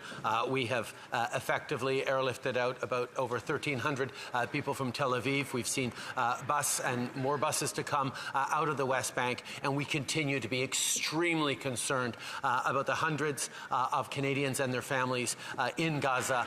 We're working with the international community. I spoke with President El-Sisi about the Rafah border crossing. I spoke with many allies about that. We are working directly to ensure humanitarian corridors into Gaza and exit for civilians, particularly foreign nationals like Canadians. The Honourable Member for Burnaby South. Nous devons mettre un terme à la mort. We must put an end to death and destruction in Israel and Palestine. We've just found out that it's possible that a hospital was hit in Gaza. New Democrats have asked for hostages' freedom and a ceasefire. Some Liberal MPs have also asked for a ceasefire. But the Prime Minister has not heard these calls. Does the Prime Minister agree that Canada should demand hostages' freedom and a ceasefire? The Right Honourable Prime Minister. Monsieur le Président, nous réclamons la libération des... From the beginning, we've been demanding hostages' freedom. It's a horrible situation. We also call for maintaining international law and provide humanitarian assistance. It's important to help civilians. News regarding the hospital are absolutely terrible and unacceptable. We're going to make sure we can do everything we can in order to ensure that international law is respected, for civilians to be protected, and for hostages to be freed. L'honorable député de Thornhill. Remember the middle class and those working hard to join it. Remember, we'll take on more debt so Canadians don't have to. Remember, the budget will be balanced in 6 years. Those were the promises, and after 8 years, there's no talk of the middle class anymore because they're underwater from Liberal NDP spending sprees, and now the budget will be balanced in the year never. So has the finance minister completely lost control of the books, or is there a new promise this week about when she will actually stop the inflationary spending so that Canadians don't lose their houses? The Honourable Parliamentary Secretary. Mr. Speaker, I am always happy to work for the middle class. We are always happy as a government to continue supporting the middle class. The Conservatives on 2 occasions voted against a tax break for the middle class. Terrible. And now they pretend to care about the middle class. Mr. Speaker, I'm confused. You see, we have legislation on the floor of this House that is going to stabilize grocery prices and that is going to help build more homes from coast to coast to coast in this country. I know many Conservatives are voting in favor of that bill. They've said so publicly. What about the leader of the Conservative Party? Will he vote for this bill?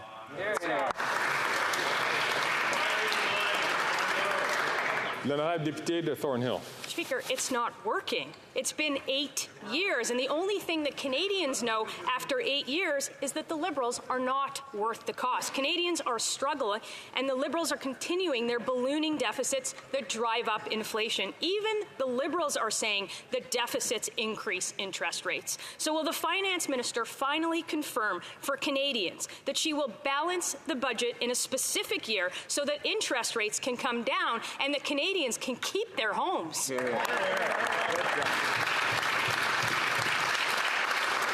The Honourable Parliamentary Secretary. Much, Mr. Speaker, and I would remind my colleague opposite that Canada continues to have the lowest deficit among all G7 countries. I'd also advise her, in case she missed the news this morning, that Statistics Canada has announced that inflation has actually come down in Canada. And, Mr. Speaker, that is because our plan is working.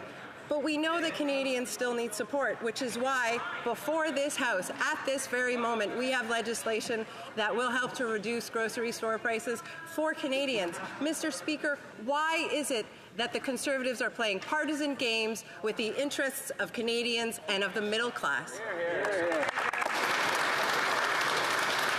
The Honourable Member for Kenora. 8 years of the NDP Liberal government, the federal deficit is projected to exceed $46 billion this year, according to the independent budget officer. This spending is driving up interest rates and mortgage costs to the point where people are worried that they won't be able to afford it to keep their roof over their head. Mr. Speaker, we know this Prime Minister is not worth the cost, so when will he finally stop his inflationary spending and reduce the deficit so that Canadians can afford to keep their homes?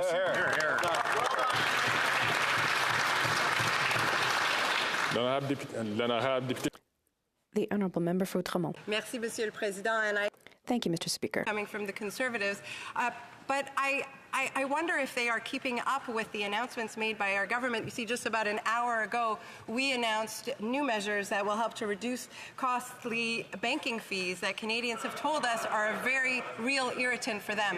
This is real support to Canadians, Mr. Speaker. We're going to enhance low-cost and no-cost checking accounts for Canadians. We are going to make sure that Canadians get repayment relief from their banks, Mr. Speaker. We are acting every single day in the interest of Canadians in order to help them meet the moment, Mr. Speaker. Where are the Conservatives? They're nowhere.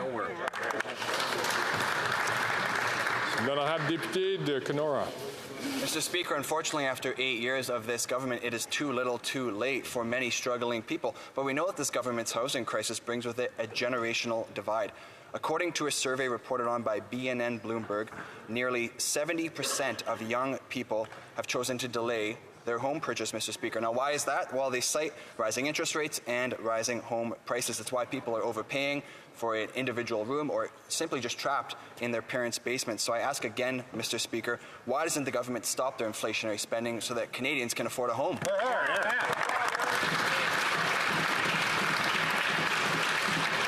The Honourable Parliamentary Secretary.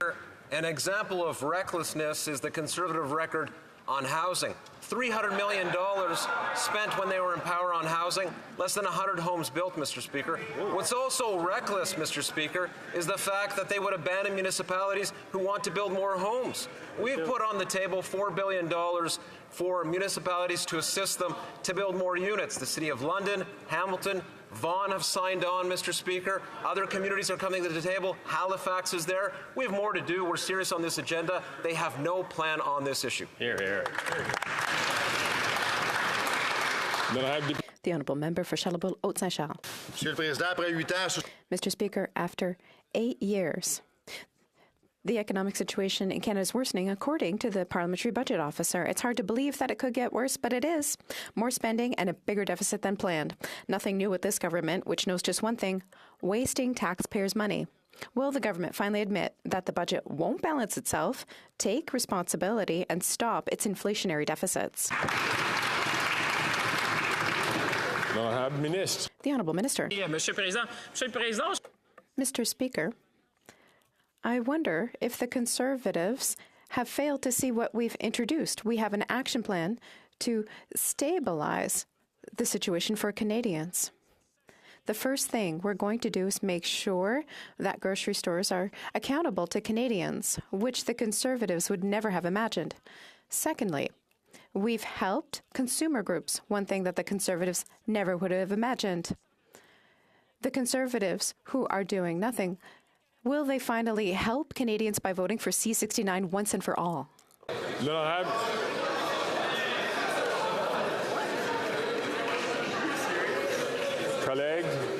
Colleagues.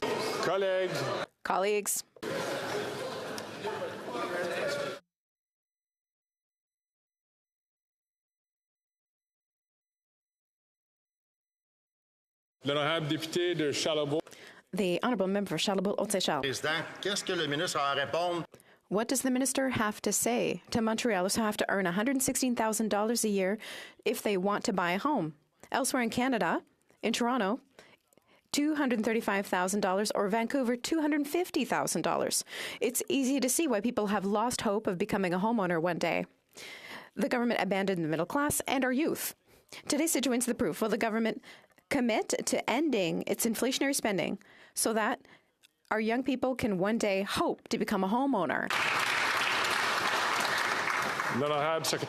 The Honourable Parliamentary Secretary. Monsieur le Président, je peux vous dire, pour avoir parlé Having spoken with Montrealers, I represent a riding in Montreal. Montrealers are scared that the Conservatives are going to cause us to lose ground. The cuts we can expect from Conservatives, cuts into pensions for our seniors, cuts for families who have young families.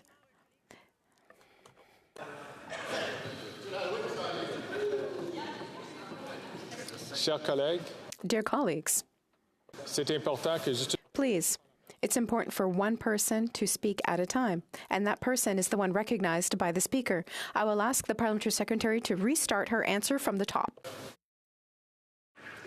Merci, Monsieur le Président. Thank you, Mr. Speaker. I'd like to answer my colleague because I know full well that Montrealers are scared that we're going to lose ground with the Conservatives because they're going to cut into pensions for our seniors. They'll cut into subsidies for families, and they certainly will cause us to lose ground when it comes to the environment and fighting climate change. I'm surprised that a Conservative colleague is talking to me about Montreal because Montrealers right now, I can tell you, they're not interested in the Conservatives' plan.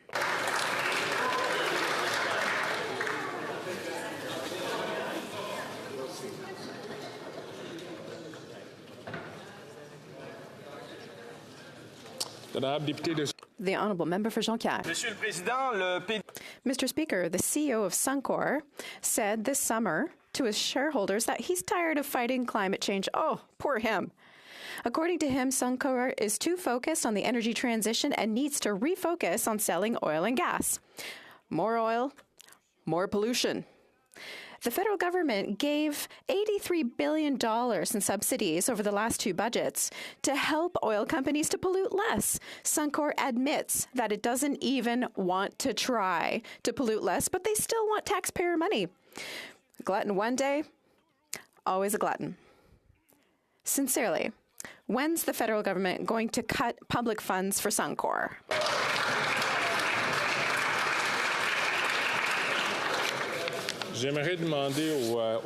I would like to ask members once more to not speak when someone has the floor here in the House. I have comments for the member for Calgary Signal Hills specifically. I can hear him in the chamber. The Honourable Minister. Thank you, Mr. Speaker. I have good news for my colleague. We've already cut subsidies for oil and gas. We're the first G7 country to do so, and we did it 2 years earlier than our other partners, but we went even further. We've committed to eliminating public funding, which no other G20 country committed to. Thank you. The Honourable Member for Jonquière. Mr. Speaker, the CEO for Suncor doubled down in committee yesterday. According to him, the energy transition is ineffective. You'd think that members would have put pressure on, but no, the Conservatives defended him and prevented me from asking questions. They not only did that, but there's a Conservative that apologized to Suncor on behalf of all Canadians, and the Liberals, they never questioned their subsidies, even if Suncor is planning to produce more oil and pollute more. Mr. Speaker, are the Conservatives and the Liberals on the oil and gas lobby registry? The Honourable Minister. I have more good news for my colleague. We set up measures to make sure that the oil and gas sector does its fair share when it comes to fighting climate change in Canada. Regulations to reduce methane emissions by 40% by 2025, and that's going to be 75% by 2030. That's one of the most ambitious targets in the world. Soon, we've got a regulatory project to limit greenhouse gas emissions for the oil and gas sector, and we are the only oil-producing country in the world to do that. We are committed to fighting climate change and to fighting with the Canadian public to do so. The Honourable Member for L'Avignon, Lamitis Matane Matapédia. S&P Global thinks that Canada is going to be one of the drivers of oil production around the world in 2024 with 5.3 billion barrels of oil that they want to produce. Canada is going to be one of the main sources of increasing the worldwide offer for oil. With the support of Liberals and Conservatives, it's not just fighting climate change, efforts to fight climate change that oil companies are threatening. It's planetary goals that they're threatening. These two parties finally understand that Canada is the driver of a train that's going straight into the wall. The Honourable Minister. Mr. Speaker, I have more good news for my colleagues from the Bloc Québécois. From 2019 to 2021, our greenhouse gas emissions went down by 50 million tons. That's the equivalent of pulling off 11 million cars from our roads. And my honourable colleagues on the Conservatives don't seem to understand that we are committed to fighting climate change, to developing an economy that's going to be there for decades to come and create thousands of jobs throughout the country. L'honorable député de Haldeman-Norfolk. Every day I hear from Canadians that after 8 years of this Liberal NDP government, they are unable to pay their bills. Recently, Rob wrote to me telling me that he can barely afford his mortgage payments. And so he and his wife have started to sell off their personal possessions to pay their monthly bills. Wow. He realizes that this Prime Minister just isn't worth the cost. When will this Prime Minister stop his irresponsible spending, which is driving up inflation, driving up interest rates so that Canadians can afford their homes again? Yeah.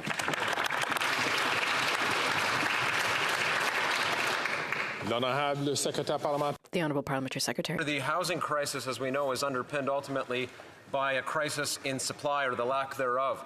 what this government is doing is partnering with municipalities across the country.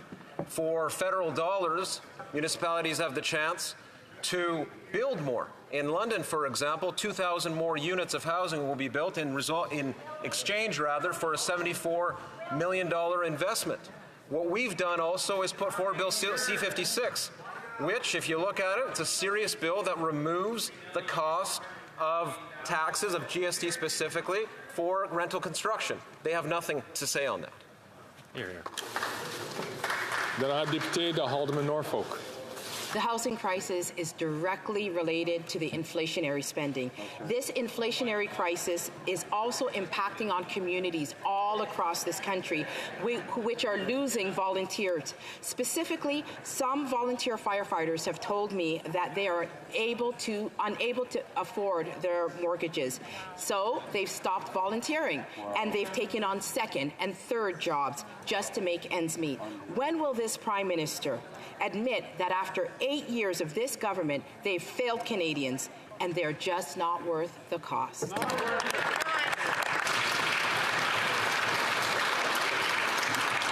Then I have Ministre. The Honourable Minister. Mr. Speaker, it terrifies me to think of the reckless cuts that these Conservatives would make on the backs of Canadians. We've supported families with our national $10 a day early learning and childcare program, saving families hundreds, as well as the Canada Child Benefit. The best part, empowering parents, empowering mums and dads to get back into the workforce, giving them economic independence and contributing to our economy. Thank you, Mr. Speaker. The Honourable Member for Louis-Saint-Laurent. Mr. Speaker, after 8 years of Liberal governance, after 8 years of irresponsible governance, and higher inflation that's leading to higher rates for mortgages, the Deputy Prime Minister proudly said that they would balance the budget in 2028. 6 months ago, no more plan for that. That promise never materialized. Last week, the Parliamentary Budget Officer said that the next deficit would be even higher than the 16% forecast. Are the Liberals aware that their management is entirely irresponsible and it's hurting all Canadians? Then I had Secretary. The Honourable Parliamentary Secretary. Merci, Monsieur le Président. Thank you, Mr. Speaker. I have a great deal of respect for my Conservative colleague. I would like to rectify something. Today, it was confirmed by Statistics Canada that inflation has gone down in Canada. Mr. Speaker, when it comes to his questions, I would also like to note that our government is going to provide an update, provide the fall economic update soon. It's coming soon, as you know, Mr. Speaker, and we will have the numbers available, and he'll be able to analyze them, and I'll be happy to answer his questions. The Honourable Member for Louis-Saint-Laurent. That's not the problem, Mr. Speaker. Last year, they said they would get rid of the deficit, but that's not true at all. There is a reality that's affecting more and more young Canadians, and that is anxiety. Today, in a Quebec newspaper, the Journal de Montréal, it said that 61% of young people fear they will never be able to own a home. According to Claude Pinard, the head of Montreal's United Way, many young people say to themselves, we'll never be able to buy. Mr. Speaker, to be young and forced to give up on your dreams is beneath us here in Canada. Is the Liberal government aware of the mess it has created after 8 years of uncontrolled spending? The Honourable Minister. Mr. Speaker, I have a great deal of respect for my colleague for Louis-Saint-Laurent, but you know what's causing anxiety among young people? It's the idea of the Conservatives forming government, the cuts, and more cuts. That's what people are afraid of, Mr. Speaker. That's what they don't get. On this side of the House, Mr. Speaker, we understand that you need to invest in Canadians, in the economy, and to fight climate change. That's what Canadians expect from responsible government, and the last thing they want, Mr. Speaker, is the Conservatives in office. Colleagues. Chers collègues. Colleagues. The Honourable Member From North Island Powell River. My region has seen the largest increase of unhoused people on record. 106% jump in the Comox Valley and almost 70% in Campbell River. This is a catastrophe. The Prime Minister says housing is not a federal responsibility as people and communities move beyond a crisis point. This while Conservative council members in Campbell River have begun targeting nonprofits who provide essential services to the unhoused. When are the Liberals going to be an actual federal partner and build people homes? L'honorable secrétaire parlementaire. In fact, Mr. Speaker, if you look at the record, not just in British Columbia, but across the country, this federal government has been a partner to, namely, not-for-profit organizations that are doing the outstanding work on the ground. The result is obvious. 69,000 people who were on the street, no longer on the street. They are housed now, Mr. Speaker, quite often with the wraparound supports that they need to transition to something better. Add to that 122,000 people who are very close to homelessness who are no longer in that position. They are housed as well through the National Housing Strategy. Thank you very much. L'honorable député de Cowichan-Malahat, Langford. Mr. Speaker, the Liberals' out-of-touch plan of nicely asking rich grocery CEOs to lower prices hasn't worked. Wishing and hoping that rich CEOs will do the right thing won't help families put food on the table. And grocery prices are still going up after 22 months. Canadians expect action, but the Liberals are out to lunch, and the Conservatives, you are all words and have no real plans. When is the minister going to get real about helping Canadian families and support the NDP's plan to lower food prices? Hear, hear.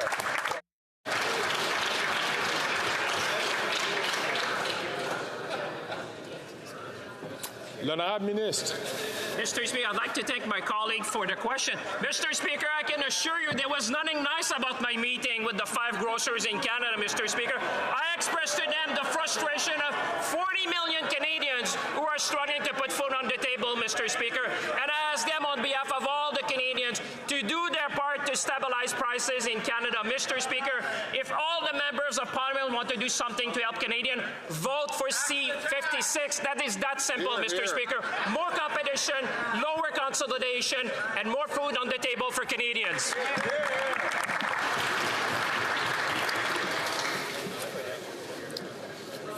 L'honorable député de Cloverdale, Langley City. Thank you, Mr. Speaker. Mr. Speaker, Canadians want a strong health care system that allows them and their loved ones to get the care they need when they need it. Last week, our government signed the first bilateral funding agreement with British Columbia, investing more than $1.2 billion over the next 3 years to improve access to family health services, support our health workers, and increase mental health and substance use support in BC. Can the Minister of Health please update this House on how the recent agreement will help the health care system and impact the lives of British Columbians? L'honorable ministre de la Santé. Thank you very much, Mr. Speaker. I want to thank the member for Cloverdale, Langley City, who continues to be a champion for better health and for health transformation. And he's absolutely right. Last week was a huge week for British Columbia and a huge week for Canada. And we saw the investment, yes, of $1.2 billion in collaboration over the next 3 years, but it's part of a 10-year plan to help transform healthcare in BC and indeed across the country. It's going to mean reducing wait times. It's going to mean increasing support for healthcare workers. It's going to mean more support for mental health and substance abuse. It's also going to mean that people in BC can see in indicators exactly how their health system is getting better.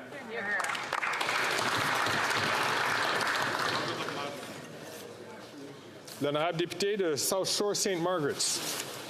After 8 years, the Minister of Industry has just admitted that 40 million Canadians are struggling to put food on the table. 8 years of out-of-control spending by the NDP Liberal government have caused that inflation. This harmful inflation has pushed up interest rates, doubling and tripling mortgage payments and rent. 90% of Maritimers are having to make tough choices between eating, heating, and paying the rent. When will the Prime Minister stop harming Canadians with his inflationary deficits and balance the budget to lower costs on Canadians?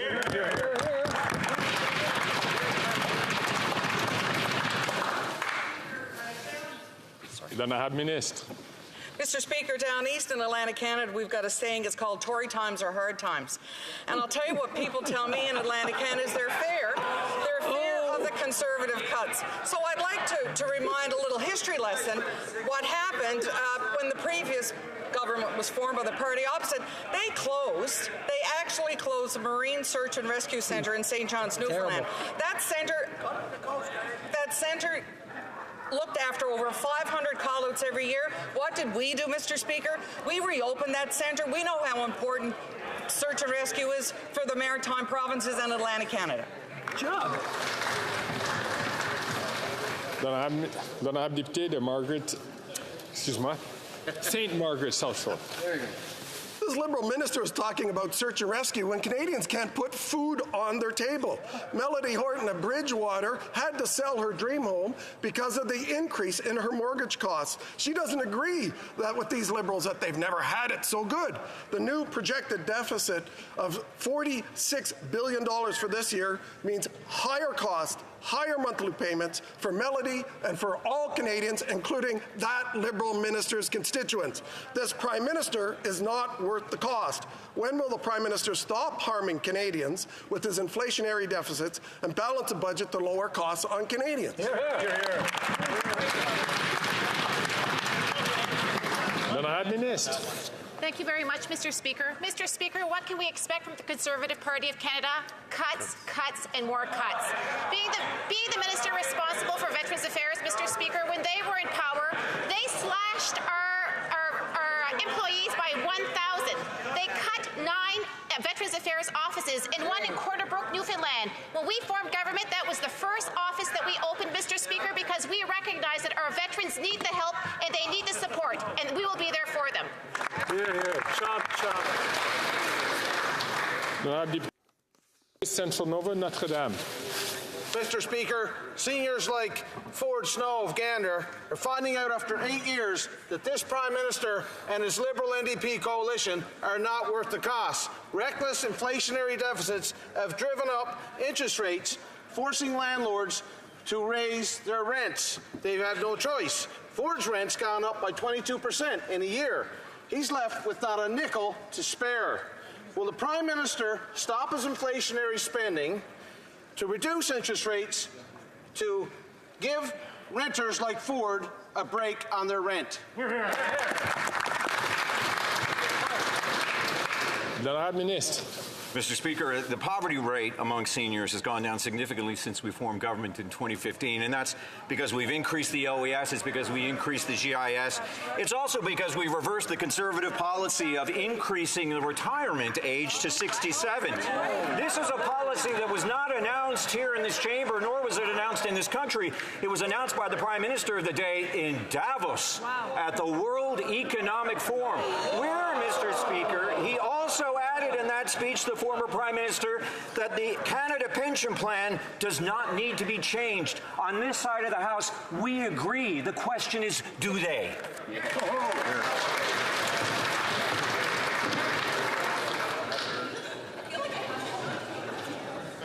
Seamus, what's going on in this office?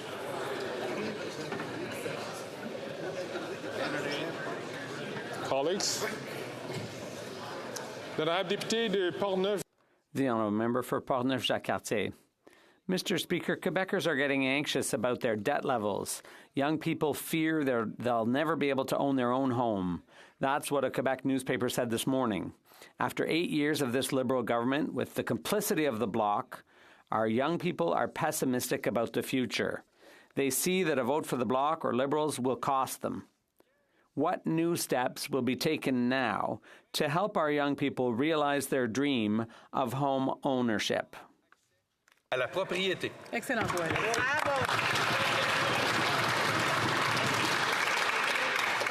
The Honourable Minister. Thank you, Mr. Speaker. The Home Savings Plan is an excellent example of how we're helping young people buy their first home. It's a way to save on your tax return and to have a bigger down payment for your first home purchase. Thank you, Mr. Speaker. The honourable member for Drummond. Mr. Speaker, there's a lot of talk about CBC management these days, and never for the right reasons. The N-word controversy, the podcast that was translated in Paris because the Quebec accent doesn't apparently travel well, and now they send a memo to their journalists reminding them not to refer to Hamas as terrorist. We know that Hamas's heinous attacks are terrorism. Journalists know it. They know how and when to use words, even the most sensitive ones. Will the minister remind CBC management that newsrooms must remain free of political and ideological influence?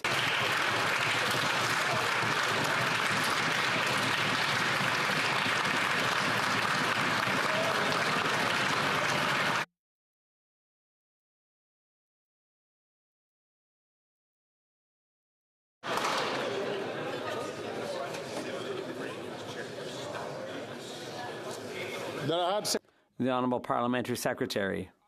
Clear. Hamas has been recognized as a terrorist organization and a terrorist group. We have said that repeatedly, and the Prime Minister has said that. But we also believe in an independent CBC. That is what the CBC is. It has been that way under Liberal and Conservative governments. Conservatives may want to meddle in independent journalism. They can't seem to keep their hands out of public institutions, but we will keep working hard to ensure that Canadians get access to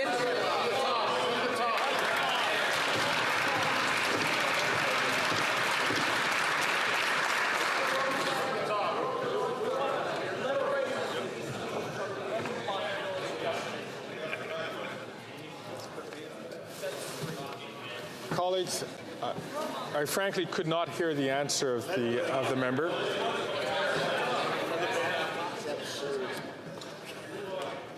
Colleagues, I genuinely could not hear the answer from the Parliamentary Secretary. Please, I'm going to ask him to start from the top. Please.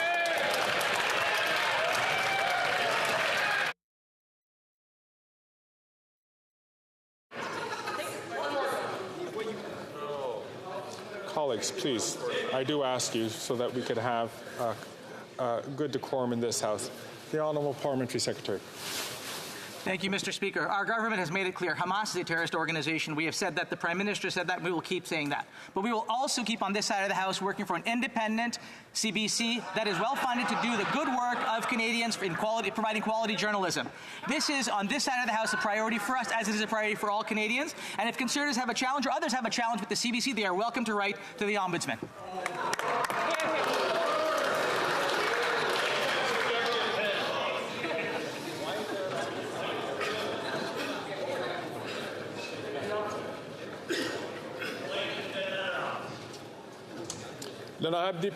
The Honourable Member for Drummond. Thank you, Mr. Speaker. The Conservatives might want to clap a little less loudly. We know that journalists have to be independent, and we want to protect that. And they know all about loaded terminology. They know how to describe what Hamas did on October 7th. That's their job. But for management to issue a directive is something else entirely. It borders on censorship. CBC management are themselves muzzling the press, and they're taking a position that enters into the political debate, which isn't their role. Of course, CBC management is independent, but I'd like to ask the minister, does she think that as a matter of principle, it's desirable for CBC management to interfere in the work of its journalists?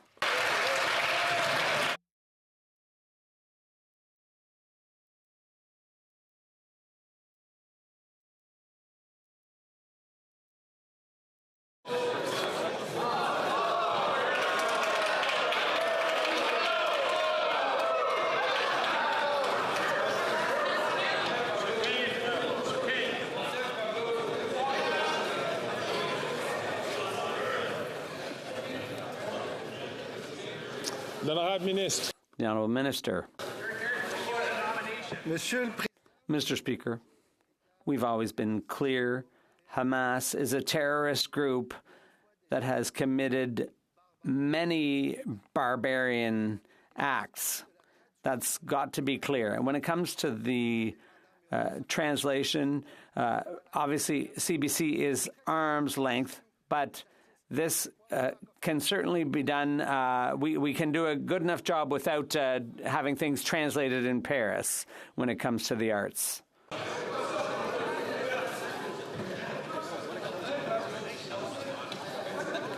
Pablo.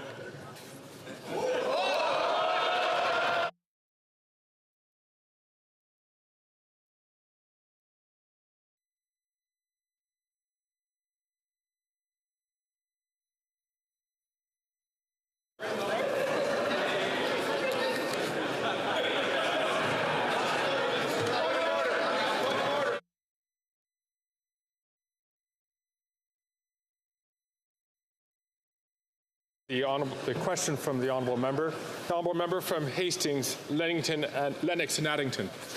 After 8 long years, one would hope that a government figure out that sound, responsible economic and monetary policy is key to keeping inflation low. Instead, inflation has nearly doubled what it should be, resulting in massive increases in food, heating, rent, and mortgages. Canadians living paycheck to paycheck recognize that this Prime Minister is not worth the cost.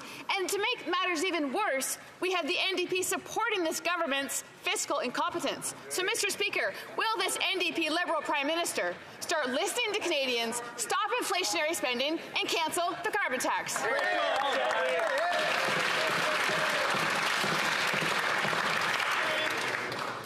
L'honorable ministre. Speaker, I'd like to thank the colleague for the question, but I'm really surprised that she's not talking about the historic investment that was done in her riding yesterday, Mr. Speaker. Umicore invested $3 billion, Mr. Speaker, in her riding, creating 600 jobs, Mr. Speaker, for young people to stay in her riding, Mr. Speaker. We are building the economy of the future. We are investing in electric vehicles. Mr. Speaker, she should be rejoicing that we're making smart investment to create growth in this country.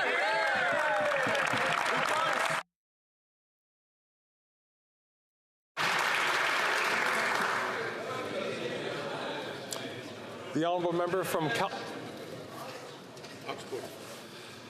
from Calgary Heritage. Grocery inflation up this year over $1,100 for families. Emissions up 2.1%, making Canada 58th out of 63 in its commitments. The job-killing No More Pipelines Bill C-69, coupled with the carbon tax, now quadrupled at precisely the time our energy would secure the world, lower emissions, and guarantee Canadians could eat, heat, and house themselves. Will this Prime Minister admit that after 8 years, his NDP Liberal government is not worth the cost?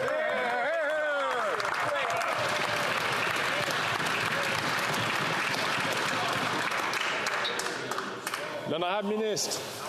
Mr. Speaker, it really is shocking that Conservatives are claiming to be on the sides of Canadians and helping them with affordability when, Mr. Speaker, their very allies in the Alberta government, in the UCP, are trying to take the pension plans of Albertans out of the Canada Pension Plan to have a reckless, unstable Alberta plan. Mr. Speaker, while those Conservatives stand on the sidelines and do nothing, we're going to defend Canadian pension plans in Alberta and across the country.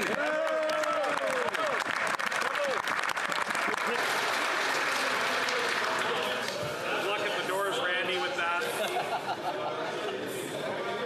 Guy's going to come third.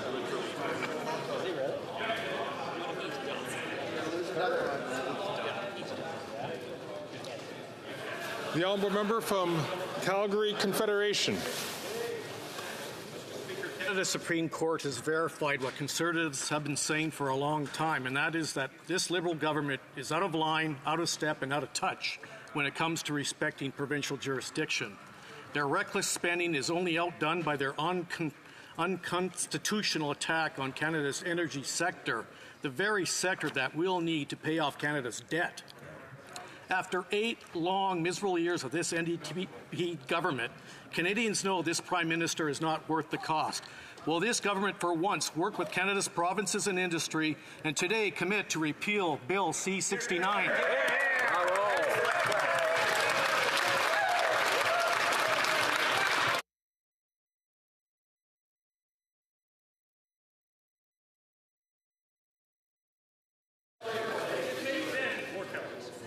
The Honourable Minister. Thank you, Mr. Speaker.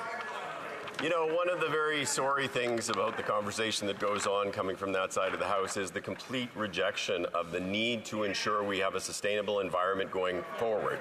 That the price of entry in terms of actually building a strong economy means actually having a view about environmental sustainability. When that party was in power, they gutted the environmental assessment process. They destroyed the faith that Canadians had that we were protecting the environment and we were respecting Indigenous rights. We have put in place better rules rules. We certainly respect the decision of the court, and we will be making the appropriate amendments to ensure the environment is protected and the economy moves forward. You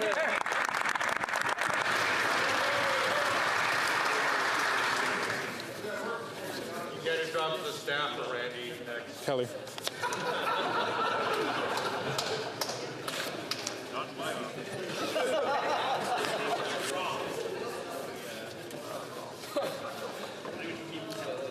L'honorable député de Saint-Léonard, Saint-Michel.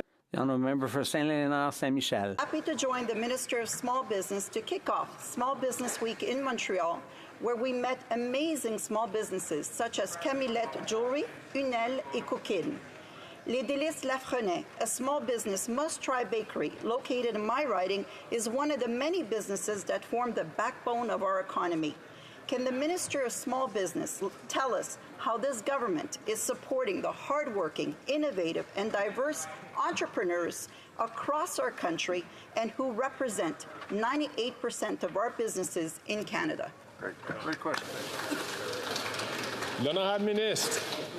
Mr. Speaker, happy Small Business Week to the small business owners and entrepreneurs all across this country. It was a terrific meeting with some of these incredible folks in Montreal, and I want to thank my colleague for joining me. Since 2018, our women entrepreneurship strategy has helped over 22,000 women start up and scale up. Yesterday, I announced a nearly $3 million investment for l'École des entrepreneurs de Québec to support close to 2,000 women entrepreneurs in Quebec and across Canada. Despite the Conservatives voting against this program and others like it, we will always support Canada's incredible women and minority-owned business. Thank you, Mr. Speaker. L'honorable député de Leeds, Grenville, Thousand Islands, and Rideau Lakes. Media reports reveal the RCMP couldn't pursue their criminal investigation against this Prime Minister and his SNC-Lavalin scandal because he was hiding secret documents from the federal police. If any other Canadian hid documents from the RCMP, they'd end up in jail. But after 8 years of this Liberal NDP government, this Prime Minister thinks that he's above the law, and Canadians know that he's not worth the cost. So what are the documents that are so damning that this Prime Minister is hiding them from the RCMP, and why are the NDP trying to help them get off the hook?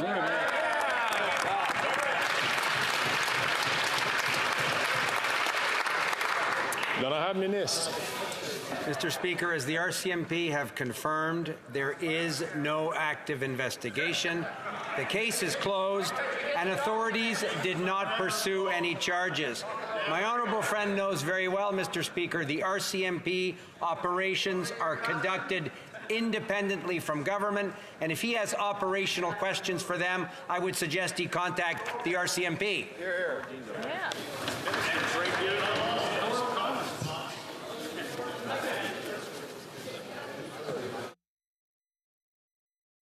L'honorable député de Sherwood Park, Fort Saskatchewan. Mr. Speaker, the Iranian regime supports Hamas and is responsible for death and destruction throughout the world. Yesterday, I asked the House to support my bill, C-350, to list Iran's IRGC as a terrorist organization and therefore to shut down their operations in Canada. But Liberals refused. After 8 years, why are Liberals still refusing to hold this regime accountable? And why are they continuing to allow the IRGC to operate here in Canada? Here, here.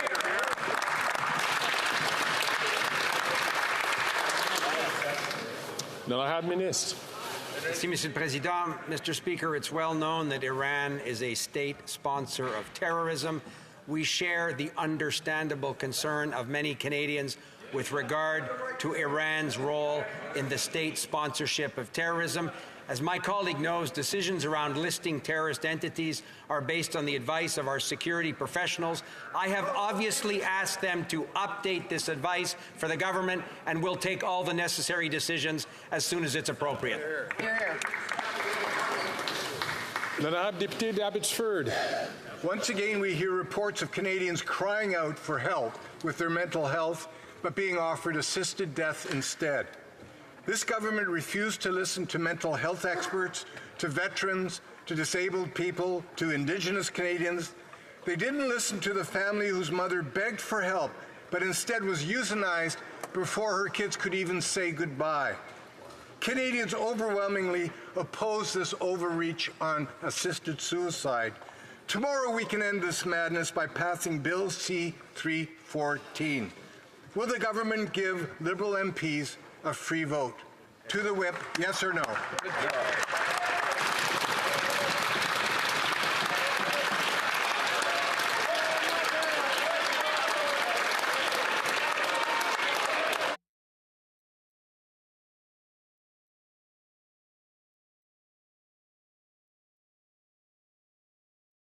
James. L'honorable ministre. Merci, Monsieur le Président. The mental health of Canadians is a fundamental priority for me and everyone in this chamber. The issue about MAID is a deeply personal and complex choice. It involves a balancing of protecting the vulnerable as well as the autonomy and freedom of choice of individuals. Those decisions need always to be made commensurate with the Charter protections that exist. This is why we need to be vigilant in terms of ensuring our decisions are informed by evidence and expertise. Our government is moving to restrike the Joint Committee of Parliamentarians to deliver that expertise and that advice. I hope the official opposition can support us in that endeavour.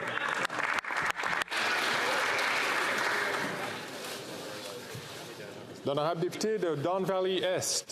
Thank you, Mr. Speaker. It is undeniable that technology is progressing at an unprecedented rate, significantly transforming our society faster than ever.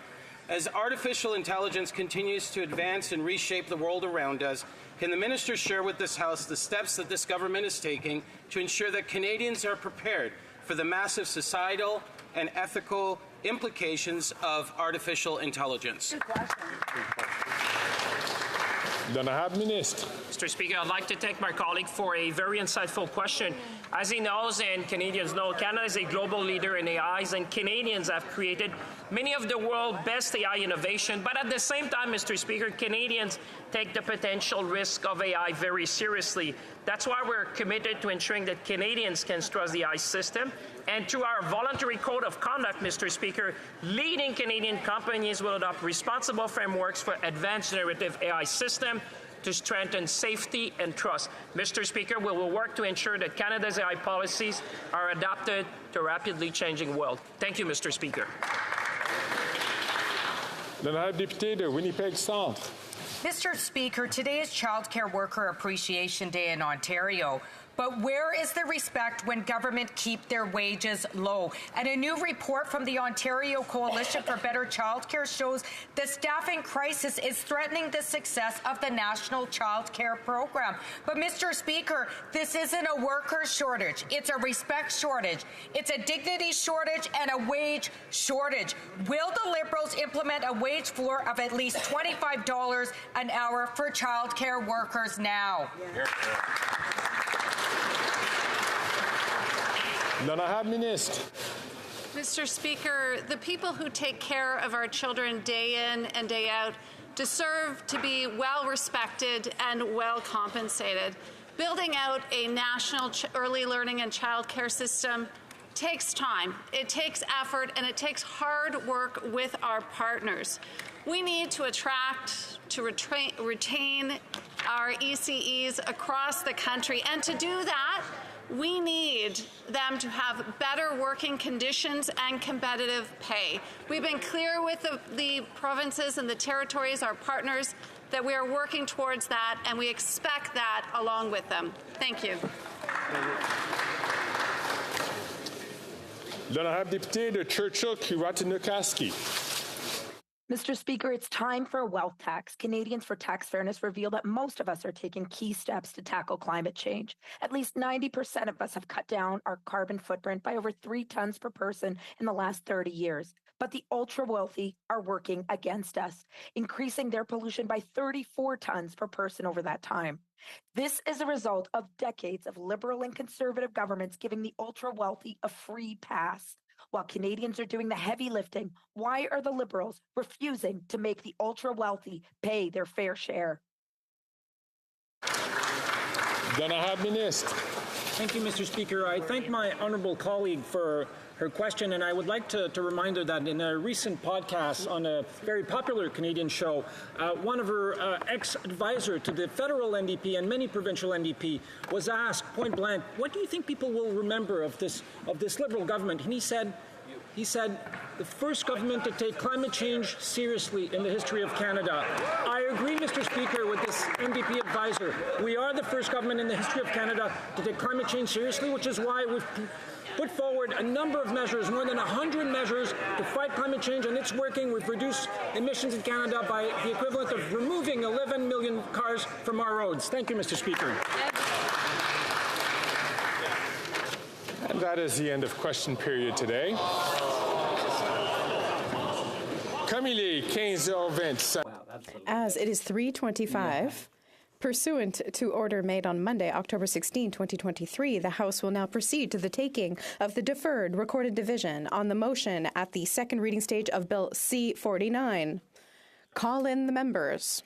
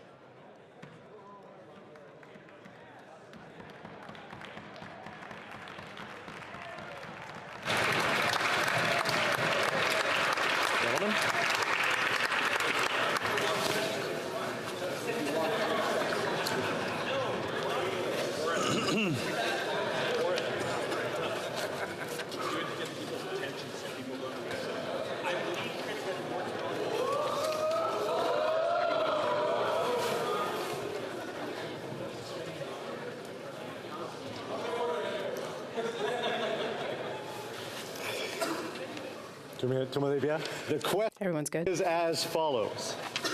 Mr. Wilkinson, appuyé par Mr. Wilkinson, seconded by Mr. Duclos, moved that Bill C-49, an act to amend the Canada-Newfoundland and Labrador Atlantic Accord Implementation Act and the Canada-Nova Scotia Offshore Petroleum Resources Accord Implementation Act, and to make consequential amendments to the other acts, be now read a second time and referred to the Standing Committee on Natural Resources. Mr. Doherty, seconded by Ms. Stubbs, moves the following amendment, that the motion be amended by deleting all the words after the word "that" and substituting the following.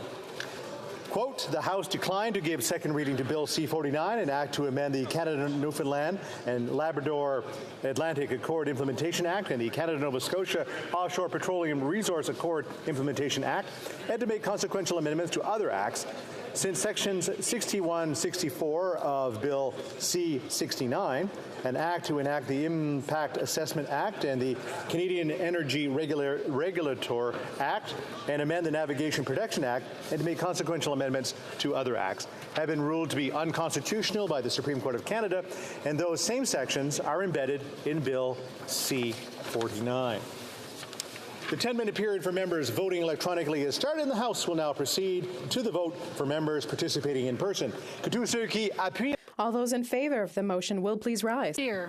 Mr. Scheer. Mr. Schmale. Mr. Schmale. Mr. Kimmich. Mr. Kimmich. Mr. Deltel. Monsieur Deltel. Mrs. Stubbs. Mrs. Stubbs. Mr. Paulus. Monsieur Paulus. Mr. Hallam. Mr. Hallam. Miss Lewis Haldeman Norfolk. Miss Lewis Haldeman Norfolk. Mr. Barrett. Mr. Barrett. Mrs. Gray. Mrs. Gray.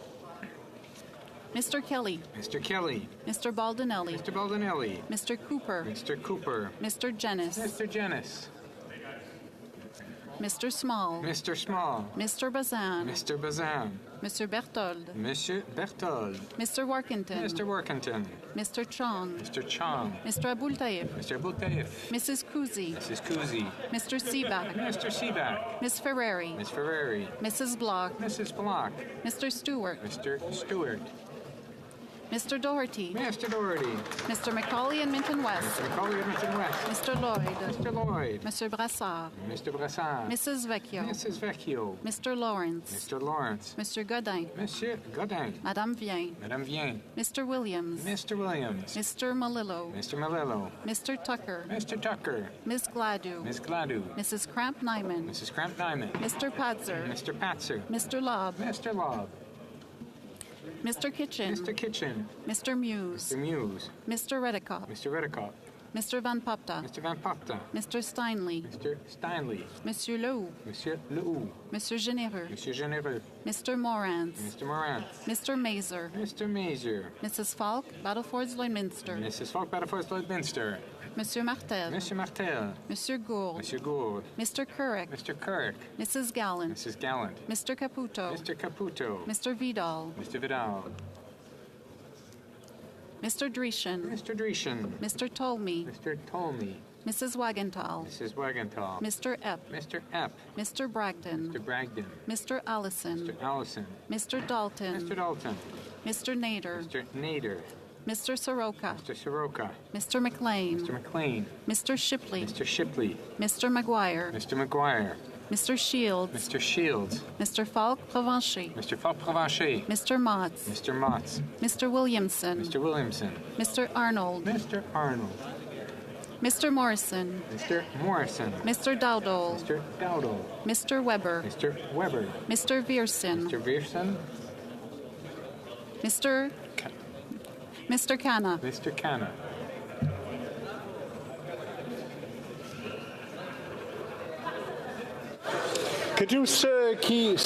All those opposed to the amendment will please rise. Ms. Gould. Ms. Gould. Monsieur Guilbeault. Monsieur Guilbeault. Mr. Wilkinson. Mr. Wilkinson. Miss Hutchings. Miss Hutchings. Miss Tassie. Miss Tassie. Miss Bennett. Miss Bennett. Miss Chagger. Miss Chagger.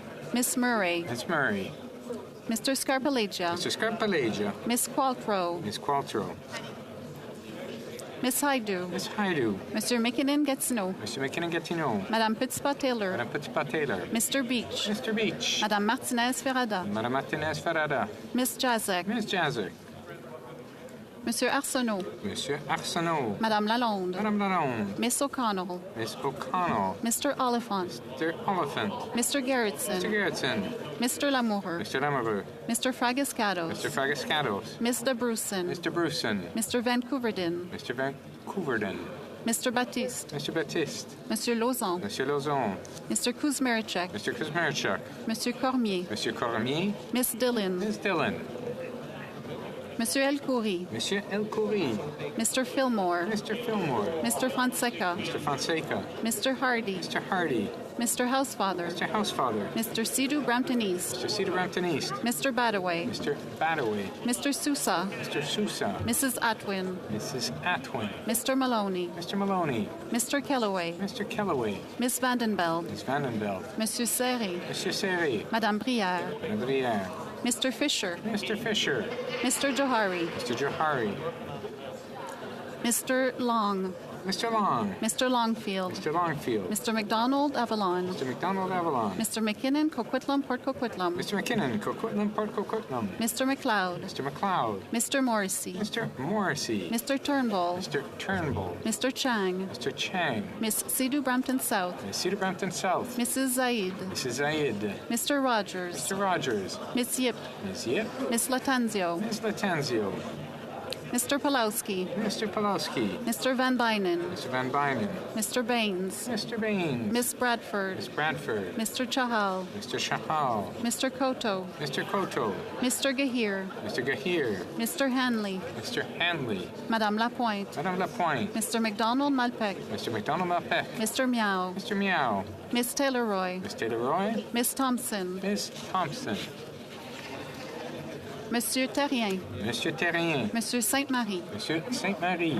Madame Normandin. Madame Normandin. Monsieur Garon. Monsieur Garon. Madame de Bellefeuille. Madame de Bellefeuille. Monsieur Thériault. Monsieur Thériault. Madame Gaudreau. Madame Gaudreau. Madame Larouche. Madame Larouche. Monsieur Barsalou-Duval. Monsieur Barsalou-Duval. Monsieur Plamondon. Monsieur Plamondon. Madame Vignola. Madame Vignola. Monsieur Savard-Tremblay. Monsieur Savard-Tremblay. Madame Posé. Madame Posé. Monsieur Champoux. Monsieur Champoux. Monsieur Beaulieu. Monsieur Beaulieu. Madame Chabot. Madame Chabot. Monsieur Trudel. Monsieur Trudel. Madame Desbiens. Madame Desbiens. Monsieur Blanchette-Jonca. Monsieur Blanchette-Jonca. Madame Bérubé. Madame Bérubé. Monsieur Désilet. Monsieur Désilet. Mr. Julian. Mr. Julian. Mr. Massey. Mr. Massey. Miss Kwan. Miss Kwan. Mr. Garrison. Mr. Garrison. Miss Blaney. Miss Blaney. Miss Idlout. Miss Idlout. Mr. Cannings. Mr. Cannings. Mr. Johns. Mr. Johns. Mr. McGregor. Mr. McGregor. Miss Gazan. Miss Gazan. Mr. Green. Mr. Green. Miss Barron. Miss Barron. Mr. Backrack. Mr. Backrack. Miss Zarillo. Miss Zarillo. Miss Matheson. Miss Matheson. Miss McPherson. Miss McPherson. Mr. Blakey. Mr. Blakey. Mr. Morris. Mr. Morris.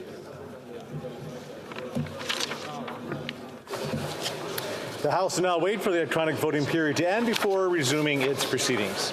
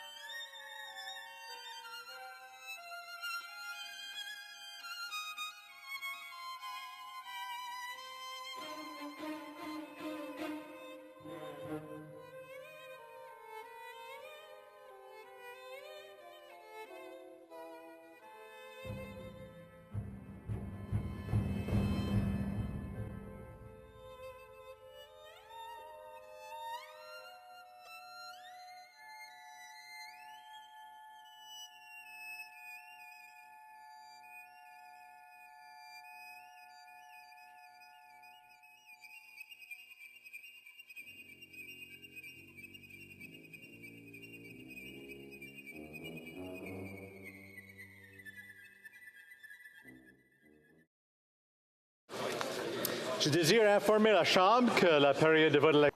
I wish to inform the House that the electronic voting period is over. If members had any technical difficulties, please indicate so to the chair.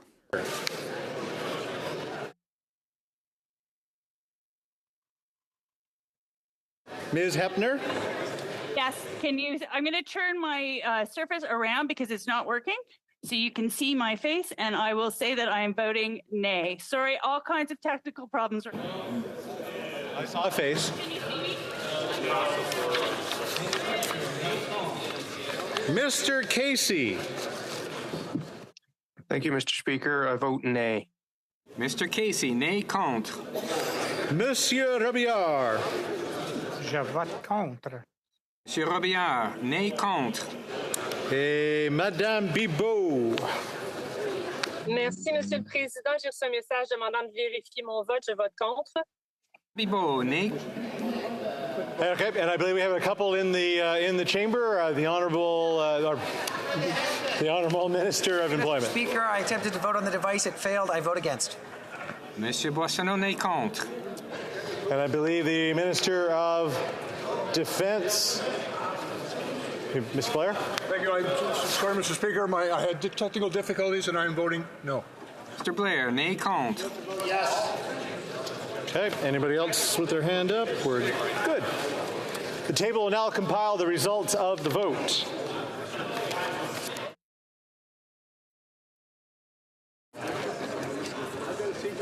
Yeas for 114, 114. Nays contre 209, 209. I declare the amendment defeated.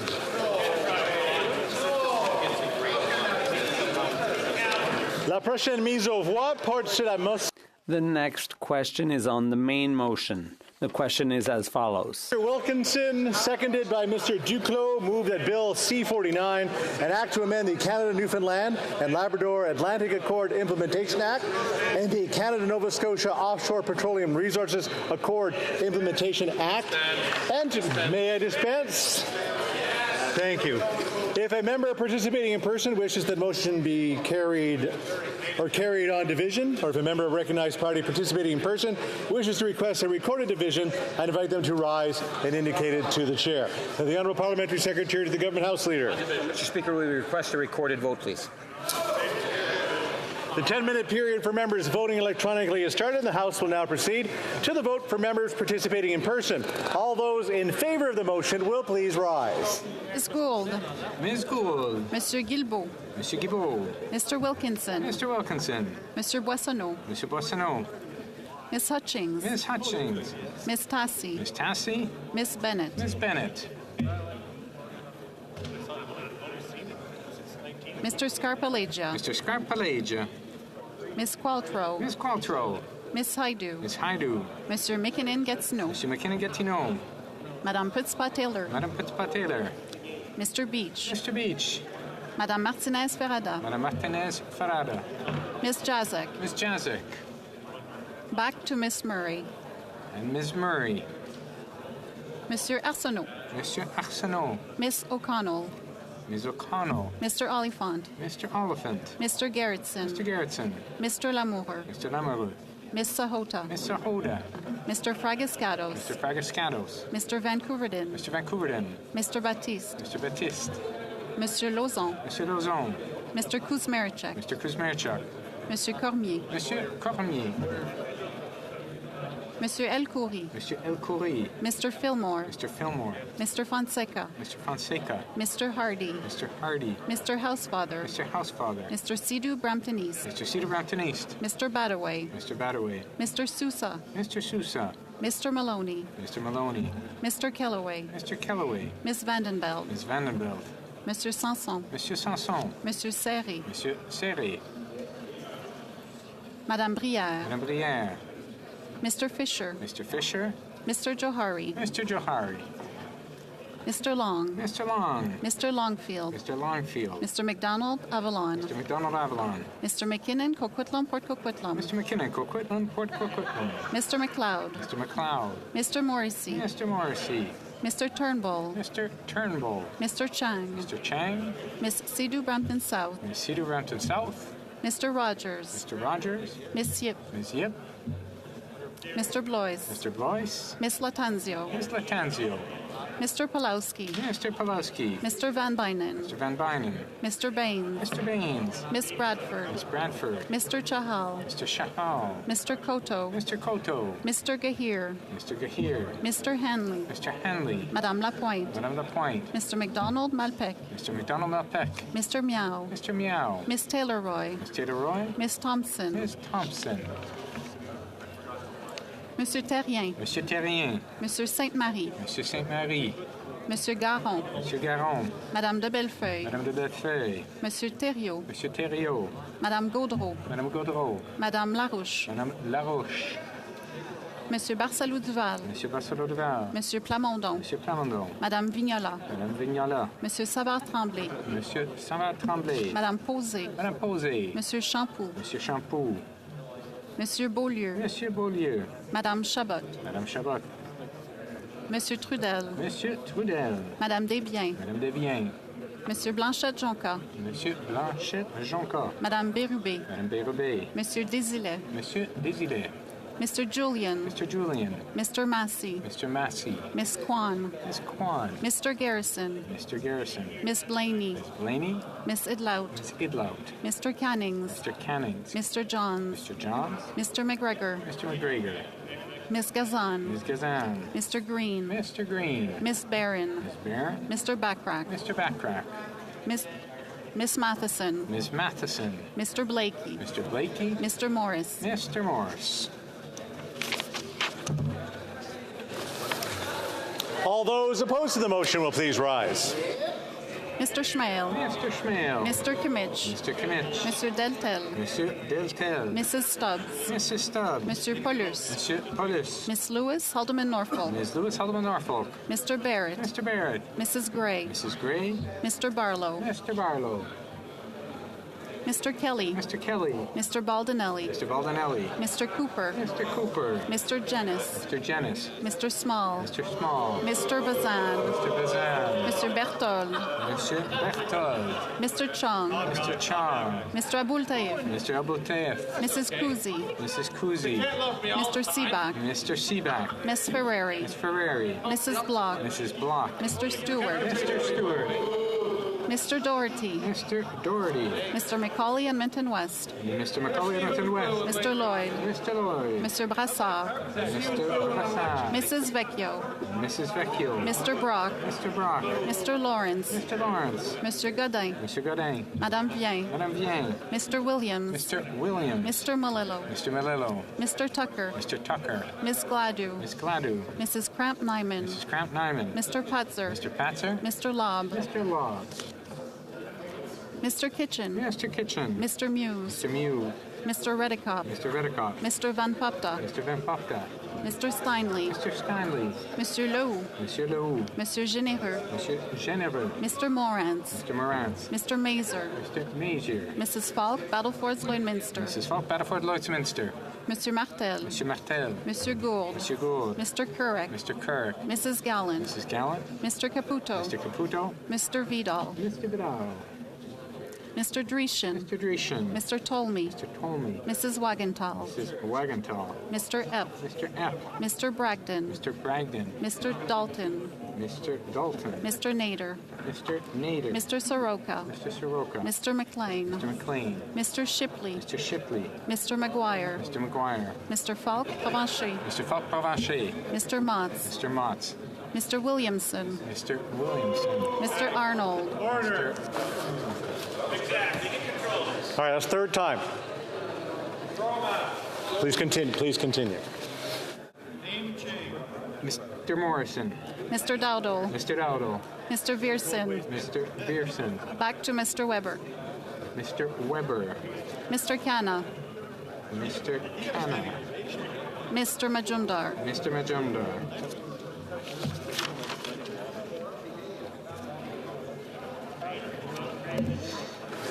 The House will now wait for the electronic voting period to end before resuming its proceedings.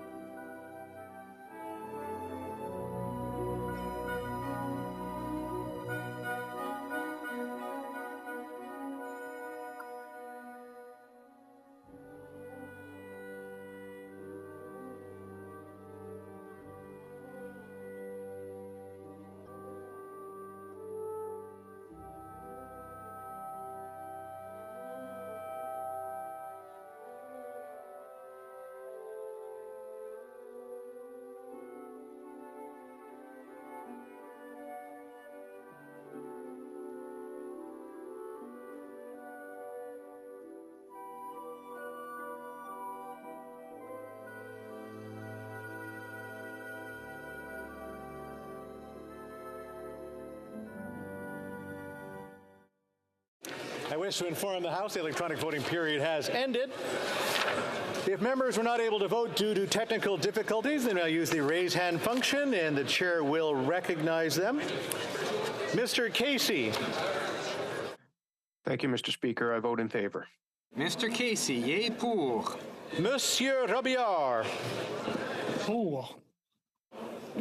Monsieur Robillard, yea pour. Quelqu'un chambre? No? The table will now compile the results of the vote. Yeas pour, 210, 210. Nays contre, 113, 113. I declare the motion carried. Accordingly, the bill stands referred to the Standing Committee on Natural Resources. I wish to inform the House that because of the deferred recorded divisions, government orders will be extended by 25 minutes.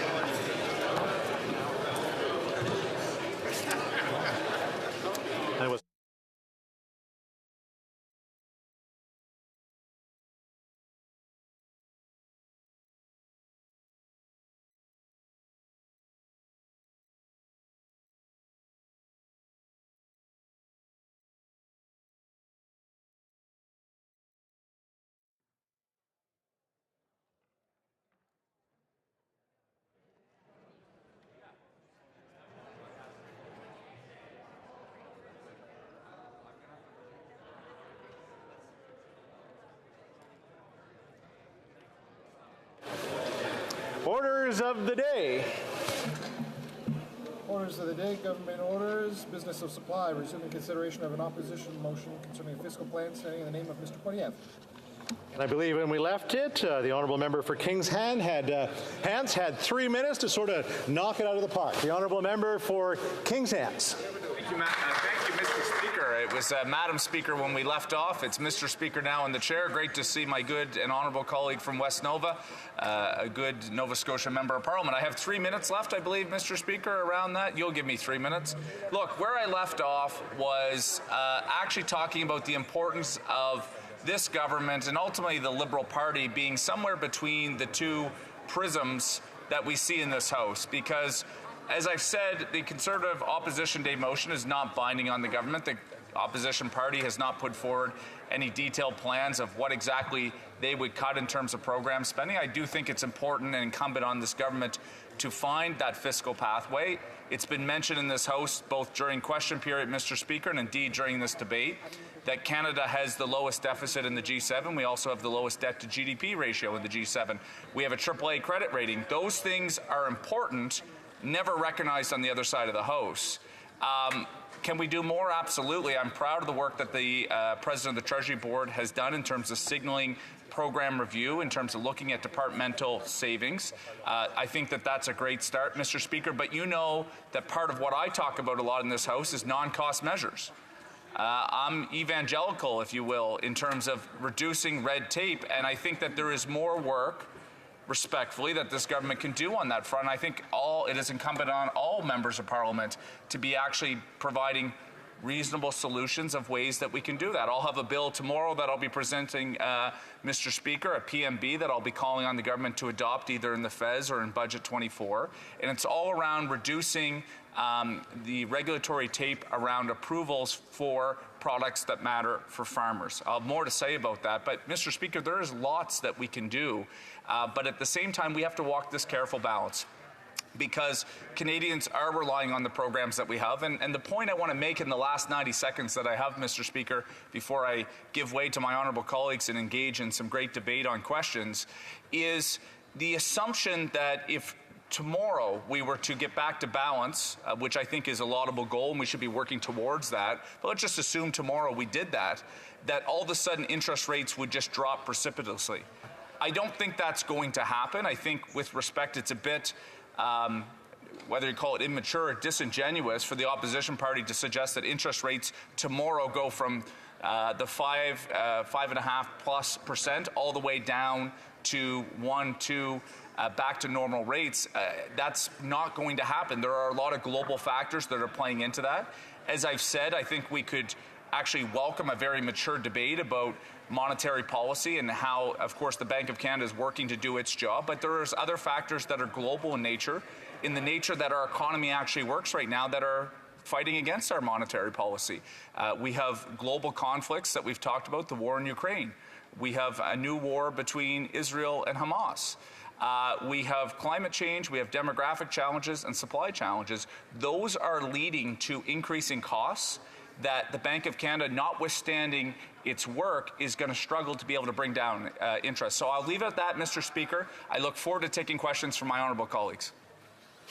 Questions and comments. Question et commentaire. The honourable member for North Northumberland, Peterborough South. Thank you very much, and it's a pleasure to work with my colleague on a number of committees along the way. I heard his comments with respect to our immaturity, I guess. However, what I would call their policies is an abject failure. The pricing of housing has doubled. Rents have doubled. Food bank usage is up 3, 4, 5 times. We've had numerous witnesses before the Finance Committee come and say that things have never been worse, yet they keep telling Canadians things have never been better. Maybe it's different in Kings Hands than it is in Northumberland, Peterborough South, but times are tough. We need serious government, not this immaturity. The honourable member for Kings Hands. Mr. Speaker, I think my comments were never meant to draw the ire of the opposition, just simply that when you read the text of the motion and what they're proposing and the idea that this will bring interest rates back to balance is unrealistic. I don't mean to offend the opposition party. I know they have tough skin on that side. What I would say is that this government is trying to walk a balance between being fiscally prudent but also making sure the programs that matter to Canadians are in place. My question to the Conservatives, of course, is they talk about going back to balance. I think that's important. The government has already shown some steps in that right direction. But what programs would they like to see taken away that matter to Canadians to help us get back there? I think that is an extremely important question. In comments, question commentaire, l'honorable député de... The honourable member for Saint-Hyacinthe-Bagotte. Thank you, Mr. Speaker. Mr. Speaker, there are some things that we can agree on. First, now, of course, public spending is necessary in a crisis. And not just in a crisis. We always need public spending, and public spending sometimes creates deficits. We also need to balance the budget, but it shouldn't be done brutally with austerity, like when neoliberalism reigned, and that was in fact catastrophic. But this motion, it's a lot of talk, the type of talk that's characteristic of Conservatives, but it says that there should be a plan. But what is the plan? If the government presented a plan, we could debate it to debate whether it's a good plan. King's Hands. The honourable member for Kings Hands. My honourable colleague, I apologize. In normal times, I would try to respond in French, but it was an extended question. I want to give my best answer possible. We are going to have a great debate on the fall economic statement where the Minister of Finance will provide an update on the fiscal finances of the country, including what the government intends to do in the days ahead. So that debate is coming. I agree with the honourable member that the conversations that need to happen are important. I think the Opposition Day motion, as I said earlier in my speech, he may not have heard it, is not necessarily constructive public policy discussion on where we need to go or what programs we need to consider or whether or not we are able to actually extend programs that I know some members in this House would like to see, but maybe now is not the time to be able to extend them in the extenuating circumstances that we're in. But I would encourage him to look to the fall economic statement, and hopefully he and I can continue this really important discussion at that moment. In comments, the honourable member for Hamilton Centre. Very much, Mr. Speaker, and I did only catch the last 3 minutes of his speech, but I heard him touch on some things, and he has presented to the House that he is indeed fiscally responsible, looking for some cost recovery perhaps in some of the programs and services, and yet when he speaks of balance, Mr. Speaker, I've never heard this particular member talk about the out-of-control compensation for CEOs and the profiteering from big corporations. It seems that much of the discussions around inflation are centered around the Bank of Canada, where you have Conservatives blaming government and you have Liberal government blaming workers. So my question through you to the honourable member is, what does he have to say, whether it's regarding this particular matter or the fall economic statement or the budget that he's proposed, when you have a scenario that in 2021 the highest paid CEOs made $14.3 billion or collectively brought in $1.4 billion, while the good, hardworking people that I know in Wolfville are still struggling to get by on their average salaries for everyday Canadians. The fight about Acadia University. The honourable member for Kings Hands. Thank you, Mr. Speaker. I'd like to recognize my honourable colleague, of course, has ties to Acadia, having played on the men's football team, and we both share an affinity for the beautiful Annapolis Valley. We do differ on ideology. I think it's important and incumbent that corporate leaders in this country are mindful of the circumstances that we're in. That's exactly the reason why the Minister of Industry actually called grocer CEOs to talk about the fact that they need to be part of these responsible solutions.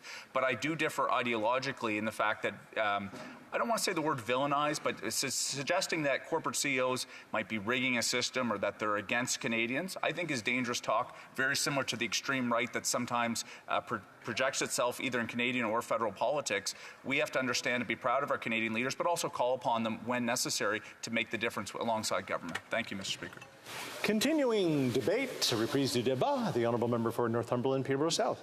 I want to start my remarks by saying I'll be splitting my time with the spectacular member from South Surrey, White Rock, and my comments are no way related to the fact that she has to be our whip, happens to be our whip.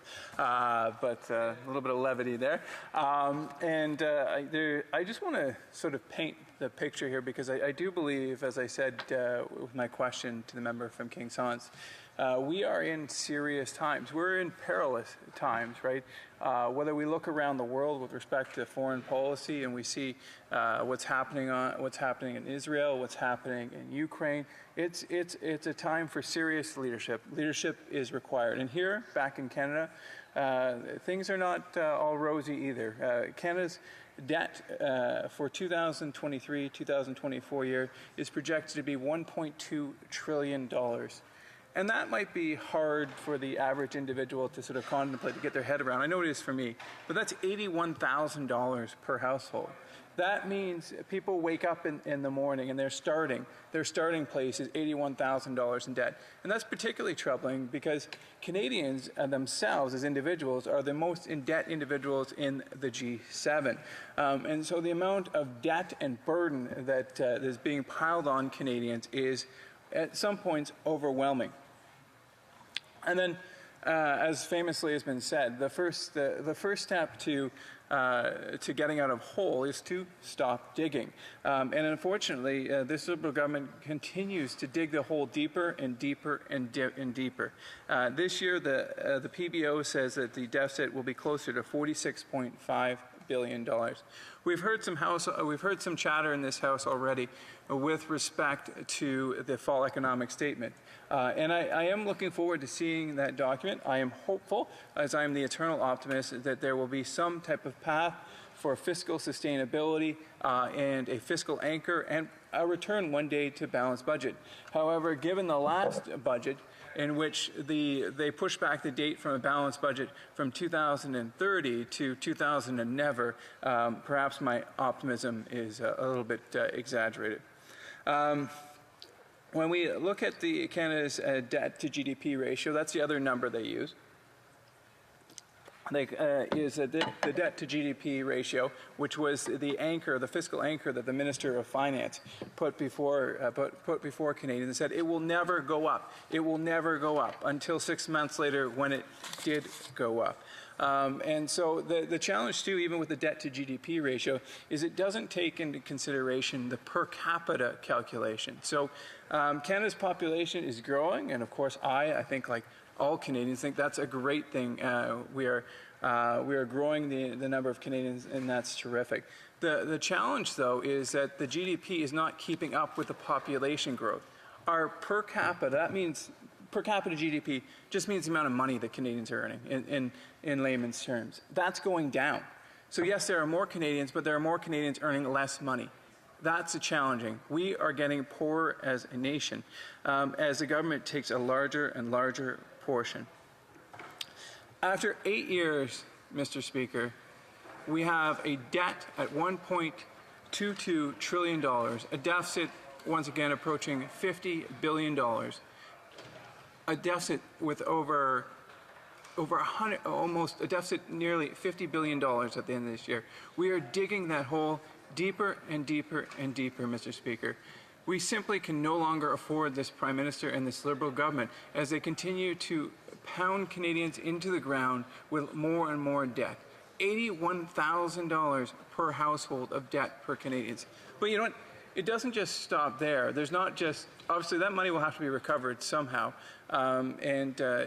Former Bank of Canada Governor David Dodge recently said before Finance Committee that this government will have to do one of two things. They'll have to cut spending or raise taxes.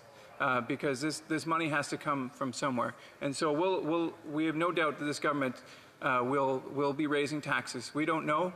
I think if I was a homeowner, I would not be shocked, and I'd be a little worried that this government would come after taxing of the principal residence exemption. This government has a track record of seeking taxes wherever they can get them, and this government will be increasingly desperate as we go forward to collect revenue from Canadians. But it's not just direct taxation. It's also indirect taxation. You see, when you have deficit spending, when the government continues to spend, that increases the money supply, which increases inflation.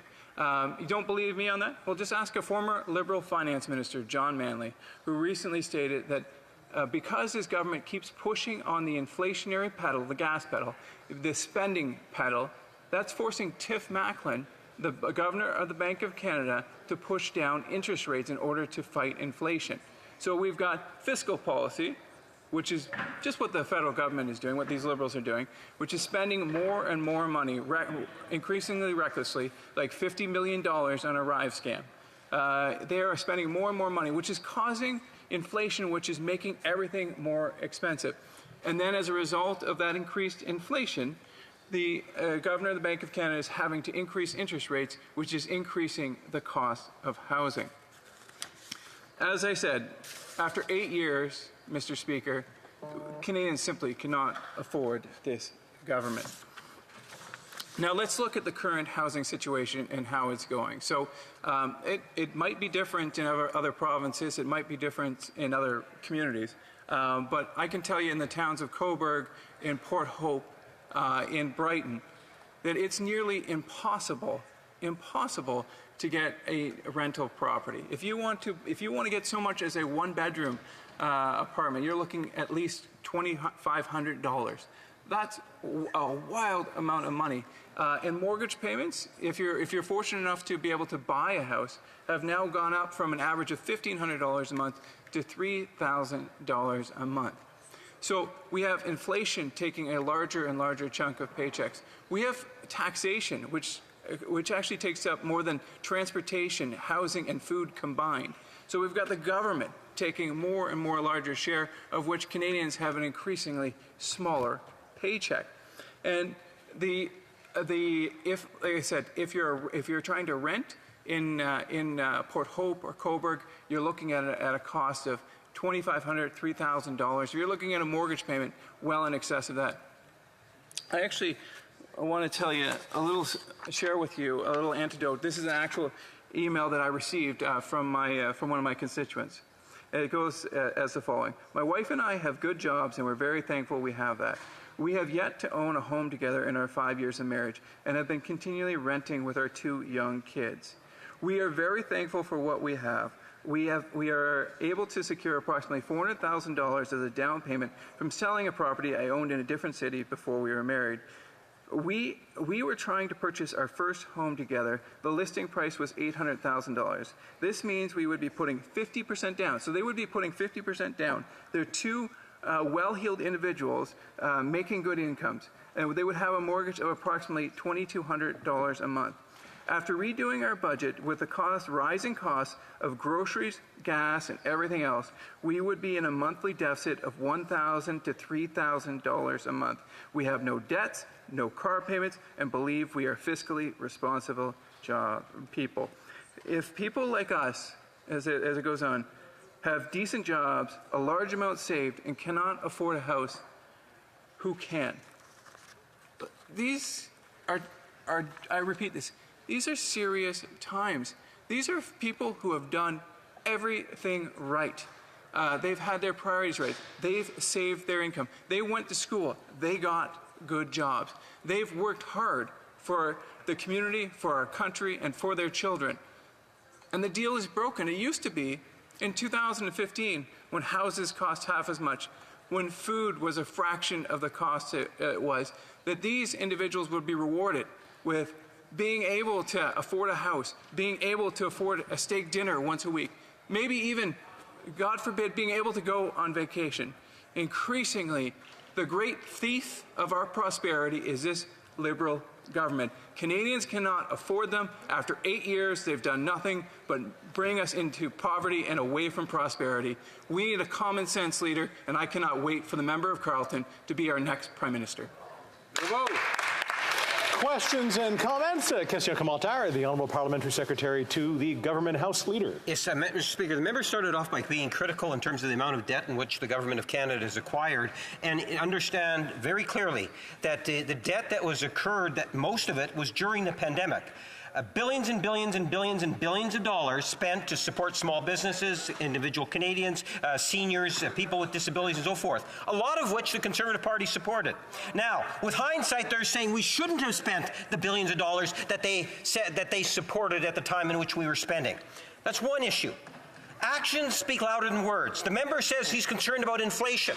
The government is concerned about inflation, and that is the reason why we brought forward Bill C-56, which is going to provide literally hundreds of thousands of new homes in the years ahead for rental properties. And the Conservatives' response, Mr. Speaker, is to filibuster the legislation. They won't even let the legislation pass. Why is the Conservative Party so out of touch with the reality of what Canadians are facing today? Honourable Member for Northumberland, Peterborough South. As always, I always enjoy the member's passion, if not the substance of his remarks there. And so, but when we look at, let's look at this, let's look at history by the actual facts. Every year prior to the pandemic, this Liberal government had a deficit. The government prior to the pandemic and now is actually spending $120 billion more than prior to the pandemic. And in addition to that, there were $200 billion of non-COVID related expenditures during the pandemic. These are monies that were spent on things like a Rive scam, millions of dollars for fridges for Loblaws, millions of dollars for MasterCard. These are not ways to spend money accurately. And so, yes, we will debate this. And if we are skeptical of some of your solutions, forgive us. You've doubled the households. You've put us into poverty. Remind honourable members that I didn't do it as the chair of the thing, but just want to make sure we will run our questions through the chair. Questions and comments. The honourable member for Drummond. Thank you, Mr. Speaker. I thank my colleague for his speech. Mr. Speaker, sometimes, perhaps once in a generation, Conservatives have a good idea with a bit of common sense, but they seem to present their good ideas to us wrapped in political maneuvers that are harder to swallow. The Bloc Québécois supported a similar proposal recently regarding a plan to balance the books, because that would be reasonable. To govern is to have a plan, to have a roadmap, to know what's coming and where we're going. The Conservatives have now proposed that the government present a plan, and that is reasonable. But if the Conservatives feel that it's so important, then why are they putting it inside a political poison pill to blame the government? There don't need to be traps and tricks in the motion. The Honourable Member for Northumberland, Peterborough South, thank you for this good question. And thank you to my colleague for his good work. Retire. I hope to answer completely in French there, my friend. So what I would say is I guess we agree that we need to balance the budget. If you're asking us why we are blaming the Liberal government, it's because of their 8 years of failure. After 8 years, they've driven the car in the ditch. I don't know who else to blame. Questions and comments? The Honourable Member for Hamilton Centre.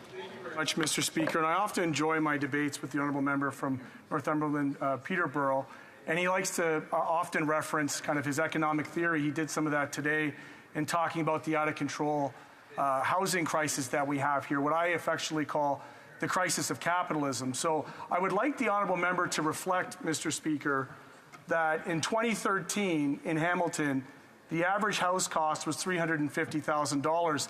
The average carpenter's salary at the high end of the carpenter's unionized salary was $42. Fast forward 10 years, Mr. Speaker, the average high end of a salary for a unionized carpenter is $48, but the same home that the carpenter builds has now doubled in price to a plus $700,000 we're looking at now. So the reality is, Mr. Speaker, that the surplus value of the laborer's work, right, the money in which he is building, the wealth in which the worker or she is creating in this country is going somewhere, Mr. Speaker. But you know who it's not going to, Mr. Speaker? It's not going to the worker. So my question through you to the honourable member on his economic theory, when he looks at the crisis of capitalism, when he looks at the crisis of housing, would he at least have the courage today to stand up and talk about where the surplus value of wages are going, which is not to the working class, it's actually going to Bay Street, the banks, and big developers? Thank you. The honourable member for Northumberland, Peterborough South. I'll tell you exactly where that money is going. It's going here. It's going to Ottawa.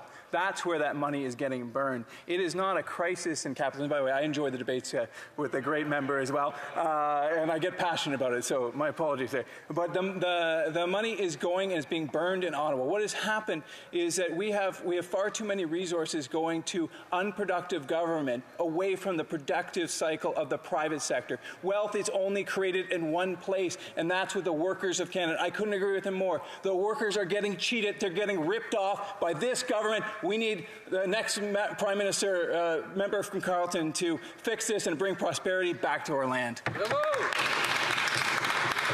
And that's all the time for the honourable member. But in the meantime, je pense un appel au règlement de l'honorable député de... Point of order from the honourable member for Mégantic-l'Érable. Thank you very much, Mr. Speaker. I have a point of order regarding comments made yesterday by the member for Winnipeg North on the subject of the question of privilege raised by the member for Calgary-Nose Hill on October 5th. Mr. Speaker, the member for Winnipeg North yesterday misled the House. He made some statements about the question of privilege raised by the member for Calgary-Nose Hill. The question before us is written answers provided by the government regarding the Prime Minister's travel. I also submitted written questions to the government. 3 of them, in fact. The member for Winnipeg North talked about the last 2 questions I asked. The member for Winnipeg North said yesterday that the questions, the government is of the opinion that it includes expenditures from main agencies and not independent arm's-length organizations like the RCMP. The reality is that the questions did not ask for that specific information. The government did not try to interpret what a member means when they ask a question. I consider that the questions asked were well written, they were in order, and they asked the government to provide all of the information provided. And the proof I have, Mr. Speaker, is that question 1120, which I asked January 31st, 2023. And here are the specific questions made at that time. What were the total costs for the government for housing, per diems, and other expenditures linked to the team that traveled to Jamaica as part of the Prime Minister's travel? That was the question asked January 31st, 2023. 1417 asked in April 2023, which the member for Winnipeg North referred to, said this: what were the total costs incurred by the government for housing, per diems, other expenditures for the flight team and everyone else who went to Montana as part of the Prime Minister's travel? Aside from the destination, you'll see it's exactly the same question. The difference is that question 1180 got an answer from the government and included all the costs, including those by the RCMP. The government voluntarily omitted for the 2 following questions to include the RCMP's costs in response to our questions, which were written the same way in all 3 questions. I find it very important to provide this information to the House, especially because the answer to question 1180 was signed off by the member for Winnipeg North, the member for Hull-Elmer, the people who say that the questions were not written clearly. The member for Winnipeg North had answered the first question. The other two questions should have been answered the same way, including the costs incurred by the presence of the RCMP in the case of the other two questions. Thank you, Mr. Speaker. Thank you for that information. Continuing debate, the honourable member for South Surrey White Rock. Thank you, Mr. Speaker. Canadians are facing an affordability crisis. Everything costs more, from the grocery store to the gas pumps. Mortgages have doubled, rents have doubled, and down payments have doubled. The dream of home ownership is dead for 9 out of 10 Canadians. Liberal inflationary spending has caused food prices to skyrocket, and 1 in 5 Canadians are skipping meals because they can't afford to eat. Families are struggling to make ends meet. Food banks are overwhelmed. In my community, food banks are at risk of bankruptcy because of a surge in demand.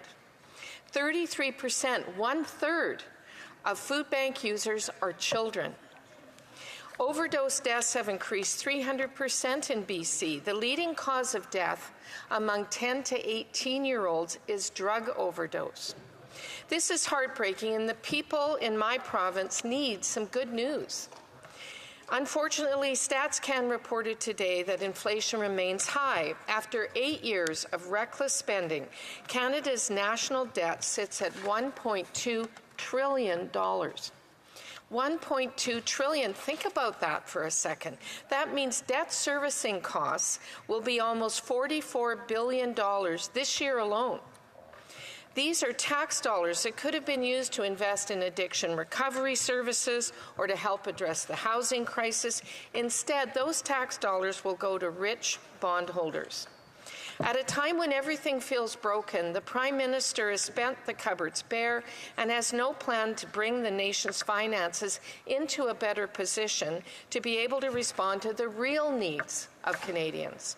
This because of years of blatant disregard for fiscal prudence and monetary policy. Now we have a tired, desperate NDP Liberal government that is out of ideas. They've resorted to recycling broken campaign promises and adopting conservative policy, albeit watered down. Their Housing Accelerator Fund hasn't built a single home. It's nothing more than a housing hoax. This Prime Minister has added more debt than all other Prime Ministers combined. There's no plan to balance the budget and no plan to get his inflationary deficits under control. This is the Prime Minister that thinks budgets balance themselves and asks Canadians to forgive him for not thinking about monetary policy. His laissez-faire attitude toward public finance has put the well-being of far too many Canadians in crisis. Government spending has driven up inflation rates, and those rates have put Canada at the brink of a mortgage default crisis. That's why the Leader of the Conservative Opposition brought a common-sense motion to the House today. Our motion calls on the Prime Minister to table a fiscal plan that includes a pathway back to a balanced budget.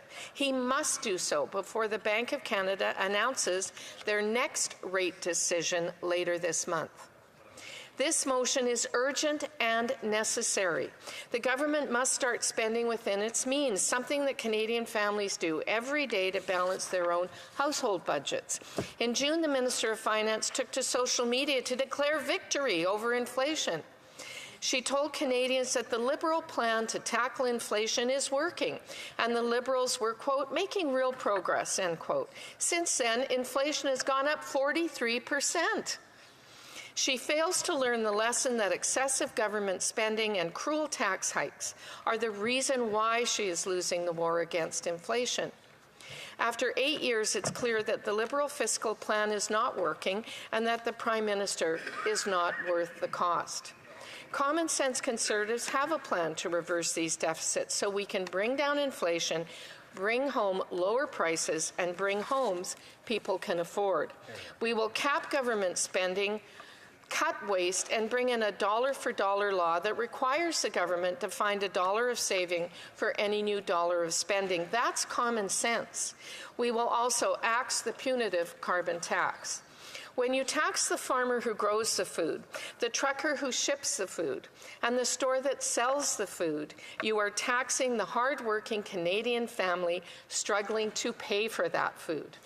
The Liberal government has failed to reach any of their emission reduction targets, so all this financial pain is for no environmental gain. Liberals and their enablers in the NDP justify their position by suggesting that the carbon tax isn't high enough. Speaking about the carbon tax, the Liberal member for Halifax said, quote, ultimately they don't want to pay for it, but that's what changes behavior. So if we rebate them everything they've paid for the pollution price, it defeats the whole purpose. There needs to be a bit of pain there. That's the point of it, end quote. Seriously, how out of touch can they be? Other Liberals, like the member for Avalon, finally admitted that the carbon tax is causing harm to Canadians. When asked about the political consequences the Liberals will face because of the carbon tax, the member for Avalon said, quote, I think it's hurting them a fair bit. Everywhere I go, people come up to me and say we're losing faith in the Liberal Party. I've had people tell me they can't afford to buy groceries, they can't afford to heat their homes, end quote. Too little, too late. That member voted to implement the carbon tax, and his party continues to punish Canadians with it. On housing, the Prime Minister doesn't think it's his responsibility, but the buck stops with him. It used to take 25 years to pay off a mortgage. Now it takes 25 years to save for a down payment. Vancouver is the third most unaffordable housing market on the planet. In my community, mortgages now cost thousands of dollars more per month, forcing people out of home ownership. We aren't building homes quick enough to keep up with demand because big city gatekeepers impose unnecessary delays and red tape. A CD House study determined that gatekeepers and regulations add nearly $1.3 million to the cost of an average home in Vancouver. Meanwhile, same HC bureaucrats in Ottawa are rewarded with millions of dollars in bonuses for a lackluster performance. Conservatives know we need to build homes, not bureaucracy. We will reward cities that are getting homes built with additional infrastructure dollars, a building bonus. We'll withhold transit and infrastructure funding from cities until sufficient high-density housing around transit stations is built and occupied.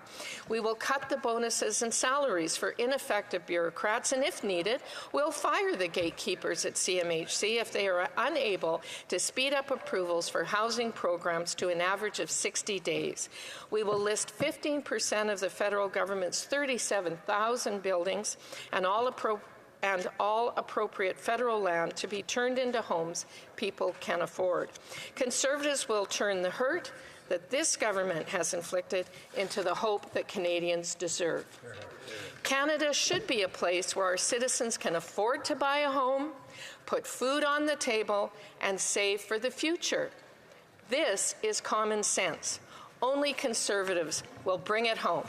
Thank you, Mr. Speaker. Questions and comments? Question or commentaire? The Honourable Parliamentary Secretary to the Government House Leader. Yes, thank you. Mr. Speaker, you know, the Conservatives at times just want to put their head in the sand and stick with their slogans and bumper stickers, quite frankly. You know, the member talks about inflation. Let me tell you, you know, back in June of 2022, inflation in Canada was at around 8%. In the United States, it was at 9%. Today, it's 4% and 3%, or just under 4%. Let's just put it that way. The Conservatives will go around Canada and say, well, you know, Canada's broken. Does that mean the whole world is broken? Like, seriously, Mr. Speaker, the Conservatives are so extreme, they like to get those slogans on the bumpers and so forth. The question to the member is, does she not believe that she's misleading Canadians when she tries to give this false impression? Yes, inflation is hurting. That's the reason why we bring forward good legislation like Bill 56, legislation that the Conservatives is filibustering. Why? The honourable member for South Surrey White Rock. Mr. Speaker, we are out there, Conservative colleagues, this caucus and our leader, talking to Canadians every day. And they tell us a very different story than the story that this member wants to portray. When they tell us they can't pay their rent, and they tell us they can't pay their mortgages to hold on to the home they bought some years ago, they have tears in their eyes. This is real. Bankruptcy, facing bankruptcy by food banks in my community, this is real. The demand is so high they cannot keep up. They're the ones with their heads in the sand. They're the ones who don't know the reality on the ground. They better wake up. The honourable member for Drummond. Thank you, Mr. Speaker. I'll re-ask the question I asked earlier. Perhaps I didn't formulate it right. We're not against the idea moved by the Conservatives today, which is to ask the government to have more predictability and to act more responsibly and to come back to balanced budgets. My question is, giving an 8-day deadline when the government is not that fast to get things done, could we perhaps give the government more time? For instance, for the next fall economic update, or do they just want to keep it October 25th to play the political game? The honourable member for South Surrey White Rock. Mr. Speaker, and I thank the member for his question. And I'm always happy to see where other members in the House from other parties and the Conservatives are able to come together and agree on something. That's always a pleasure. With respect to timelines, this government has had 8 years to get this right. They certainly have had many years when we have been telling them that the way they're going about things, the unnecessary, flagrant spending, is going to result in inflation. And what do we have now? Rampant inflation. The PBO agrees with us that there was all kinds of spending during COVID that was not COVID related, 40% of their spending. They also drove up debt before COVID even happened. They cannot run with that cover anymore.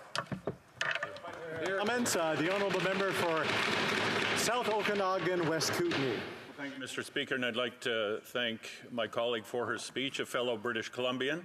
She talked about the carbon tax, as Conservatives are wont to do, and of course in British Columbia the federal carbon tax doesn't apply at all. We've had a provincial carbon tax there since 2008, brought in by a small C Conservative government. Over the past 3 years, in her riding and my riding, gas prices that people complain about all the time have gone up about $1. The carbon tax have gone up 5 cents, so 95 cents of that increase is something else. And what is it? It's corporate greed. It's the price of oil has gone up, and the oil companies that are producing that gas have a windfall profit of billions and billions of dollars. The CEO of Shell Canada says, tax us more. We'll turn money back into the Canadian economy to help people that are suffering. This government is afraid to do that. The Conservatives don't want to talk about it. The Conservatives in the UK have done just that.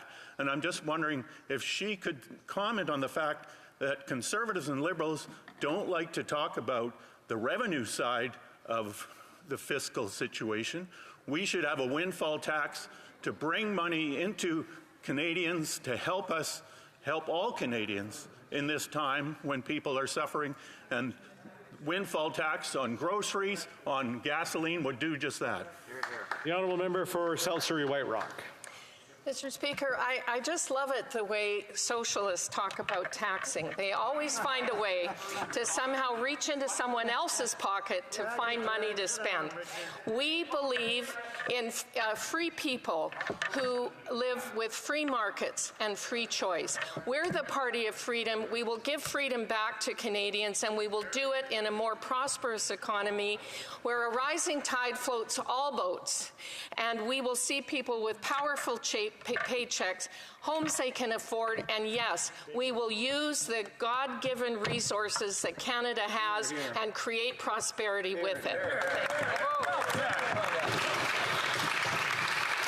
Resuming debate, reprise du débat, l'honorable secrétaire parlementaire au ministre. The Honourable Parliamentary Secretary to the Minister for Economic Development.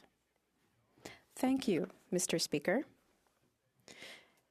I'm very pleased, on behalf of the citizens of my riding, to speak to the motion presented by the opposition today. As you know, sorry, my voice isn't very strong today, so it's going to be a lot quieter this time. Their motion are making reference to the fall economic statement. Of course, they know that every November the fall economic statement comes forward. Our government will move many of the legislation, but I'm very happy the opposition motion will hear all the good things they have to suggest, and then we'll see if any of them work, and then we'll fine-tune if something is valuable that we could use to support Canadians. But let's talk about our Canadian framework, the economy today.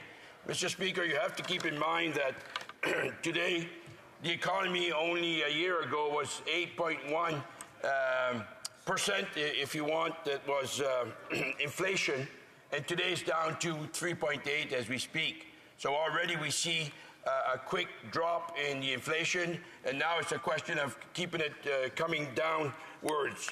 Canada's economy is strong. We have the lowest deficit in the G7 and the lowest debt-to-ratio, GDP ratio in the G7 as well. We just got, once again, confirmed last week that we have the AAA rating, which is extremely important, that shows our strength to the world as well.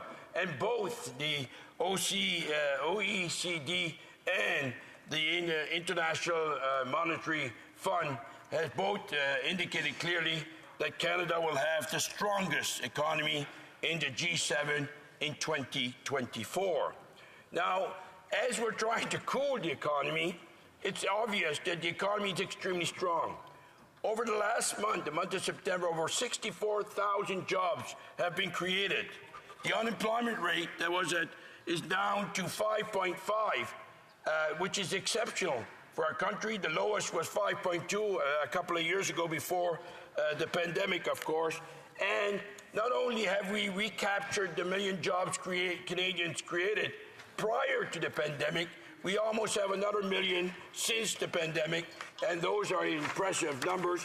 And that's why we're able to support Canadians, the most vulnerable Canadians, we're able to support them. That's why we're able to support and invest even more in the public healthcare system, which we know the Conservatives believe in the private sector on that section, as well as investing in the future prosperity of the country. So it's a two-way street, it's a balance about supporting Canadian and investing in Canadian long-term, and also investing in capturing more revenue, Mr. Speaker. Now, affordability is an issue as we speak. There's no question about that, no denying that. My kids go into the grocery store, they send me a text or a picture and say, look at the price of this. Well, we might as well use the example that some of them use in the House, the lettuce, the price of lettuce, etc. Yes, we understand that. And that's why our government has come forward with many initiatives. And more initiatives are being spoken about and brought through bills as we speak. But the child care benefit, which brings $5 million a month in Saguenay, Preston, Chesapeake, and $60 million a year, is the same thing that's happening in my colleague who's speaking across the floor. In his riding, the young families are benefiting from probably $60 million a year in support for child care benefit. The early learning, Mr. Speaker, that we brought in last year, big investment. Early learning is now down in 50% of the provinces to $10 a day, and the rest will be in the next 2 years. That's a very important investment for young families, but also allowing more women in the workforce and allowing more flexibility for families as well. We've doubled the GST payment for 2 quarterly payment, helping 11 million Canadians. We the one-time payment in groceries, helping 11 million Canadians. We brought forward the dental plan that we've seen so far 350,000 children benefiting from it. And by 2025, we will have I thought I had already mentioned that, but I'll be sharing my time with the member of Aurora, Oak Ridge, and Richmond Hill.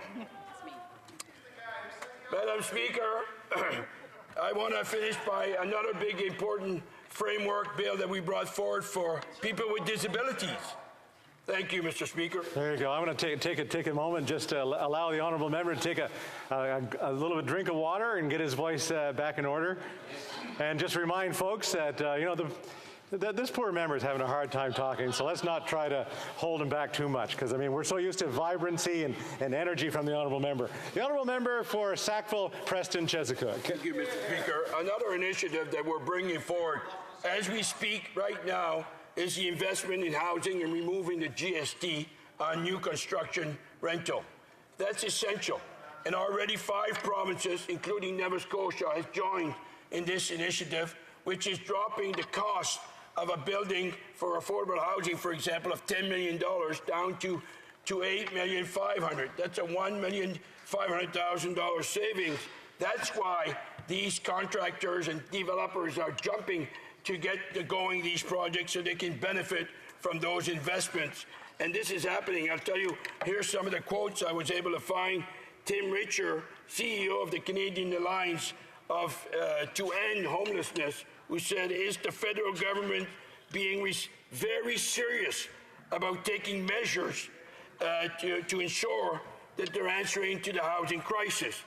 Also, Carol Saab from the Federation of Canadian Municipalities saying this is an important and very welcome decision that will have immediate impact.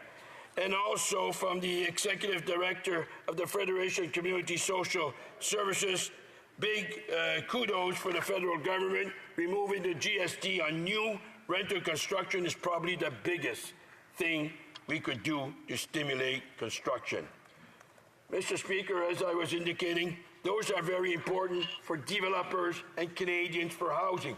But also very important is how can we help Canadians? And we brought forward the new tax-free home saving account worth $40,000. So people building their first home, they can put away $8,000 a year for 5 years for $40,000, or over 15 years. And this is like an RSP going in.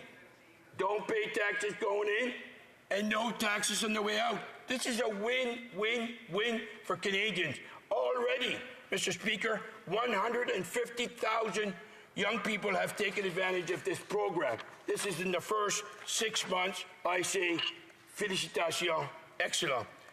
Monsieur le Président, depuis 2000. Mr. Speaker, since 2015, the Government of Canada has helped nearly 2 million people find a home. The $4 billion Housing Acceleration Fund launched earlier this year is helping to cut red tape and speed up the supply of at least 100,000 new homes.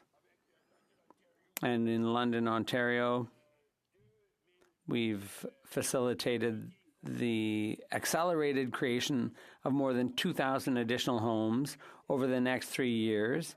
And in Vaughan, more than 1,700 new housing units. In Halifax, 2,600 housing units in the next 3 years. Quick construction of housing. Mr. Speaker, how much time do I have left? 2 minutes? Because I want to finish with something very important. And that's today, I witnessed, sadly, the Conservative Party voting against tweaking the Atlantic Accord that would allow Nova Scotia and Newfoundland and Labrador, who has the fastest winds in the world, to invest not only on land wind farm, but now an offshore wind farm. We have none in Canada thus far. And the sad thing about it is, I got a tweet from my colleague, the Premier of Nova Scotia, this afternoon, and he's a Conservative. Let me read to you what he said. Please do. Bill C-49 is a necessary step in unlocking the energy potential. There will be many steps along the road, and hopefully Bill C-49 will pass today. It did, but without the support of the Conservatives. Sad. A quick example offshore, just next to Sable Island, we can construct, based on the information, 1,000 turbines that would supply 6.5 million Canadians overnight with energy. That's almost twice as much of all Atlantic Canada using today. This is potential, this is growth, this is revenue. They often say, how are you going to pay? We're going to bring more revenues in so we can continue to support Canadians. We won't be making the cuts that they did to our veterans, closing 9 offices and firing 1,000 employees. Questions and comments? Questions et commentaires? Just a quick thing, Bill C-49 did pass second reading earlier today. The honourable member for Coast of Bay, Central Notre Dame. Mr. Speaker, it's quite the spectacle to watch my friend from across the floor there speaking. His blood pressure must be gone right through the roof. But my question to him, and he's talking about all the wind farms to go around Sable Island, how many non-Indigenous fishermen's organizations were consulted with in the forming of this bill? Because Mr. Speaker, I've spoken with a lot of them, and they're very, very discouraged with their involvement in the forming of this bill, and they're going to want to get into committee. How does he feel about the point of view of all those fishermen in his province, Mr. Speaker? The honourable member for Sackville, Preston, Chesapeake. What gets my blood pressure going up is when you people vote for something that's really important to Canadian and non-Canadians. That's what's really the pressure up. Yes. I just don't understand how you have an opportunity. And I'll answer it. If you had voted for it, it would have got it in the committee. Order. Through the chair. The honourable member knows very well who he's supposed to be talking to. Maybe take a glass of water there. There you go. Questions et commentaires, questions and comments. L'honorable député de Beauport. The honourable member for Beauport. Mr. Speaker, I'm going to have to sing a song to calm people down a bit because there's a bit too much energy in the room right now. I appreciate all the passion and conviction of my colleague opposite, but I'd like to remind him of something key.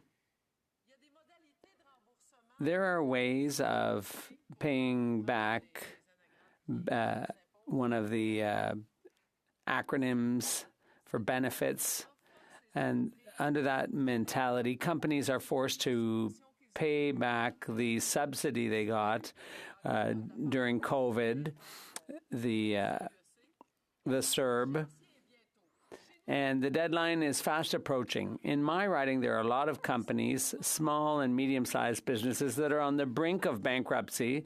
They're going to have to close shop because they can't afford to pay back those subsidies in these times. So would my colleague agree to extending the deadline so that businesses can enter into an arrangement with the government to pay back the money properly without losing the benefit of those subsidies? The honourable member. I'd like to thank my colleague for her question. It's an important one. It affects small businesses all across the country. The pandemic was hard on them, and this government gave them up to $60,000 in benefits. The first $40,000 was they could keep, and then there was another amount made available. The debt was forgiven, but then for the amounts that need to be paid back, the deadline was extended. I don't know what the situation is for each and every business, but I'm sure that this is something that will be discussed. Thank you. Which in Malahat, Langford. Well, thank you, Mr. Speaker. I think the problem I have with the motion that's being brought forward by the Conservatives today is that it ignores the real cause of inflation in Canada. And we only need to look at publicly available figures to see that in the last 3 years, whatever corporate sector you want to name, their profits have skyrocketed over the last 3 years. And with the Bank of Canada, you know, the old saying is when you have a hammer, the only tool you have is a hammer, every problem looks like a nail. So in response to that corporate greed-driven inflation, The Bank of Canada raises interest rates, and that's why we're seeing the pain and suffering. Now, the Conservatives want to completely ignore corporate greed. That's okay. If they want to defend corporate Canada against the interests of their own constituents, I'm fine with that. But the Liberals can't be let off the hook here. There's an incredible amount of wealth being generated in Canada, but it is going to fewer and fewer people, Mr. Speaker. I want to know why the Liberals are not doing more to tackle corporate greed, which is hurting too many Canadian families. The honourable member for Sackville, Preston Chiswick. I want to thank my colleague for his question. That's a very, very important question. And we have already started moving towards that, and I appreciate the support we're receiving from my colleague from the NDP. I mean, we brought in the 5 top grocery CEOs. We had some very productive conversations. We're starting to see the prices drop, but it's not stabilized as much as it needs to be. And we need to bring others in. We need to bring the manufacturers in. We need to bring the banks in. We need to bring the gas companies in. There's a lot of strategies to be had. And I'm definitely going to work to continue to push for those type of approaches and strategies as we move forward. Thank you. And that's all the time we have for that. Order, it's my duty, pursuant to Standing Order 38, to inform the House that the questions we raised tonight at the time of adjournment are as follows. L'honorable député de Leeds, Grenville. The honourable member for Leeds, Grenville, Thousand Islands and the Rideau Lakes on democratic institutions, and the honourable member for Courtenay, Alberni on health. Debate, reprise de débat. The honourable member for, let me just make sure, Oak Ridges, Richmond, Aurora, Oak Ridges, Richmond Hill. That's correct, and thank you, Mr. Speaker. It's an honor to rise to, I was going to say to address this motion, but it's actually just an honor to rise to represent my constituents because cost of living affordability is a major issue for many of them. And I hesitated to say that it was an honor to rise to speak to this motion because I want to start by saying that I find that the Opposition Day motions put forward by the official opposition across the aisle are, for the most part, very repetitive, that they do not add to the debate, that they do not add to trying to solve these problems for Canadians, but rather seem to be yet another platform for them to repeat the gimmicky phrases they've come up with, the cute little, yes, all of those, Alistair, so that they really don't seem to be addressing the issues. And in fact, when I look at this Opposition Day motion, which addresses the affordability crisis, what they put forward is a solution. It's really not a solution at all. It's what they say to all those listening, those people who are struggling with the cost of living right now. Their motion today asks for a pathway back to balanced budgets. If anybody thinks that that is going to help Canadians who are struggling today, then they're sorely mistaken. People are struggling today in my riding. And on this side of the House, we are working to put forward real programs, many of which my colleague before me has discussed. So these motions that simply serve to put down Canadians, to insult their intelligence, by putting forward half-truths and hoping that by repeating the same phrases over and over again, like is often done in question period, that somehow this misinformation, these phrases will convince Canadians that, in fact, these are facts and not simply half-baked truths and beliefs and political speech that's meant to hurt our country by making them feel badly about Canada itself. And so I find the negativity and the lack of true concern about coming up with real solutions for Canadians to be disheartening. I find it a waste of time, and for a party that presumably puts a lot of emphasis on using resources, scarce resources wisely, I find that the time in question period in the House in Opposition Day motions is really an insult to this place, an insult to Canadians. And that's why I didn't say it was an honor to rise to speak to this motion. But since I have risen to speak to this motion, I would like to address a few things. We all agree that there are major challenges facing Canadians. And most of the motion put forward refer to these challenges. But where we really differ is when it comes to what the cause of that is and what should be done about it. You know, the Conservatives would like to say constantly that the reason that we have inflation in Canada is because of our deficits and because we're tackling climate change. However, common sense Canadians can look around the world and see that inflation is not just a problem in Canada, it's a worldwide problem. And in fact, there are many countries that do not have a price on pollution, which have been suffering from inflation. We can also look at the fact that inflation was 8.1% a year ago, and it's now 4%. It's come down drastically. And yet, in that same time period, the price on pollution didn't change. So if your explanation for why inflation is happening is due to the price on pollution or the carbon tax, you need to look at the numbers. And I've mentioned it before, but there seems to be a belief, a mistaken belief on that side of the House, that because something happens during the same period of time as something else, that it's somehow attributable to that. Anyone who took introductory statistics understands the difference between correlation and causality. And because something occurs over the same one period of time doesn't mean it's caused by that. And I wish the messaging would stop being so simplistic and based on polling of what slogan resonates with Canadians or gets them angry, and rather tries to address the real facts here. Because inflation across Canada and the world has been caused by many things, and we all know that. It's been caused, Mr. Speaker, by the climate crisis. It's been caused by the illegal invasion of Ukraine by Russia. And it's been caused by the post-COVID economy. In fact, many economists say that this is actually a different kind of inflation because a lot of it is the supply side as opposed to demand side. And of course, as I'm sure everyone knows, the inflationary, if you want to call it government spending, would contribute to the demand side, not the supply side. So much of this inflation has been caused by a contraction of supply as opposed to an increase in demand. Having hopefully corrected some of that, I also want to talk about the price on pollution. You know, we know on this side of the House that we must battle climate change, and that many of the inflationary pressures, the cost increases we're seeing today, have been driven by the climate crisis. In fact, I think it was only 2 weeks ago when many opposition members were quoting, I don't know whether it was the price of lettuce or carrots or onions, but one of those.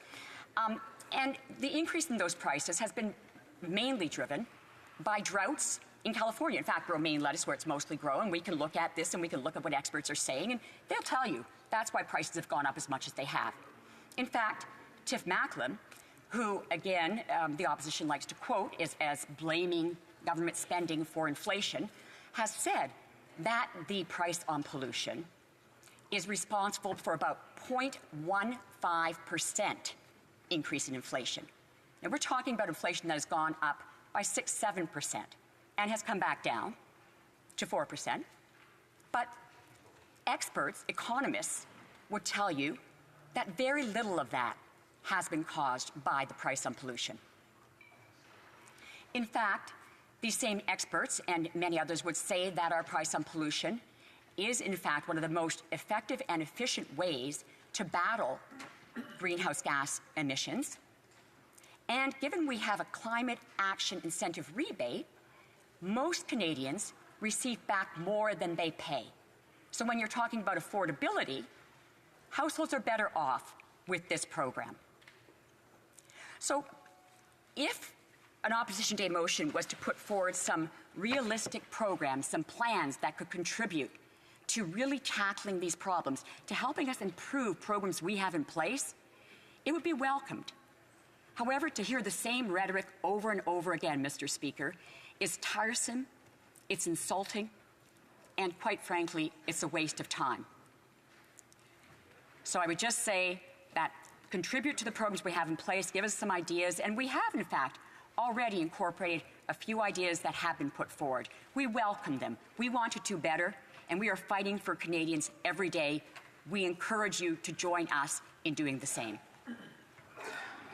Questions and comments? Question commentaire, and I know the honourable member for North Okanagan, Shuswap, has been trying like time and time again to get here and ask a question. Mr. Speaker, and I think this question would have applied to any member in this House. After 8 years, we've seen that this Prime Minister has added more to the national debt than all Prime Ministers in the past. But I'd like to take us back just over 40 years ago to when this Prime Minister's father had been Prime Minister, and he was running out of control deficits. Inflation was out of control. But he rolled through my town in the North Okanagan Shuswap and gave the one-fingered salute to a few previous Liberal supporters that were standing on the railway platform protesting his car when they stopped.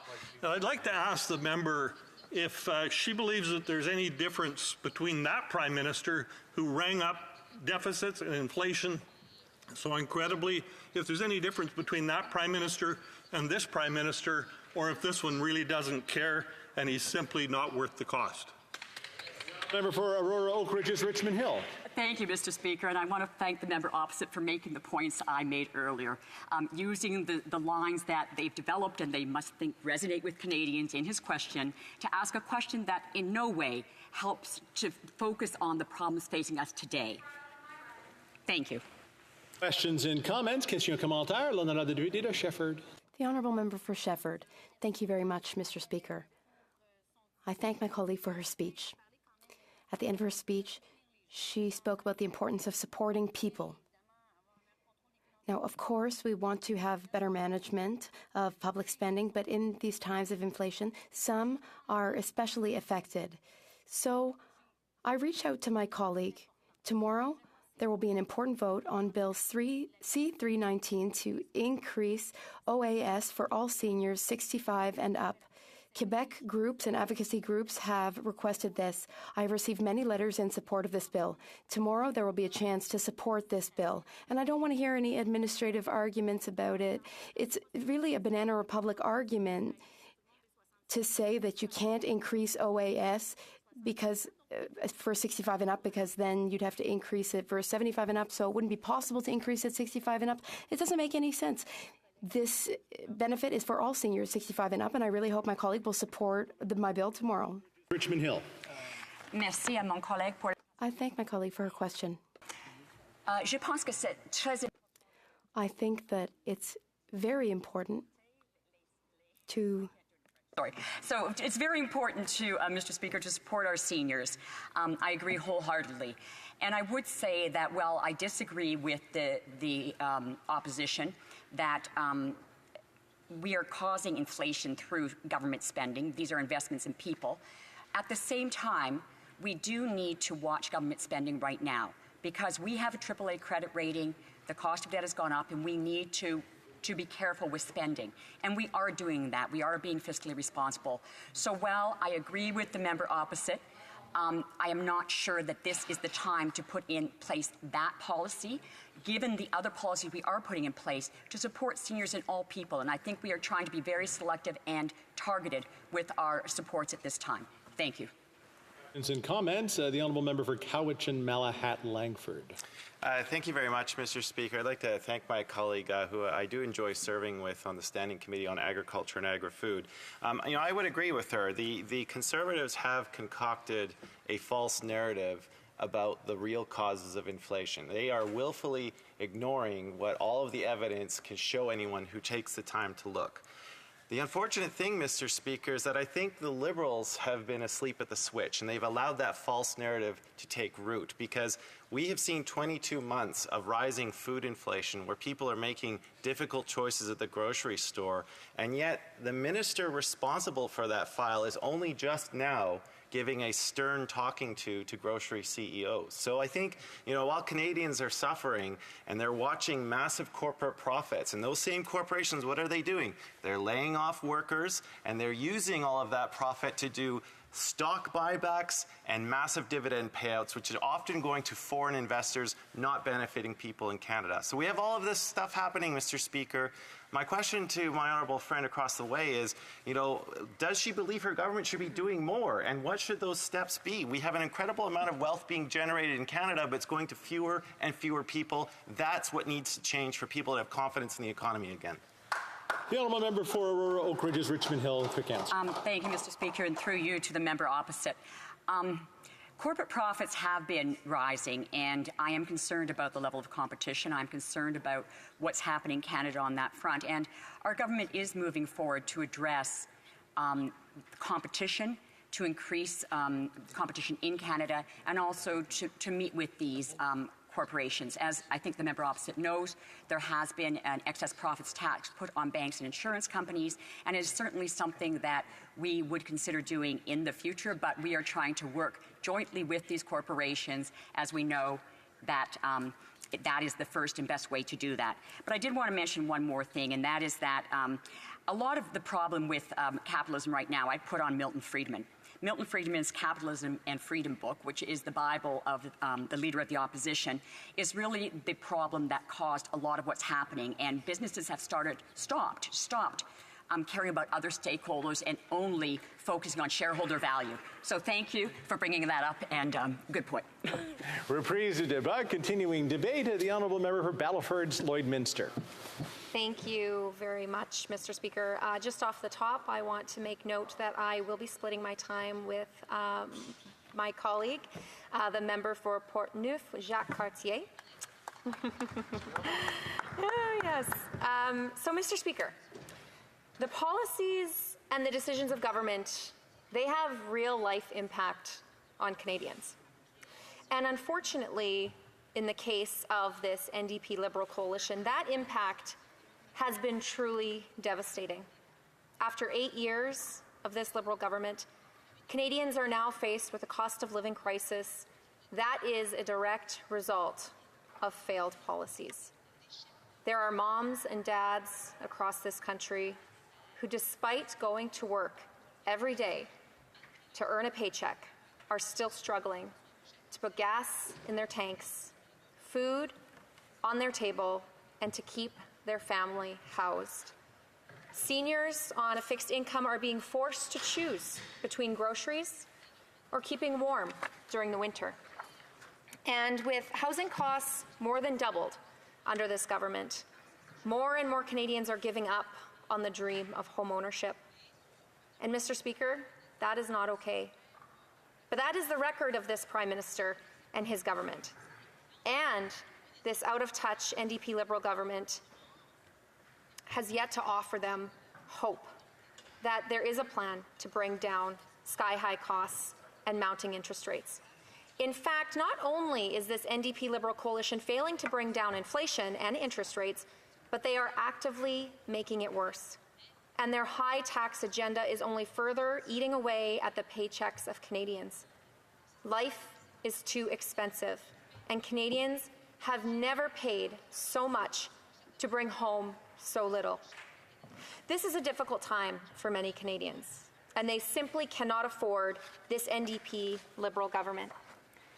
The Prime Minister has added more to the national debt than all previous Prime Ministers combined. And that $500 billion of inflationary deficits has directly led to the record inflation highs and repeated hikes to the interest rate. Instead of acknowledging and reversing course, the Prime Minister and his government continue to pour fuel on the inflationary fire at every turn that they take. Expert after expert have warned that this Liberal government, that their spending is driving up the cost of inflation. Even Liberals have told them that their deficit spending is driving up inflation. We know that Tiff Macklem, the Governor of the Bank of Canada, has said that if governments increase their spending, it makes it more difficult to get inflation on track. And dispelling the often heard Liberal claim that inflation is a global problem and not a result of their government's own decisions, he's also said that inflation in Canada increasingly reflects what's happening in Canada. We know Mark Carney, the former Governor of Bank of Canada, also said that inflation is principally a domestic story. And even the former Finance Minister Bill Morneau has now admitted that his Liberal government put more money into the economy than they needed to. The inflationary results are crushing. To try to get inflation under control, the Bank of Canada has been forced to increase interest rates 10 times in just 19 months. More than half of Canadians are said to be within $200 of not being able to pay their bills. Half of Canadians are already saying that their mortgages are unaffordable, and Canadians already have the highest household debt in the G7. And the International Monetary Fund has said that Canada's housing market is the most at risk of any developed country. Mr. Speaker, behind those stats and troubling findings, there are real Canadians who are trying and who are barely hanging on. Canadian families who are set back further and further in their personal finances every time the Bank of Canada raises interest rates. Families whose dollars are not going nearly as far as they once were and who are desperate for the cost of living crisis in this country to come to an end. They remember when the Prime Minister told them during the pandemic that the government would take on debt so that Canadians wouldn't have to. But, Mr. Speaker, there's no comfort in that. It is taxpayers who took on that debt, not the Prime Minister. And it is the debt that is contributing to high inflation and interest rates. I've been listening to this debate, so I know some members across the way will try to justify all their deficit spending by telling us that it was a result of emergency supports to Canadians and businesses. But, Mr. Speaker, the Parliamentary Budget Officer has already exposed the fallacy in that argument in a 2022 report. That report confirmed that over $200 billion of new spending introduced by the Liberal government during the pandemic had nothing to do with their COVID response. And in fact, Mr. Speaker, I will remind those same members that their dangerous and reckless deficit spending habit began long before the pandemic. In 2015, the Liberal government promised Canadians that there would be a tiny, teeny, weeny, temporary $10 billion deficit. They immediately broke that promise to Canadians, and after that, it has been broken promise after broken promise. The most honest thing that the Prime Minister told Canadians was that he doesn't think about monetary policy. And perhaps the Finance Minister might think about monetary policy herself, but she has failed to take the fiscal steps necessary to put the country's finances on solid footing. The Finance Minister told Canadians that the country's debt to GDP ratio was her fiscal anchor, and that she was committed to ensuring that it continued to be reduced. That was a line that she would not cross. Then, in Budget 2023, she crossed that line. Ahead of that budget, she also acknowledged that bringing down inflation and interest rates was a priority for Canadians, and it was her goal to not pour fuel on the inflationary fire. And then, Mr. Speaker, she introduced $60 billion in new spending, adding fuel to that inflationary fire. And not to be forgotten, in Budget 2023, she also abandoned her government's path to balanced budgets that she had projected for 2027 just months earlier. Mr. Speaker, deficit spending drives up inflation and the costs of goods that Canadians are buying. But let's not forget, Mr. Speaker, that Canadians are being squeezed from all sides because of this NDP Liberal government. The money to pay for their spending has to come from somewhere. And not only has this government printed mountains and mountains of cash to pay for their spending, they have also hiked taxes on Canadians. The increased federal tax burden leaves Canadians with less dollars in their pockets to spend on their own families' priorities. Payroll taxes have gone up, directly eating into the paychecks of working Canadians.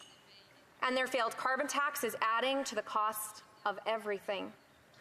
Punishing Canadians for basic necessities like gas, groceries, and home heating. And of course, now they've added a second carbon tax that will cost Canadians even more. And the plan is to keep increasing those taxes. Canadians need a break. Today's Conservative motion calling on the government to introduce a fiscal plan that includes a pathway to balance budgets before the Bank of Canada's next policy interest rate decision, I believe, is perfectly reasonable. And it is desperately needed by all Canadians, especially those that are barely hanging on. Balancing the budget to keep inflation and interest rates low, it is common sense. And this NDP Liberal coalition needs to get their spending under control before it's too late. It's time, Mr. Speaker, that we restore hope to Canadians. Thank you.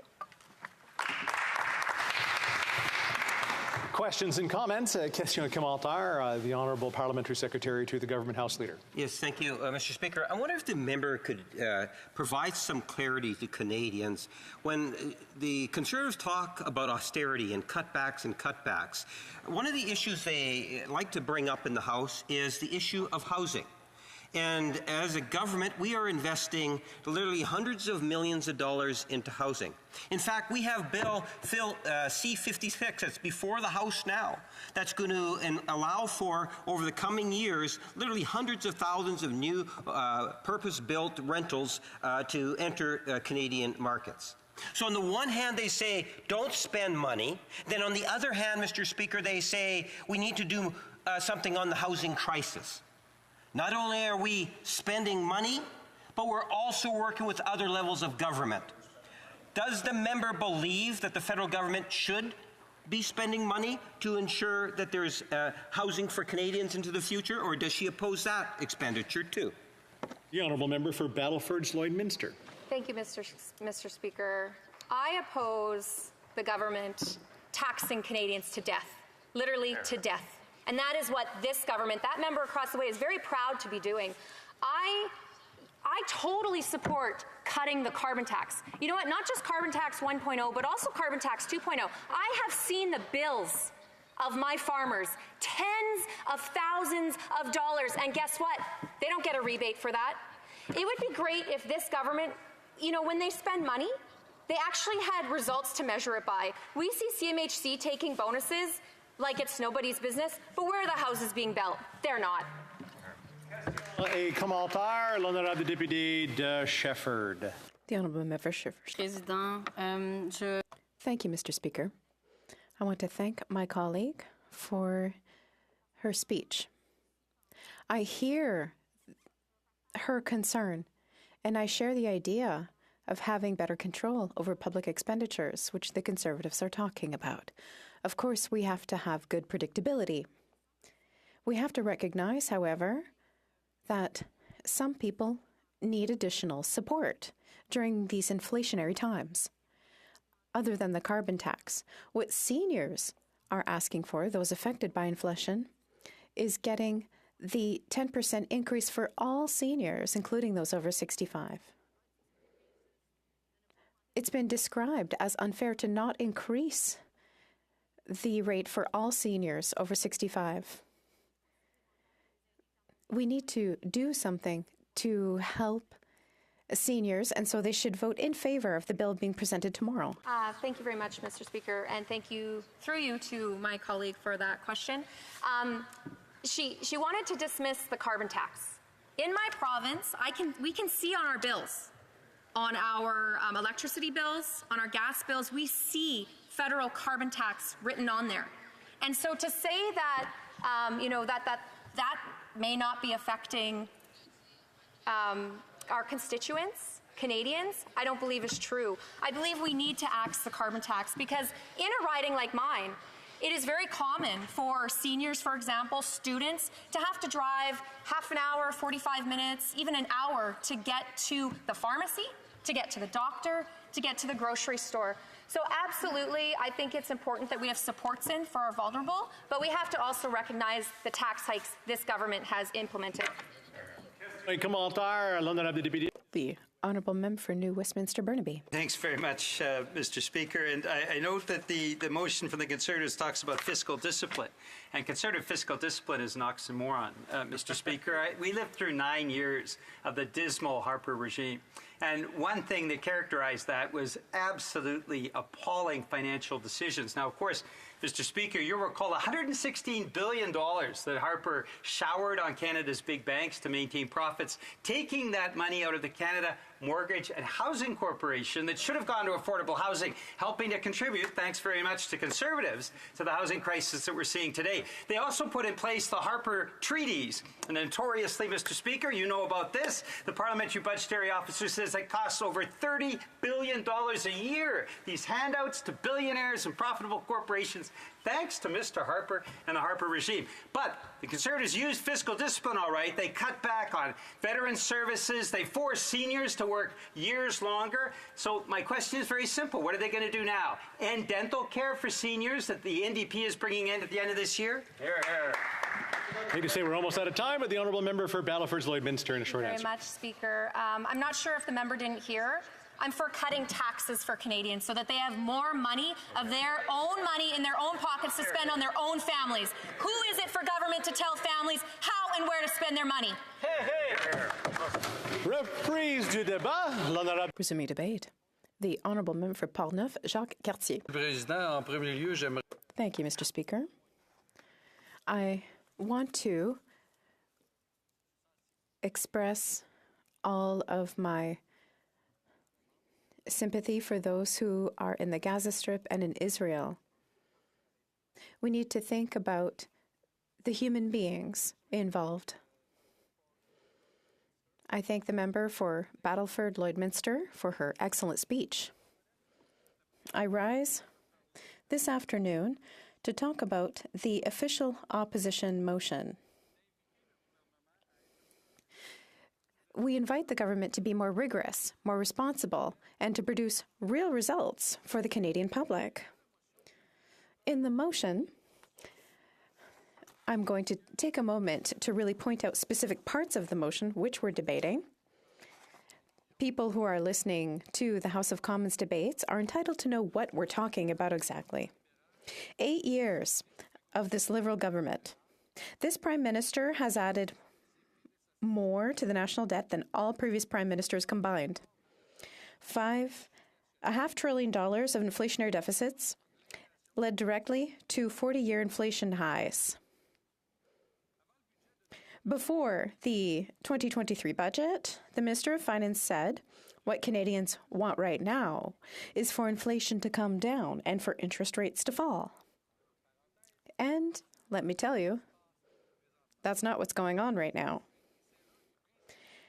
And one of our primary goals in this year's budget is to not pour fuel on the fire of inflation, but then added $60 billion in new spending.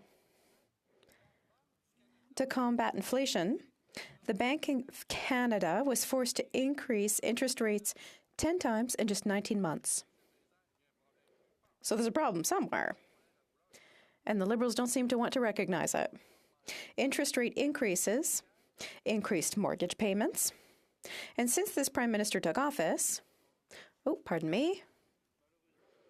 unfortunately, that's not the end. Oh, I've got it. Pardon me. Monthly mortgage payments have increased by 150%. And now, a typical family home costs $3,500 a month. We have to understand, Mr. Speaker, that we've got a minority government. And if we keep that government in power, it's because there's a coalition, a commitment between the NDP and the Liberal Party to keep that government in place in spite of the fact that it's not delivering and that Canadians are suffering. The Liberal NDP government must exercise fiscal discipline and their inflation-driving deficits so that interest rates can be lowered May I have silence, Mr. Speaker? Minute. We'll take a minute to make sure that everyone's listening. Point of order from the member for New Westminster Burnaby. I believe that they're supposed to say the Liberal NDP blockist government. That's not really a point of order, but it's an interesting piece of discussion. The honourable member for Portneuf-Jacques-Cartier. Okay, I'll continue with the motion as it's written. Since it's a document tabled with the House of Commons, if my colleague wants the full version, he can just ask the people at the table, who are very helpful. Interest rates be lowered in order to avoid a mortgage default crisis, as warned by the International Monetary Fund, and ensure Canadians do not lose their homes. The House therefore calls on the government to introduce a fiscal plan that includes a pathway back to balanced budgets in order to decrease inflation and interest rates, and to introduce this in the House of Commons prior to the Bank of Canada's next policy interest rate decision on October 25, 2023. Yes, that's a very short timeline. However, this government's been there for 8 years. I dare to hope that they're seeing the same things we are. We went back to our ridings for 1 week, and the citizens in Portneuf-Jacques-Cartier I met with said, we're having trouble. We don't know how we're going to eat properly, heat our homes properly, because in Canada, especially in Quebec, the winter is pretty vigorous. So you need heating. But they need to put food on the table, they need heating, and yes, they've got to put gas in their cars. I live in a riding that has a low population density, and that means people need vehicles. There's no good public transportation. We can't be blind. We can't stick our heads in the sand. We have to really consider that aspect. And now, Mr. Speaker, the Prime Minister, as serious as can be, that budgets balance themselves. I don't know. I've got a family. I imagine that's the case for many people. There's a lot of people here who have families, and they have responsibilities. They manage a budget. For the Prime Minister, I don't know if in his ivory tower, a budget can balance itself. But in the real world, on the ground, in our homes, we have to balance our budget. Otherwise, we're going to go bankrupt. So we have to be responsible, Mr. Speaker. Even worse, at one point, they decided to borrow and told themselves interest rates wouldn't go up. But if we look at today's reality, it's serious. Yesterday, I met with people from the Association des Courtiers Immobiliers du Québec. They came to Ottawa, and I met with them because I think it's important to meet people and find out what's happening on the ground. I think everyone here should do so. They said that we're about to hit a wall. In a fairly brief time, banks are going to be repossessing homes. That means people can't pay. That's a reality. I met with people from Animo Canada. Pet Canada, I forget what it is exactly in French. It's an organization of manufacturers and retailers and people who care deeply about pets, cats and dogs. Many of us have a pet. They're part of our family. But, Mr. Speaker, they're worried. Their clients, among those who sell dog and cat food, they're worried about having to sacrifice paying for food for their animals in order to be able to survive themselves. This is Canada. It's 2023. I think that's important. And I'll add a few things that the Prime Minister said. You'll forgive me if I don't fully understand monetary policy. August 19, 2021. We went into debt, Madam Speaker. We just changed speakers here. Madam Speaker, we went into debt so that Canadians don't have to. As my colleague said, that's taxpayer money. A government doesn't make money. It just administers taxes from Canadian taxpayers. Another point, we have a solid plan, a real plan to help the middle class so that we can grow the economy. That's what Canada has always done. That's what the Prime Minister said in 2015. Broken promises by this Prime Minister. We'll run a small deficit in 2015. Tiny, temporary. Not more than 10 billion. Broken promise. No more than 30 billion. Again, broken promise. The Prime Minister said that he'd come back to balanced books in 2019 and that was written in stone. Who does he think we are? That's a broken promise. And the Prime Minister added more to the debt than all Prime Ministers of our country. That's serious. And the Deputy Prime Minister said yesterday during question period that Canada had the lowest deficit and the lowest debt to GDP ratio. I would invite the Deputy Prime Minister to come with me into the streets and meet people. What are they going to say? We are having trouble making it. We need a quick action plan to come back to balanced budgets and run things responsibly. On the other side of the House, they don't understand that. But it's our job in the official opposition to force them to, because we have to force them to do their job and to do it as quickly as possible. I hope they didn't wake up today to the motion that we have. I hope that they've woken up months ago to try and come back to balanced books as quickly as possible. Thank you, Madam Speaker. Questions and comments. The Honourable Parliamentary Secretary to the Minister for Rural Economic Development and the Minister for HoC. Thank you, Madam Speaker. I want to thank my colleague for his speech. It had a great deal of emotion, and I know he works very hard for his party. We appreciate his efforts and his suggestions, but I do have a question. Does he not agree that there are many ways to pay our debts? We can pay our debts if we increase revenue for our country. Doesn't that help to pay our debt? And I expect him to answer yes. Why does he and his party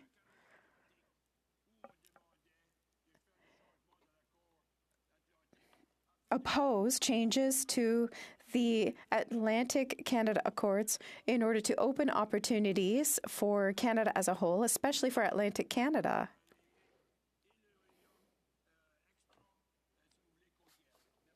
Thank you. The Honourable Member for Portneuf-Jacques-Cartier. Indeed, I'm always happy to hear my colleague for Sackville, Preston, Chesapeake. I have a great time spending time with him on Parliament Hill. He's a passionate individual. So we hear him less today because his voice won't let him be as passionate, but we can hear in his voice that he is very passionate. To answer his question, I think that his question includes the answer I'm going to give. There's many ways to get results. I think that the method proposed by the government today is not effective.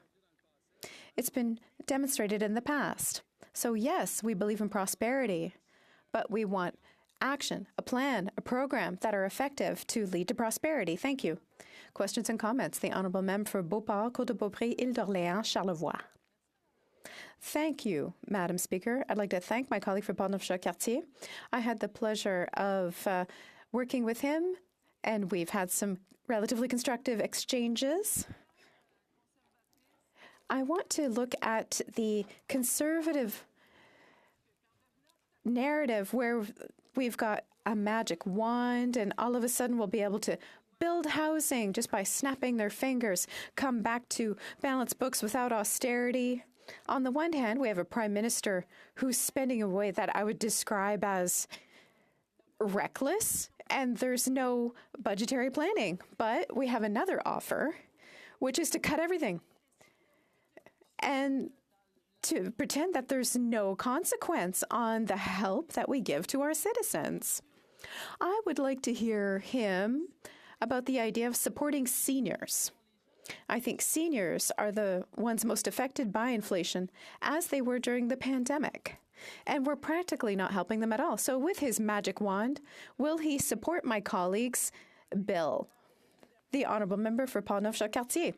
Thank you, Madam Speaker. And I want to greet my colleague, who's my neighbour to the east. It's always a pleasure to work with her. I appreciate the respect that she has shown me, and I certainly return it. I've always had a great deal of respect for her. Now, we have to understand that we're ready to help people in need. We had an example during the pandemic of the government spreading all over the country money without being able to get it back. We were happy to help people during the pandemic, and we'll always be there for that. Now, when it comes to my magic wand, we're not going to pretend that we're magicians like the Liberals. We're going to work responsibly, and we're going to help people who are really in need, but only them. A brief question, the Honourable Member for New Westminster Burnaby. Thank you. I appreciate my colleague. When it comes to seniors, under the Harper government, they set up a tax system which, according to the Parliamentary Budget Office, where $30 billion is lost. How can we believe in the Conservatives when, in the past, their way of exerting financial discipline was such a total failure? The Honourable Member for Portneuf-Jacques-Cartier. Madam Speaker, the context is very different. This is 2023. We need to make decisions based on what the current situation is. In the past, there were some constraints, and I think we did well at the time. It being 5:40, it's my duty to put the question, and the question is as follows. Seconded by Mr. Bragdon, moved that given that one, after 8 years of this Liberal government, this Prime Minister has added more to the national debt than all previous Prime Ministers. 2, $500 billion of inflationary deficits has directly led to 40-year inflation highs. 3, prior to Budget 2023, the Minister of Finance said, what Canadians want right now is for inflation to come down or for interest rates to fall, and that is one of our primary goals in this year's budget, not to pour fuel on the fire of inflation, and then proceed to usher in $60 billion in new spending. 4, pour combattre l'inflation. 4, in order to combat inflation, the Bank of Canada has been forced to increase interest rates 10 times in just 19 months. 5, interest rate increases have increased mortgage payments. And since this Prime Minister took office, monthly mortgage payments have increased 150% and now cost $3,500 on a typical family home. Liberal NDP government must exercise fiscal discipline and their inflation-driving deficits so that interest rates can be lowered in order to avoid a mortgage default crisis as warned by the International Monetary Fund and to ensure Canadians do not lose their homes. The House call on the government to introduce a fiscal plan that includes a pathway back to balanced budgets in order to decrease inflation and interest rates, and to introduce this in the House of Commons prior to the Bank of Canada's next policy interest rate decision on October 25th, 2023. Si un député participant en personne, if a member participating in person wishes to have the motion adopted on division or wishes to request a recorded division, I would invite them to rise and indicate it to the chair. The honourable member for North Okanagan Shuswap. I'd like to ask for a recorded vote on this. Conformément à l'article 40. According to the standing orders, the recorded division is deferred until Wednesday after the time provided for oral questions. Point of order. The Honourable Parliamentary Secretary of the Government House Leader. Thank you, Madam Speaker. I suspect if you were to canvass the House, you would find unanimous consent at this time to call it 5:55 so we could begin private members' hour. Que tous ceux qui se opposent à... All those opposed to what the Honourable Parliamentary Secretary is moving will please say nay. D'accord? Agreed. In terms of the motion, all those opposed to the motion will please say nay. Carried.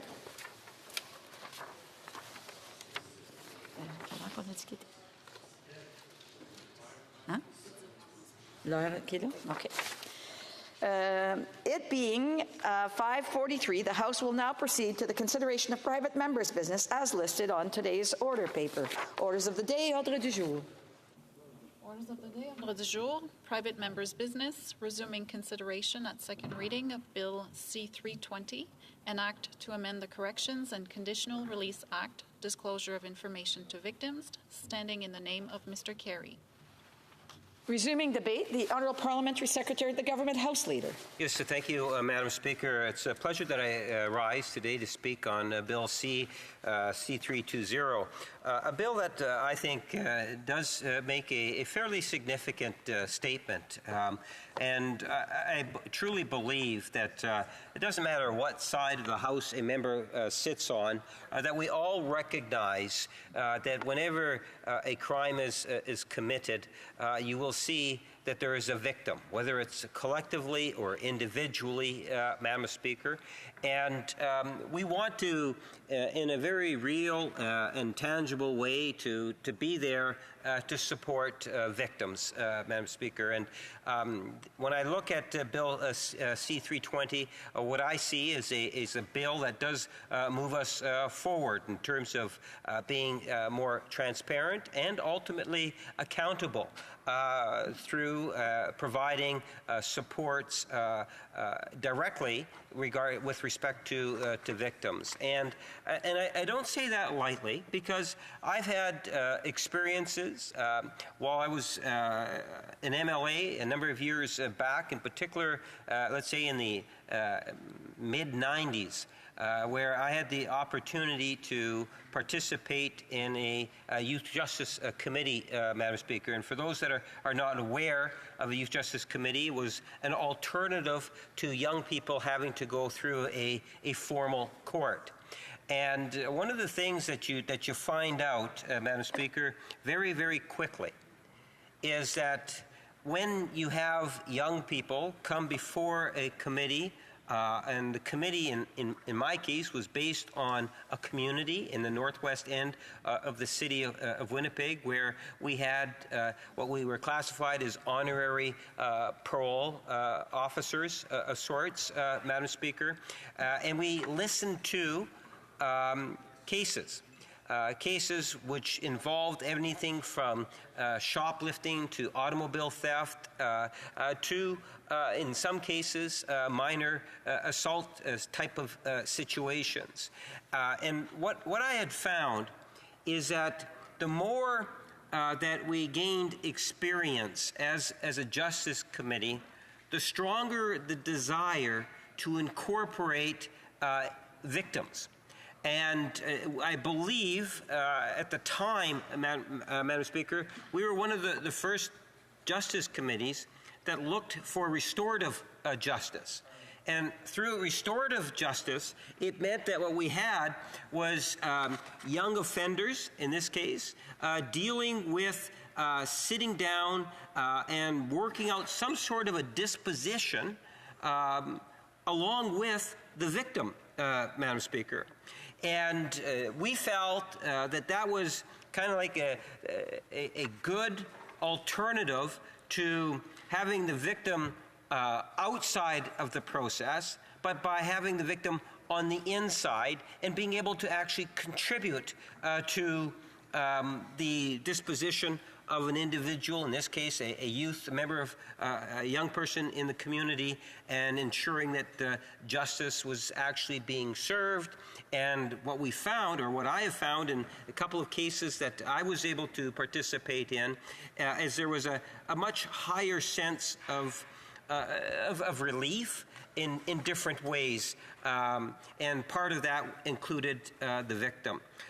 So since the mid-90s, I've always had an interest in terms of how it is that we can support victims of crimes. Now, the types of crimes that are out there are obviously exceptionally wide in the spectrum.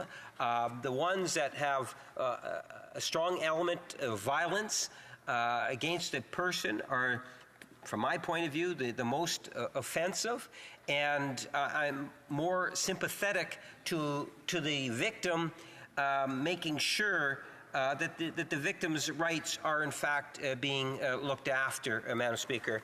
And when I look at the Bill C-320, what I see is amendments to the CCRA that will require the Correctional Services Canada and the Parole Board of Canada to provide victim with an explanation of how these dates were calculated initially and each time there is an actual change. I think that's the core of the legislation that we're talking about today, Madam Speaker, in terms of the content. When I think in terms of some of the things that we have done as a government to support victims, there's a couple things that I wanted to be able to highlight. Because whenever you think of the role government plays, you can talk about legislation, but I would also suggest you can talk about budgetary measures.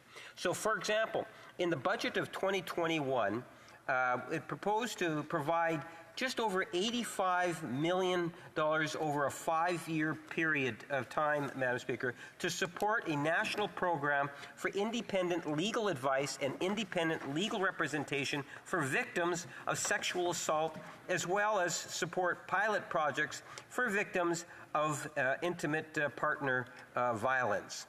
Madam Speaker, this is something in which I believe demonstrates very clearly that the government is looking at supporting victims in a very tangible way.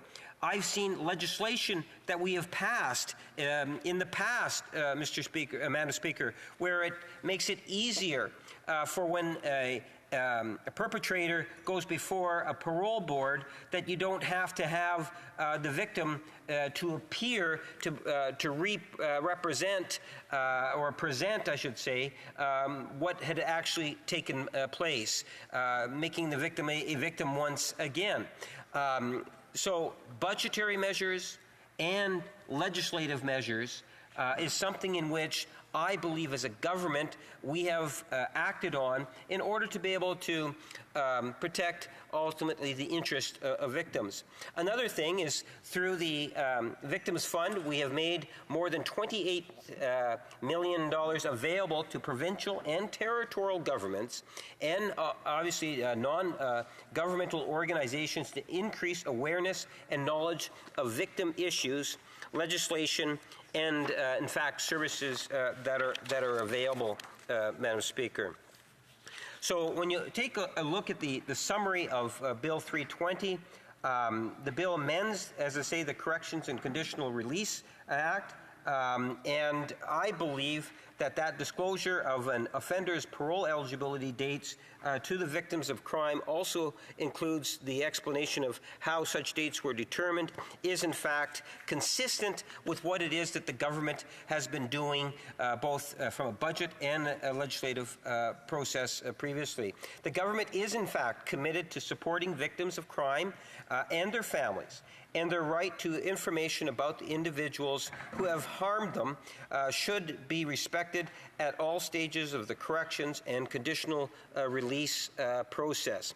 It is important to recognize, Madam Speaker, that this disclosure of information to victims provides transparency and accountability. I we have recognized legislation and seen legislation passed when we believe that the legislation will in fact receive virtual unanimous support. I believe that this particular piece of legislation does have a wide spectrum of support. I would think possibly from all political parties in the chamber, and I would hope, Madam Speaker, that the mover of the legislation would be very much open, as government is, when it brings forward legislation that ultimately goes to committee, to ensure that we're open to possible amendments to the legislation. I would, reflect back on a bill, I believe it was Bill C-48, that was dealing with the whole issue of parole and bail hearings. In particular, the importance of having the reverse onus in specific areas of proof. And what I witnessed during the debates of that particular piece of legislation, Madam Speaker, was an overwhelming desire to see it ultimately pass, and it received unanimous consent in doing just that, Madam Speaker. So, as I started, I do believe, and I'll end, I do believe that a vast majority, if not all members, realize the importance of more accountability and transparency in protecting the victims of crimes, and that's why I feel very comfortable in wanting to see this bill go to committee. Thank you, Madam Speaker. Resuming debate, the honourable member for Avignon, L'Amitié-Matane, Matapédia. Thank you, Madam Speaker. The Bloc is in favor of Bill C-320. I'd like to say that from the outset. Our party's position is in line with its commitment to support initiatives that ensure women's safety and that combat violence against women. I think victims have everything to gain from getting as much information as possible about their attackers, as well as about the situation surrounding their possible release. This position is consistent with the one taken by the Bloc in support of Bill C-322. That was a bill that amended the criminal code to require a judge, before making an order releasing an accused charged with an offense against his or her intimate partner, to consider whether it was desirable in the interest of the safety of any person, to require the accused, as a condition of the release order, to wear a remote monitoring device. I sincerely believe this kind of measure is good for victims, and the Bloc will always stand up to protect victims of crime and strengthen the public's confidence in our institutions. That trust, it has to be said, has more often than not been under strain recently. Madam Speaker, as you know, the main purpose of this bill is to amend the criminal code to allow the victim of a criminal offence to get an explanation of how certain decisions about the offender were made. Those decisions include decisions around eligibility and review dates applicable to the offender in respect of temporary absences, work releases, and parole or statutory releases. The justice system can only be strengthened by the addition of a mechanism for victims to give them access to additional information about their attacker and the decisions affecting the offender. That's why we welcome this bill. I have to say that in recent years, Quebec has positioned itself as a world leader in better protecting victims and strengthening their confidence in the justice system. The Quebec government, for example, launched a pilot project creating specialized sexual assault courts in certain courthouses. The same is true of the successful pilot project for tamper-proof anklets, which will be deployed throughout Quebec. These advances meet the objective of recognizing the vulnerability of victims of criminal offenses and providing them with all the tools they need to stay safe. In this way, the justice system can evolve and better adapt to meet the needs of victims of crime. If passed, these legislative amendments would certainly represent added value for victims, particularly women who are victims of domestic or sexual violence.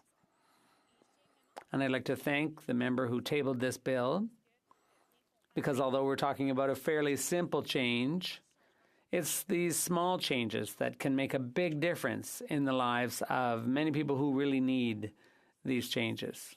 The justice system needs to be more efficient and transparent in general, particularly to facilitate the judicial process and the long-term effects on victims or their families, especially at the time of a decision around releasing the offender.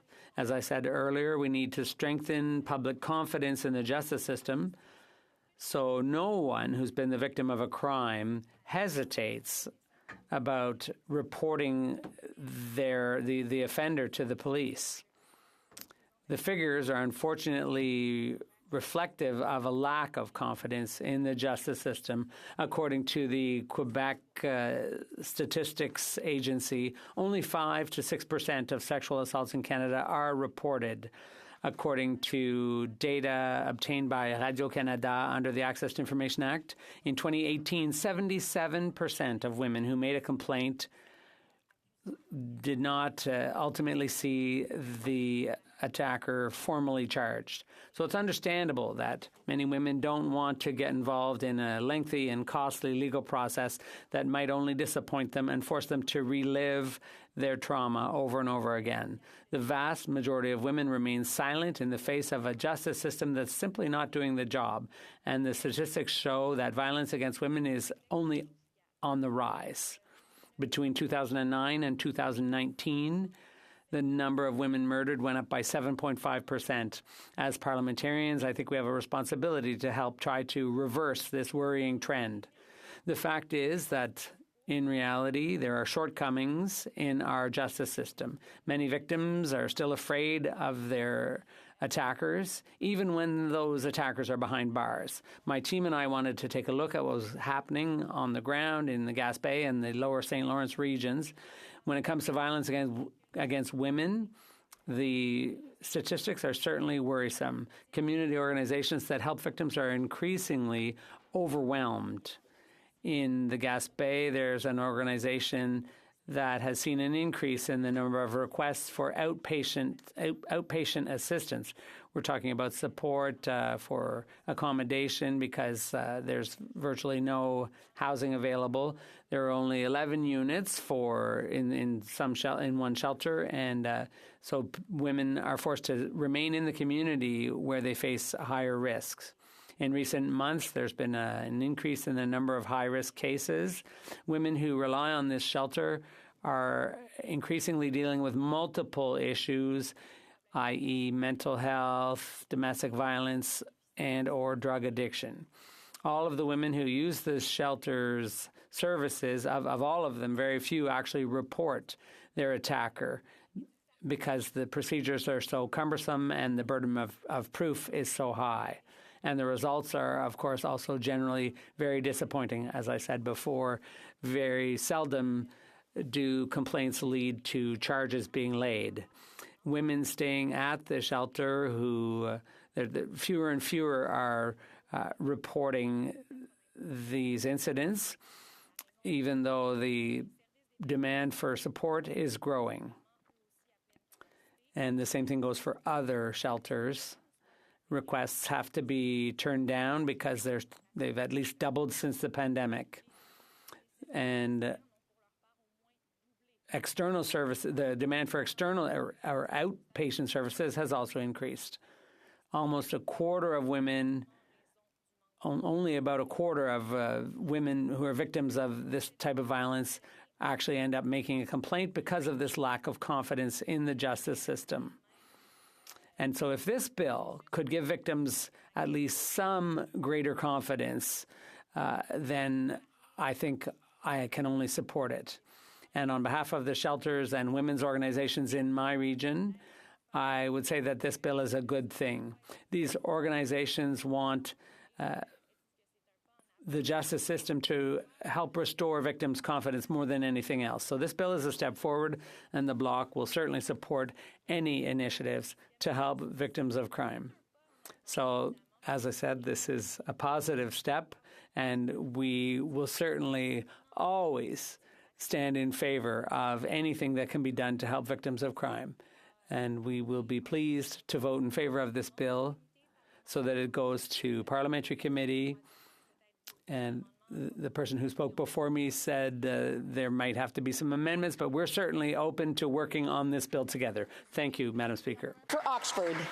Madam Speaker, it is a pleasure to rise in the House today to speak on my honourable colleague from Oshawa's Private Member's Bill, Bill C-320, an act to amend the Corrections and Conditional Release Act, disclosure to information to victims. When I was asked to speak on this bill, the answer was an easy yes.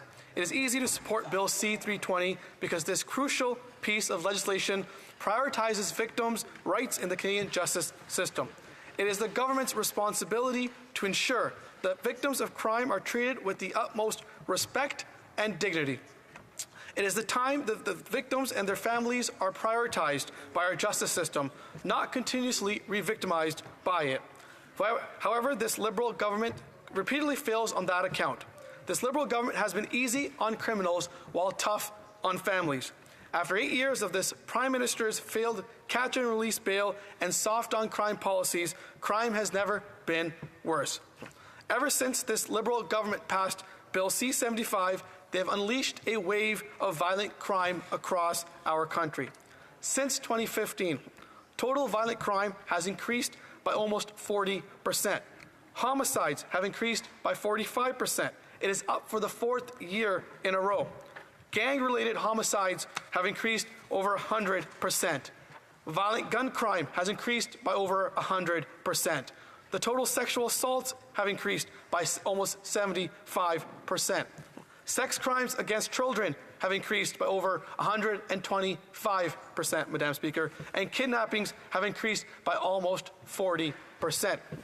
With more and more crime and chaos across our country, there are more and more victims. And it seems that the system is putting the rights of victims over, the rights of criminals over the rights of our victims. And that is why victims and families of victims like Lisa are speaking out and are the inspiration and driving force of this bill. Lisa's father was brutally murdered in 1991, and the offender received a conviction of 25 years to life. Lisa and her family, like many victims of crime, were caught off guard when they were notified that the offender was eligible for parole before the 25 years indicated on the conviction record. Her father's killer was eligible for early parole only 20 years into his 25 years to life sentence. Victims usually think life means life. She believes, and I agree, that the lack of transparency regarding how parole dates and eligibility are determined causes the victims of crime to experience confusion, frustration, trauma, and resentment of the criminal justice system. This legislation makes a simple amendment to the Corrections and Conditional Release Act, providing such respect and dignity to victims and their families. It would require that information regarding the review and eligibility for all forms of parole be communicated in writing to the offender's victims, including explaining how the dates were determined for parole and explaining this process to be as transparent as possible. Victims deserve accurate and timely information regarding the parole process. Hearing about this bill and Lisa's story, I was reminded of a similar case in my own riding, a story I'm sure you're all familiar with, the tragic case of Tori Stafford, a young girl whose life was cut short by a horrific murder that serves as a stark reminder of why we must advocate for victims' rights. In April 2009, Tori, an innocent 8-year-old, was abducted, raped, and murdered by 2 individuals. It was a senseless act that sent shockwaves not only through Oxford, but through our country. The pain and the anguish that Tori's family and loved ones endured is unimaginable.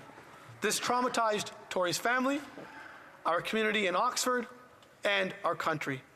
Unfortunately, for the Stafford family, their journey with the justice system has not been a smooth one. Michael Rafferty and Terry Lynn McClintock were both guilty of murdering Tori. McClintock pled guilty in 2010, and in 2013, after his appeals Michael Rafferty received the same sentence. Both were sentenced to life in prison with no chance of parole for 25 years in maximum security facilities. In 2018, however, we saw McClintic made headlines for being transferred to a minimum security healing lodge. With the advocacy of Tory's family, the public outcry was strong and swift, and McClintic was returned to prison after the public safety minister intervened. But it begs the question, Madam Speaker, how have we gotten to the point that 8 years after raping and murdering a child, can a violent offender be transferred to a low-security facility? Why is the criminal justice system providing false comfort to the families of our victims? And when I spoke to Tory's father about this incident, he stated that the parole board didn't notify him of McClintic's transfer.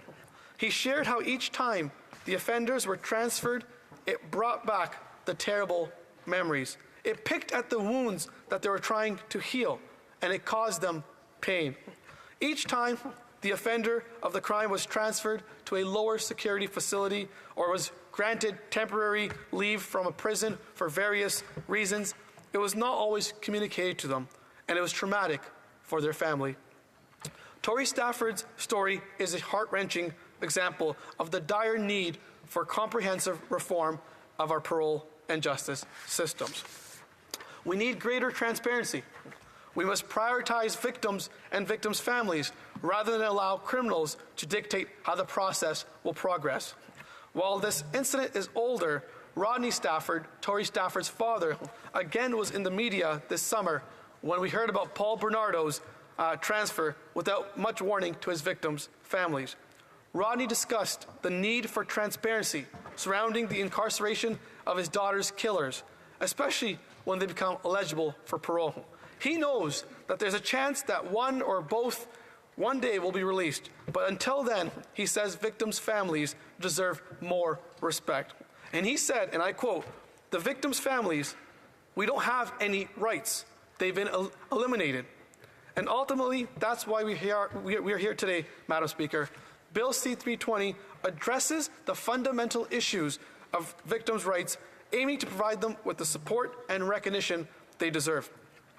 This legislation acknowledges that victims like Tory Stafford and her family and advocates like Lisa and Rodney should be at the forefront of our parole board's considerations. It seeks to rectify the power imbalance that often exists between victims and offenders, ensuring that the system itself does not re-victimize the families. And that's why this bill is a crucial step forward in making our justice system more compassionate, more supportive, and responsive to the need of families. It is necessary reform that pays homage to victims who have suffered immeasurable pain and deserve better. This policy has the support of the victim rights community, and this amendment is a very simple one, Madam Speaker. It is the addition of a single sentence that would put the victims first. One sentence that will make a life of difference. Bill C-320 is an essential piece of that legislation that acknowledges the pain and suffering endured by victims. By passing this bill, we send a clear message that Canada stands with the victims and not the criminals. We stand with victims by providing them with the rights and support they deserve throughout the parole process. And let us not forget the lessons learned from cases like Tory Stafford's and Lisa's, that we have an urgent need for further parole reform and a justice system that will put our victims first. I urge my honourable colleagues to support Bill C-320 and make our justice system a more compassionate and just place for all. We will and we must do more to support victims and their families. It's the right thing to do. Thank you, Madam Speaker.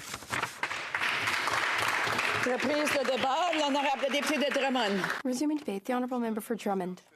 Thank you, Madam Speaker. I'm very happy to rise to speak to C-320. My colleague, the member for Avignon and Lamitis-Matapédia, said earlier that the Bloc Québécois supports C-320 because this bill is consistent with initiatives to guarantee the security and safety of women and fighting against violence against women. Victims stand to gain everything from having more information about their assailants. and their possible release. The Bloc Québécois also supported C-322. And as my colleague said earlier, C-322 changed the law so that when judges make orders about liberation, they have to determine whether it's desirable that the person wear an electronic monitoring device. The Bloc will always support and defend the victims of crime, and we will always fight for the trust and confidence of the population toward our institutions. Now, we live in a society that is envied by many nations around the world. In our Charter of Rights and Freedoms, it says that everyone has the right to freedom and safety and security. Our justice system has the duty to protect that right for all Quebecers and Canadians. That right guarantees a strong democracy in which individual rights are upheld, and we, as elected officials, have the responsibility to protect and uphold these rights.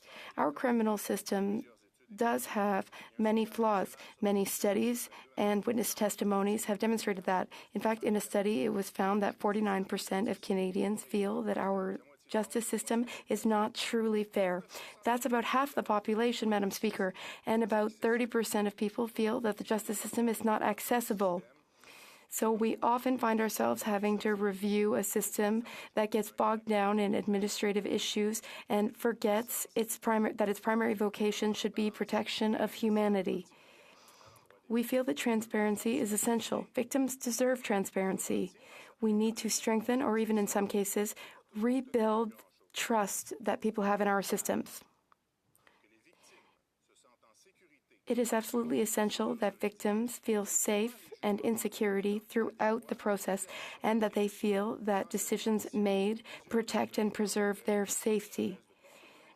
Many victims don't feel comfortable pressing charges against their assailants because often the risk outweighs the reward.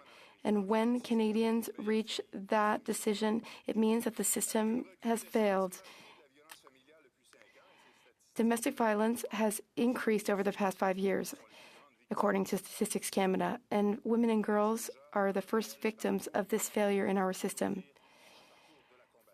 Laying charges is often incredibly burdensome because the legal process often takes too long and is too difficult. Victims require a lot of resilience and courage to make it through the process and hope that the system will put their assailant behind bars, at which point women can finally breathe again and feel safe again, trust the system again. But sometimes, a few years after the fact, victims hear that their assailants are put on parole or statutory release, and they don't receive any information about it, so they feel like they're back to square one. They don't feel protected. Our criminal justice system does not sufficiently protect victims as the system currently is.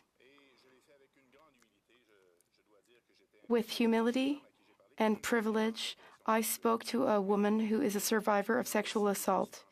She was attacked by a repeat offender. This repeat offender, who sexually assaulted my constituent, had been incarcerated for repeat sexual offenses, and then he was released. Then, during his parole, he assaulted many other women. He was re-imprisoned, then he was re-released, and once again committed the same crime. This is unfair to past victims of offenders. They need to be properly informed and properly protected. And the constituent I spoke to, she is a real fighter. She fought for the release of that offender. I have the utmost respect for her. I have the utmost respect for all those who find the inner strength to demand that we politicians amend laws in order to better protect them and to better protect victims. This bill would give victims more information about the parole or statutory release of their assailants, of their attackers. This would improve our justice system. This bill would give survivors of these crimes the ability to challenge or take issue with legal decisions. This is absolutely essential in making amends. It is essential to protect victims. Quebec has done a lot of great work in victims' protection. We have set up specialized tribunals specialized in sexual assault, and we also have electronic monitoring devices in Quebec. Quebec always prioritizes victims. In the best interests of Quebecers and in the best interests of Canadians, the Bloc Québécois supports C-320. It is a small step, but it is a step towards building an effective, efficient justice system that does what it should do. This bill would strengthen the rights of victims of crime, especially those who are victims of domestic violence or sexual crimes. This bill will further guarantee that charter rights are upheld, especially the right to safety and security. So it is essential for our democracy. What's more important, this bill will give people trust and confidence in our justice system. Many people do not lay charges against their assailants because the dice is stacked against them. Thank you, Madam Speaker. The honourable member for Oshawa has a right to reply for 5 minutes. The honourable member for Oshawa. Merci, Madame le Président. Thank you, Madam Speaker. First and foremost, I wish to thank my parliamentary colleagues, especially the new member for Oxford. Opportunity to thank all my colleagues who participated in this debate and for those who expressed support for the bill. I also want to take this opportunity to thank Lisa Freeman, the person who inspired Bill C-320, a bill which we like to call the Truth in Sentencing Bill. As stated before, this bill is intended to help families who are plunged into unfathomable situations. They can be re-traumatized, demoralized by actions actually of the Parole Board of Canada and Correctional Services, institutions that say they are supportive of victims of crime, but unfortunately, Madam Speaker, this is at best an illusion. Lisa's father was tragically bludgeoned to death by an axe murderer in 1991, and I think it's also worth noting, as colleagues have said tonight in their constituencies as well, that this murderer was out on parole when this horrific crime took place.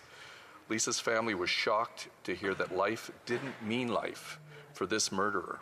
Transparency for victims was not a priority for our parole system. Victims did not have the right to know, the right for information, for transparency. So Lisa bravely took it upon herself to right this wrong and to fight to improve the system for victims and victims' families and future victims. It's a reminder, it's the responsibility of the government and our responsibility as elected officials to ensure that victims of crime are treated with the utmost respect and dignity. As stated earlier, this legislation is a simple, very short legislative change. It makes a simple amendment to the Corrections and Conditional Release Act, disclosure of information to victims, that would provide such respect and dignity. It would require that information regarding the review and eligibility of all forms of parole be communicated in writing to the offender's victims, including the explanation of how the dates were determined for parole and explaining this process in an effort to be as transparent as possible. We can't argue with the logic of this bill, and I hope we shall have full support among members in this House. Sadly, victims don't have any support compared to the support our government gives to criminals. Madam Speaker, I'd like to remind my colleagues that it's the job of the Minister of Public Safety and this government to keep the public safe. The job description is public safety, not criminals' safety. A murderer's rights should never trump a victim's rights. A sentence of life in prison without the possibility of parole for 25 years is meant to imply severity, punishment. This is simply not true, and it's misleading to families and also misleading to the general public. Offenders serving a life sentence without parole for 25 years can actually be released on other forms of parole well before for personal development, temporary absences, and community service work. In prisons across the country, offenders who have committed some of the most heinous crimes like murder can be housed in minimum security prisons, and families are constantly aware that the level of security doesn't match the severity of the crime. This can be exemplified from an actual update from Lisa Freeman and the recent outrageous communication received from our soft-on-crime parole system. Lisa Freeman said, "I was notified in July that my father's killer's day parole was extended for 6 months, and when it goes up again for renewal in January of 2024, and even if he doesn't request full parole, he can be automatically granted it at the same time. No hearing I can attend and no opportunity for me to object, just an in-office paper decision. Also at the same time, I was notified that the conditions on parole that I have in place, no transfers to the province of Ontario and parts of BC, can be lifted at any time by his case management team. And at any time that his case management team feels that he would be benefiting from attending courses in these areas." Madam Speaker, what an outrage, and the only comfort for me and my family from this axe murderer can be that it can be lifted, that they can be lifted at the whim of his team. The system needs to be recalibrated. The rights of victims should be made equal or better than the rights of the offenders. So, Madam Speaker, we have it. A killer can be released into the community where victims live at the whim of his case management team. No need to explain to the victims how the decision was made and when the release will take place. I know we all agree that this is unconscionable. And, Madam Speaker, victims deserve better, and at the very least, they deserve accurate information. So I want to thank my colleagues here this evening, and I hope I get full support when this comes for vote at the House. Thank you, Madam Speaker.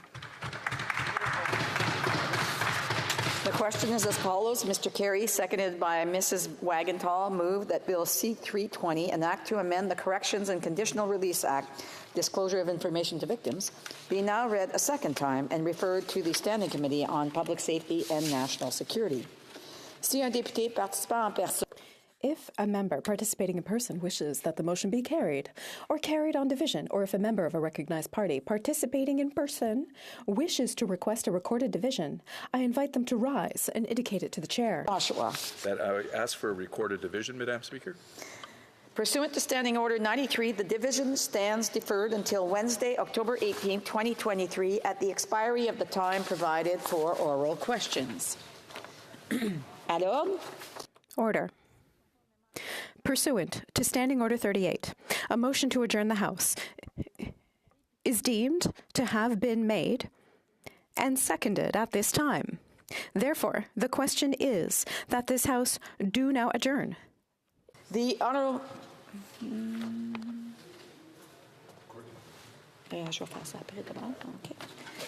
The Honourable Member for Courtenay Alberni.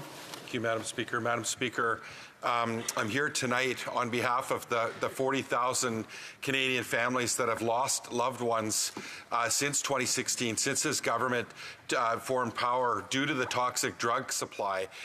Madam Speaker, and as well for those that are living with problematic substance use, recreational users of substance use that are dying from preventable deaths. Madam Speaker, just to give you some context, right now in Canada, about 180 Canadians die per million due to toxic drugs. In British Columbia, it's 430 in my home province. In my Island Health region, it's over 500. And in the Alberni Valley where I live, it's over 1,000. But get this number, Madam Speaker, for under the age of 49, it is right now over 2,100 people per million, Madam Speaker, that are dying from toxic drugs. It's off the chart.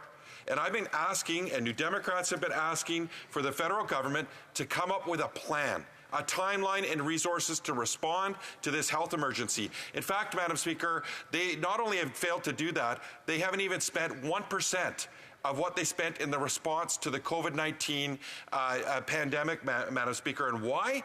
Because of the stigma. That is the only reason, Madam Speaker, that they haven't responded, because there is solutions out there. And Madam Speaker, I took it upon myself to go to Portugal this last summer on my own dime to learn from Portugal. Why, Madam Speaker? Because they had 6 deaths per million. And like when I painted the picture of how many people are dying in Canada, just to put things in perspective, more people have died in Canada from a toxic drug supply than all of the European Union, over 450 million people. Now, the Portuguese story is quite interesting, Madam Speaker, because they had a massive drug crisis that was claiming the lives of many people in the mid-90s. Over 1,000 people were dying, primarily through heroin users. They had 100,000 heroin users at a population of 10 million. Now, just to put things in perspective, in British Columbia, in my home province, we have 100,000 chronic substance users in a population of 5 million. So they had we have double what they had in terms of per capita usage of chronic substance users, Madam Speaker. But they realized it was a health emergency, and they responded like it was a health emergency, Madam Speaker. They convened a table of experts. They decided to move forward with expert-based policy. They created treatment on demand, a safer supply of substances. They scaled up, Madam Speaker. Just get this. They had 250 people on methadone at the start of their program, and they scaled that up to 35,000 in 2 years. They used the military to create labs to lower the cost and get supply out the door. And Madam Speaker, today they have 20,000 chronic substance users. They created, they focused on harm reduction, making sure that people got the support they did, Madam Speaker. And I'll tell you about the politicians and what they did and how they were the heroes here, is they took the gloves off, stepped out of the way, and stopped playing politics and got rid of their ideology. And Portugal focused on evidence-based decision-making led by experts, and they put forward a plan with resources, a timeline, and a strategy. Unbelievable, Madam Speaker. We actually had an expert task force on substance use from Health Canada, but what does the federal government do? They chose to ignore them. Still no plan, no timeline, no resources. When is this government going to treat this as a true public health emergency? Where is the urgency? The Honourable Parliamentary Secretary to the Minister of Mental Health and Addictions and Associate Minister of Health. Thank you very much, Madam Speaker, and I want to thank the member for the question. I want to thank the member for his passion on this topic, and I've spoken to him several times already since I've gotten this role, and I can only learn from this member and continue to appreciate his passion and his knowledge on this topic. Madam Speaker, this toxic drug and overdose crisis is having a tragic and unrelenting toll on Canadians, their families, their communities, and this member knows this. There are 4 pillars recognized internationally that are necessary for a successful substance use strategy: prevention, harm reduction, treatment, and enforcement. We are committed to a comprehensive approach that implements policies and supports in all 4 of these essential areas, and the member opposite is a key ally in solving this crisis. Every person who overdoses is somebody who has a family, somebody that has people who care about them. Madam Speaker, I believe that these deaths are, as the member said, preventable. Many of these individuals perhaps have hid their drug use. They feel unable or afraid to seek help. Many died alone. We must take urgent action to save lives and protect the health and safety of Canadians. We've committed more than $1 billion for a full range of evidence-based actions focused on prevention, harm reduction, treatment, and enforcement. Sadly, this crisis is evolving and worsening. The drugs are getting more toxic. Substance use intersects with other issues like poverty, homelessness, and mental health. So we do need to evolve our understanding of the crisis, and we do need to continue to improve the government's work to save lives and protect the health and safety of Canadians. Substance use is a health issue, and healthcare is a shared responsibility across all orders of government. Most importantly, and because I know some members in this House still disagree with this, harm reduction is healthcare. This is why we continue to support provinces, support territories, Indigenous communities to improve access to integrated, evidence-based substance use services and supports for all Canadians when and where they need it. Madam Speaker, creating false narratives is not useful to anyone, and I'm happy that the member from Courtenay Alberni agrees with us on this and is helping us fight misinformation. We are providing nearly $200 billion to the provinces and territories over the next 10 years to support health system reform across Canada. And $25 billion of that money is for shared health priorities such as improving access to mental health and substance use services. Now, these historic investments will seek to integrate mental health and substance use care across the entire health system, meaning that no matter where, when, or how someone reaches out for help, there will be no wrong door. And Madam Speaker, I'm optimistic that we can get there. There's no one-size-fits-all solution to address this complex crisis. Each person's circumstance is unique, and solutions to the crisis must recognize that people use substances for different reasons and in different ways. Madam Speaker, offering treatment alone is not enough. Providing a broad array of care options and wraparound supports allows people to access the right services at the right time to improve their overall health and well-being. We can't end this crisis alone, Madam Speaker. It is our collective responsibility to work together as parliamentarians with the member from Courtenay Alberni, with local communities, provinces and territories, and as well as Indigenous communities. We can't be working in silos through an approach that isn't integrated. Thank you, Madam Speaker. The member talked about integrated because the Portuguese model is a coordinated, integrated, compassionate model. Here in Canada, we don't have coordination. There is no resources, Madam Speaker. In fact, we're in a health crisis, and I'll say this, that the Liberals' approach, their incremental approach, costs lives in a health crisis. The disinformation from the Conservatives, that costs lives in a health crisis, Madam Speaker. What we need is action. We need a timeline to invest in harm reduction, treatment, recovery, prevention, education, and a safer supply to replace the toxic street drugs. Where is the plan? Where is the timeline? Where's the compassion? When is this going to be a priority? When are they going to truly end the stigma, Madam Speaker? Do I have to keep coming back here every week to fight the same fight? When is the plan going to be tabled in this House of Commons? The families deserve it. The Honourable Parliamentary Secretary. Thank you very much, Madam Speaker, and I agree, and we do know that substance use is an extremely complex issue. Discrimination, trauma can place individuals in an increased risk for substance use harms. We're focused on improving the availability and accessibility of a range of services and supports as a means to address the overdose crisis. This complex issue calls for a comprehensive and, as I said and as the member acknowledged, an integrated response. People who are struggling need everyone at the table. They need everyone in this room, in this building, in the House of Commons, including the federal government, working with the provinces and territories on a system that includes health and mental health teams and services. Madam Speaker, this is a public health issue, not a criminal one, and must be addressed that way alongside well-trained, monitored, and resourced public safety components.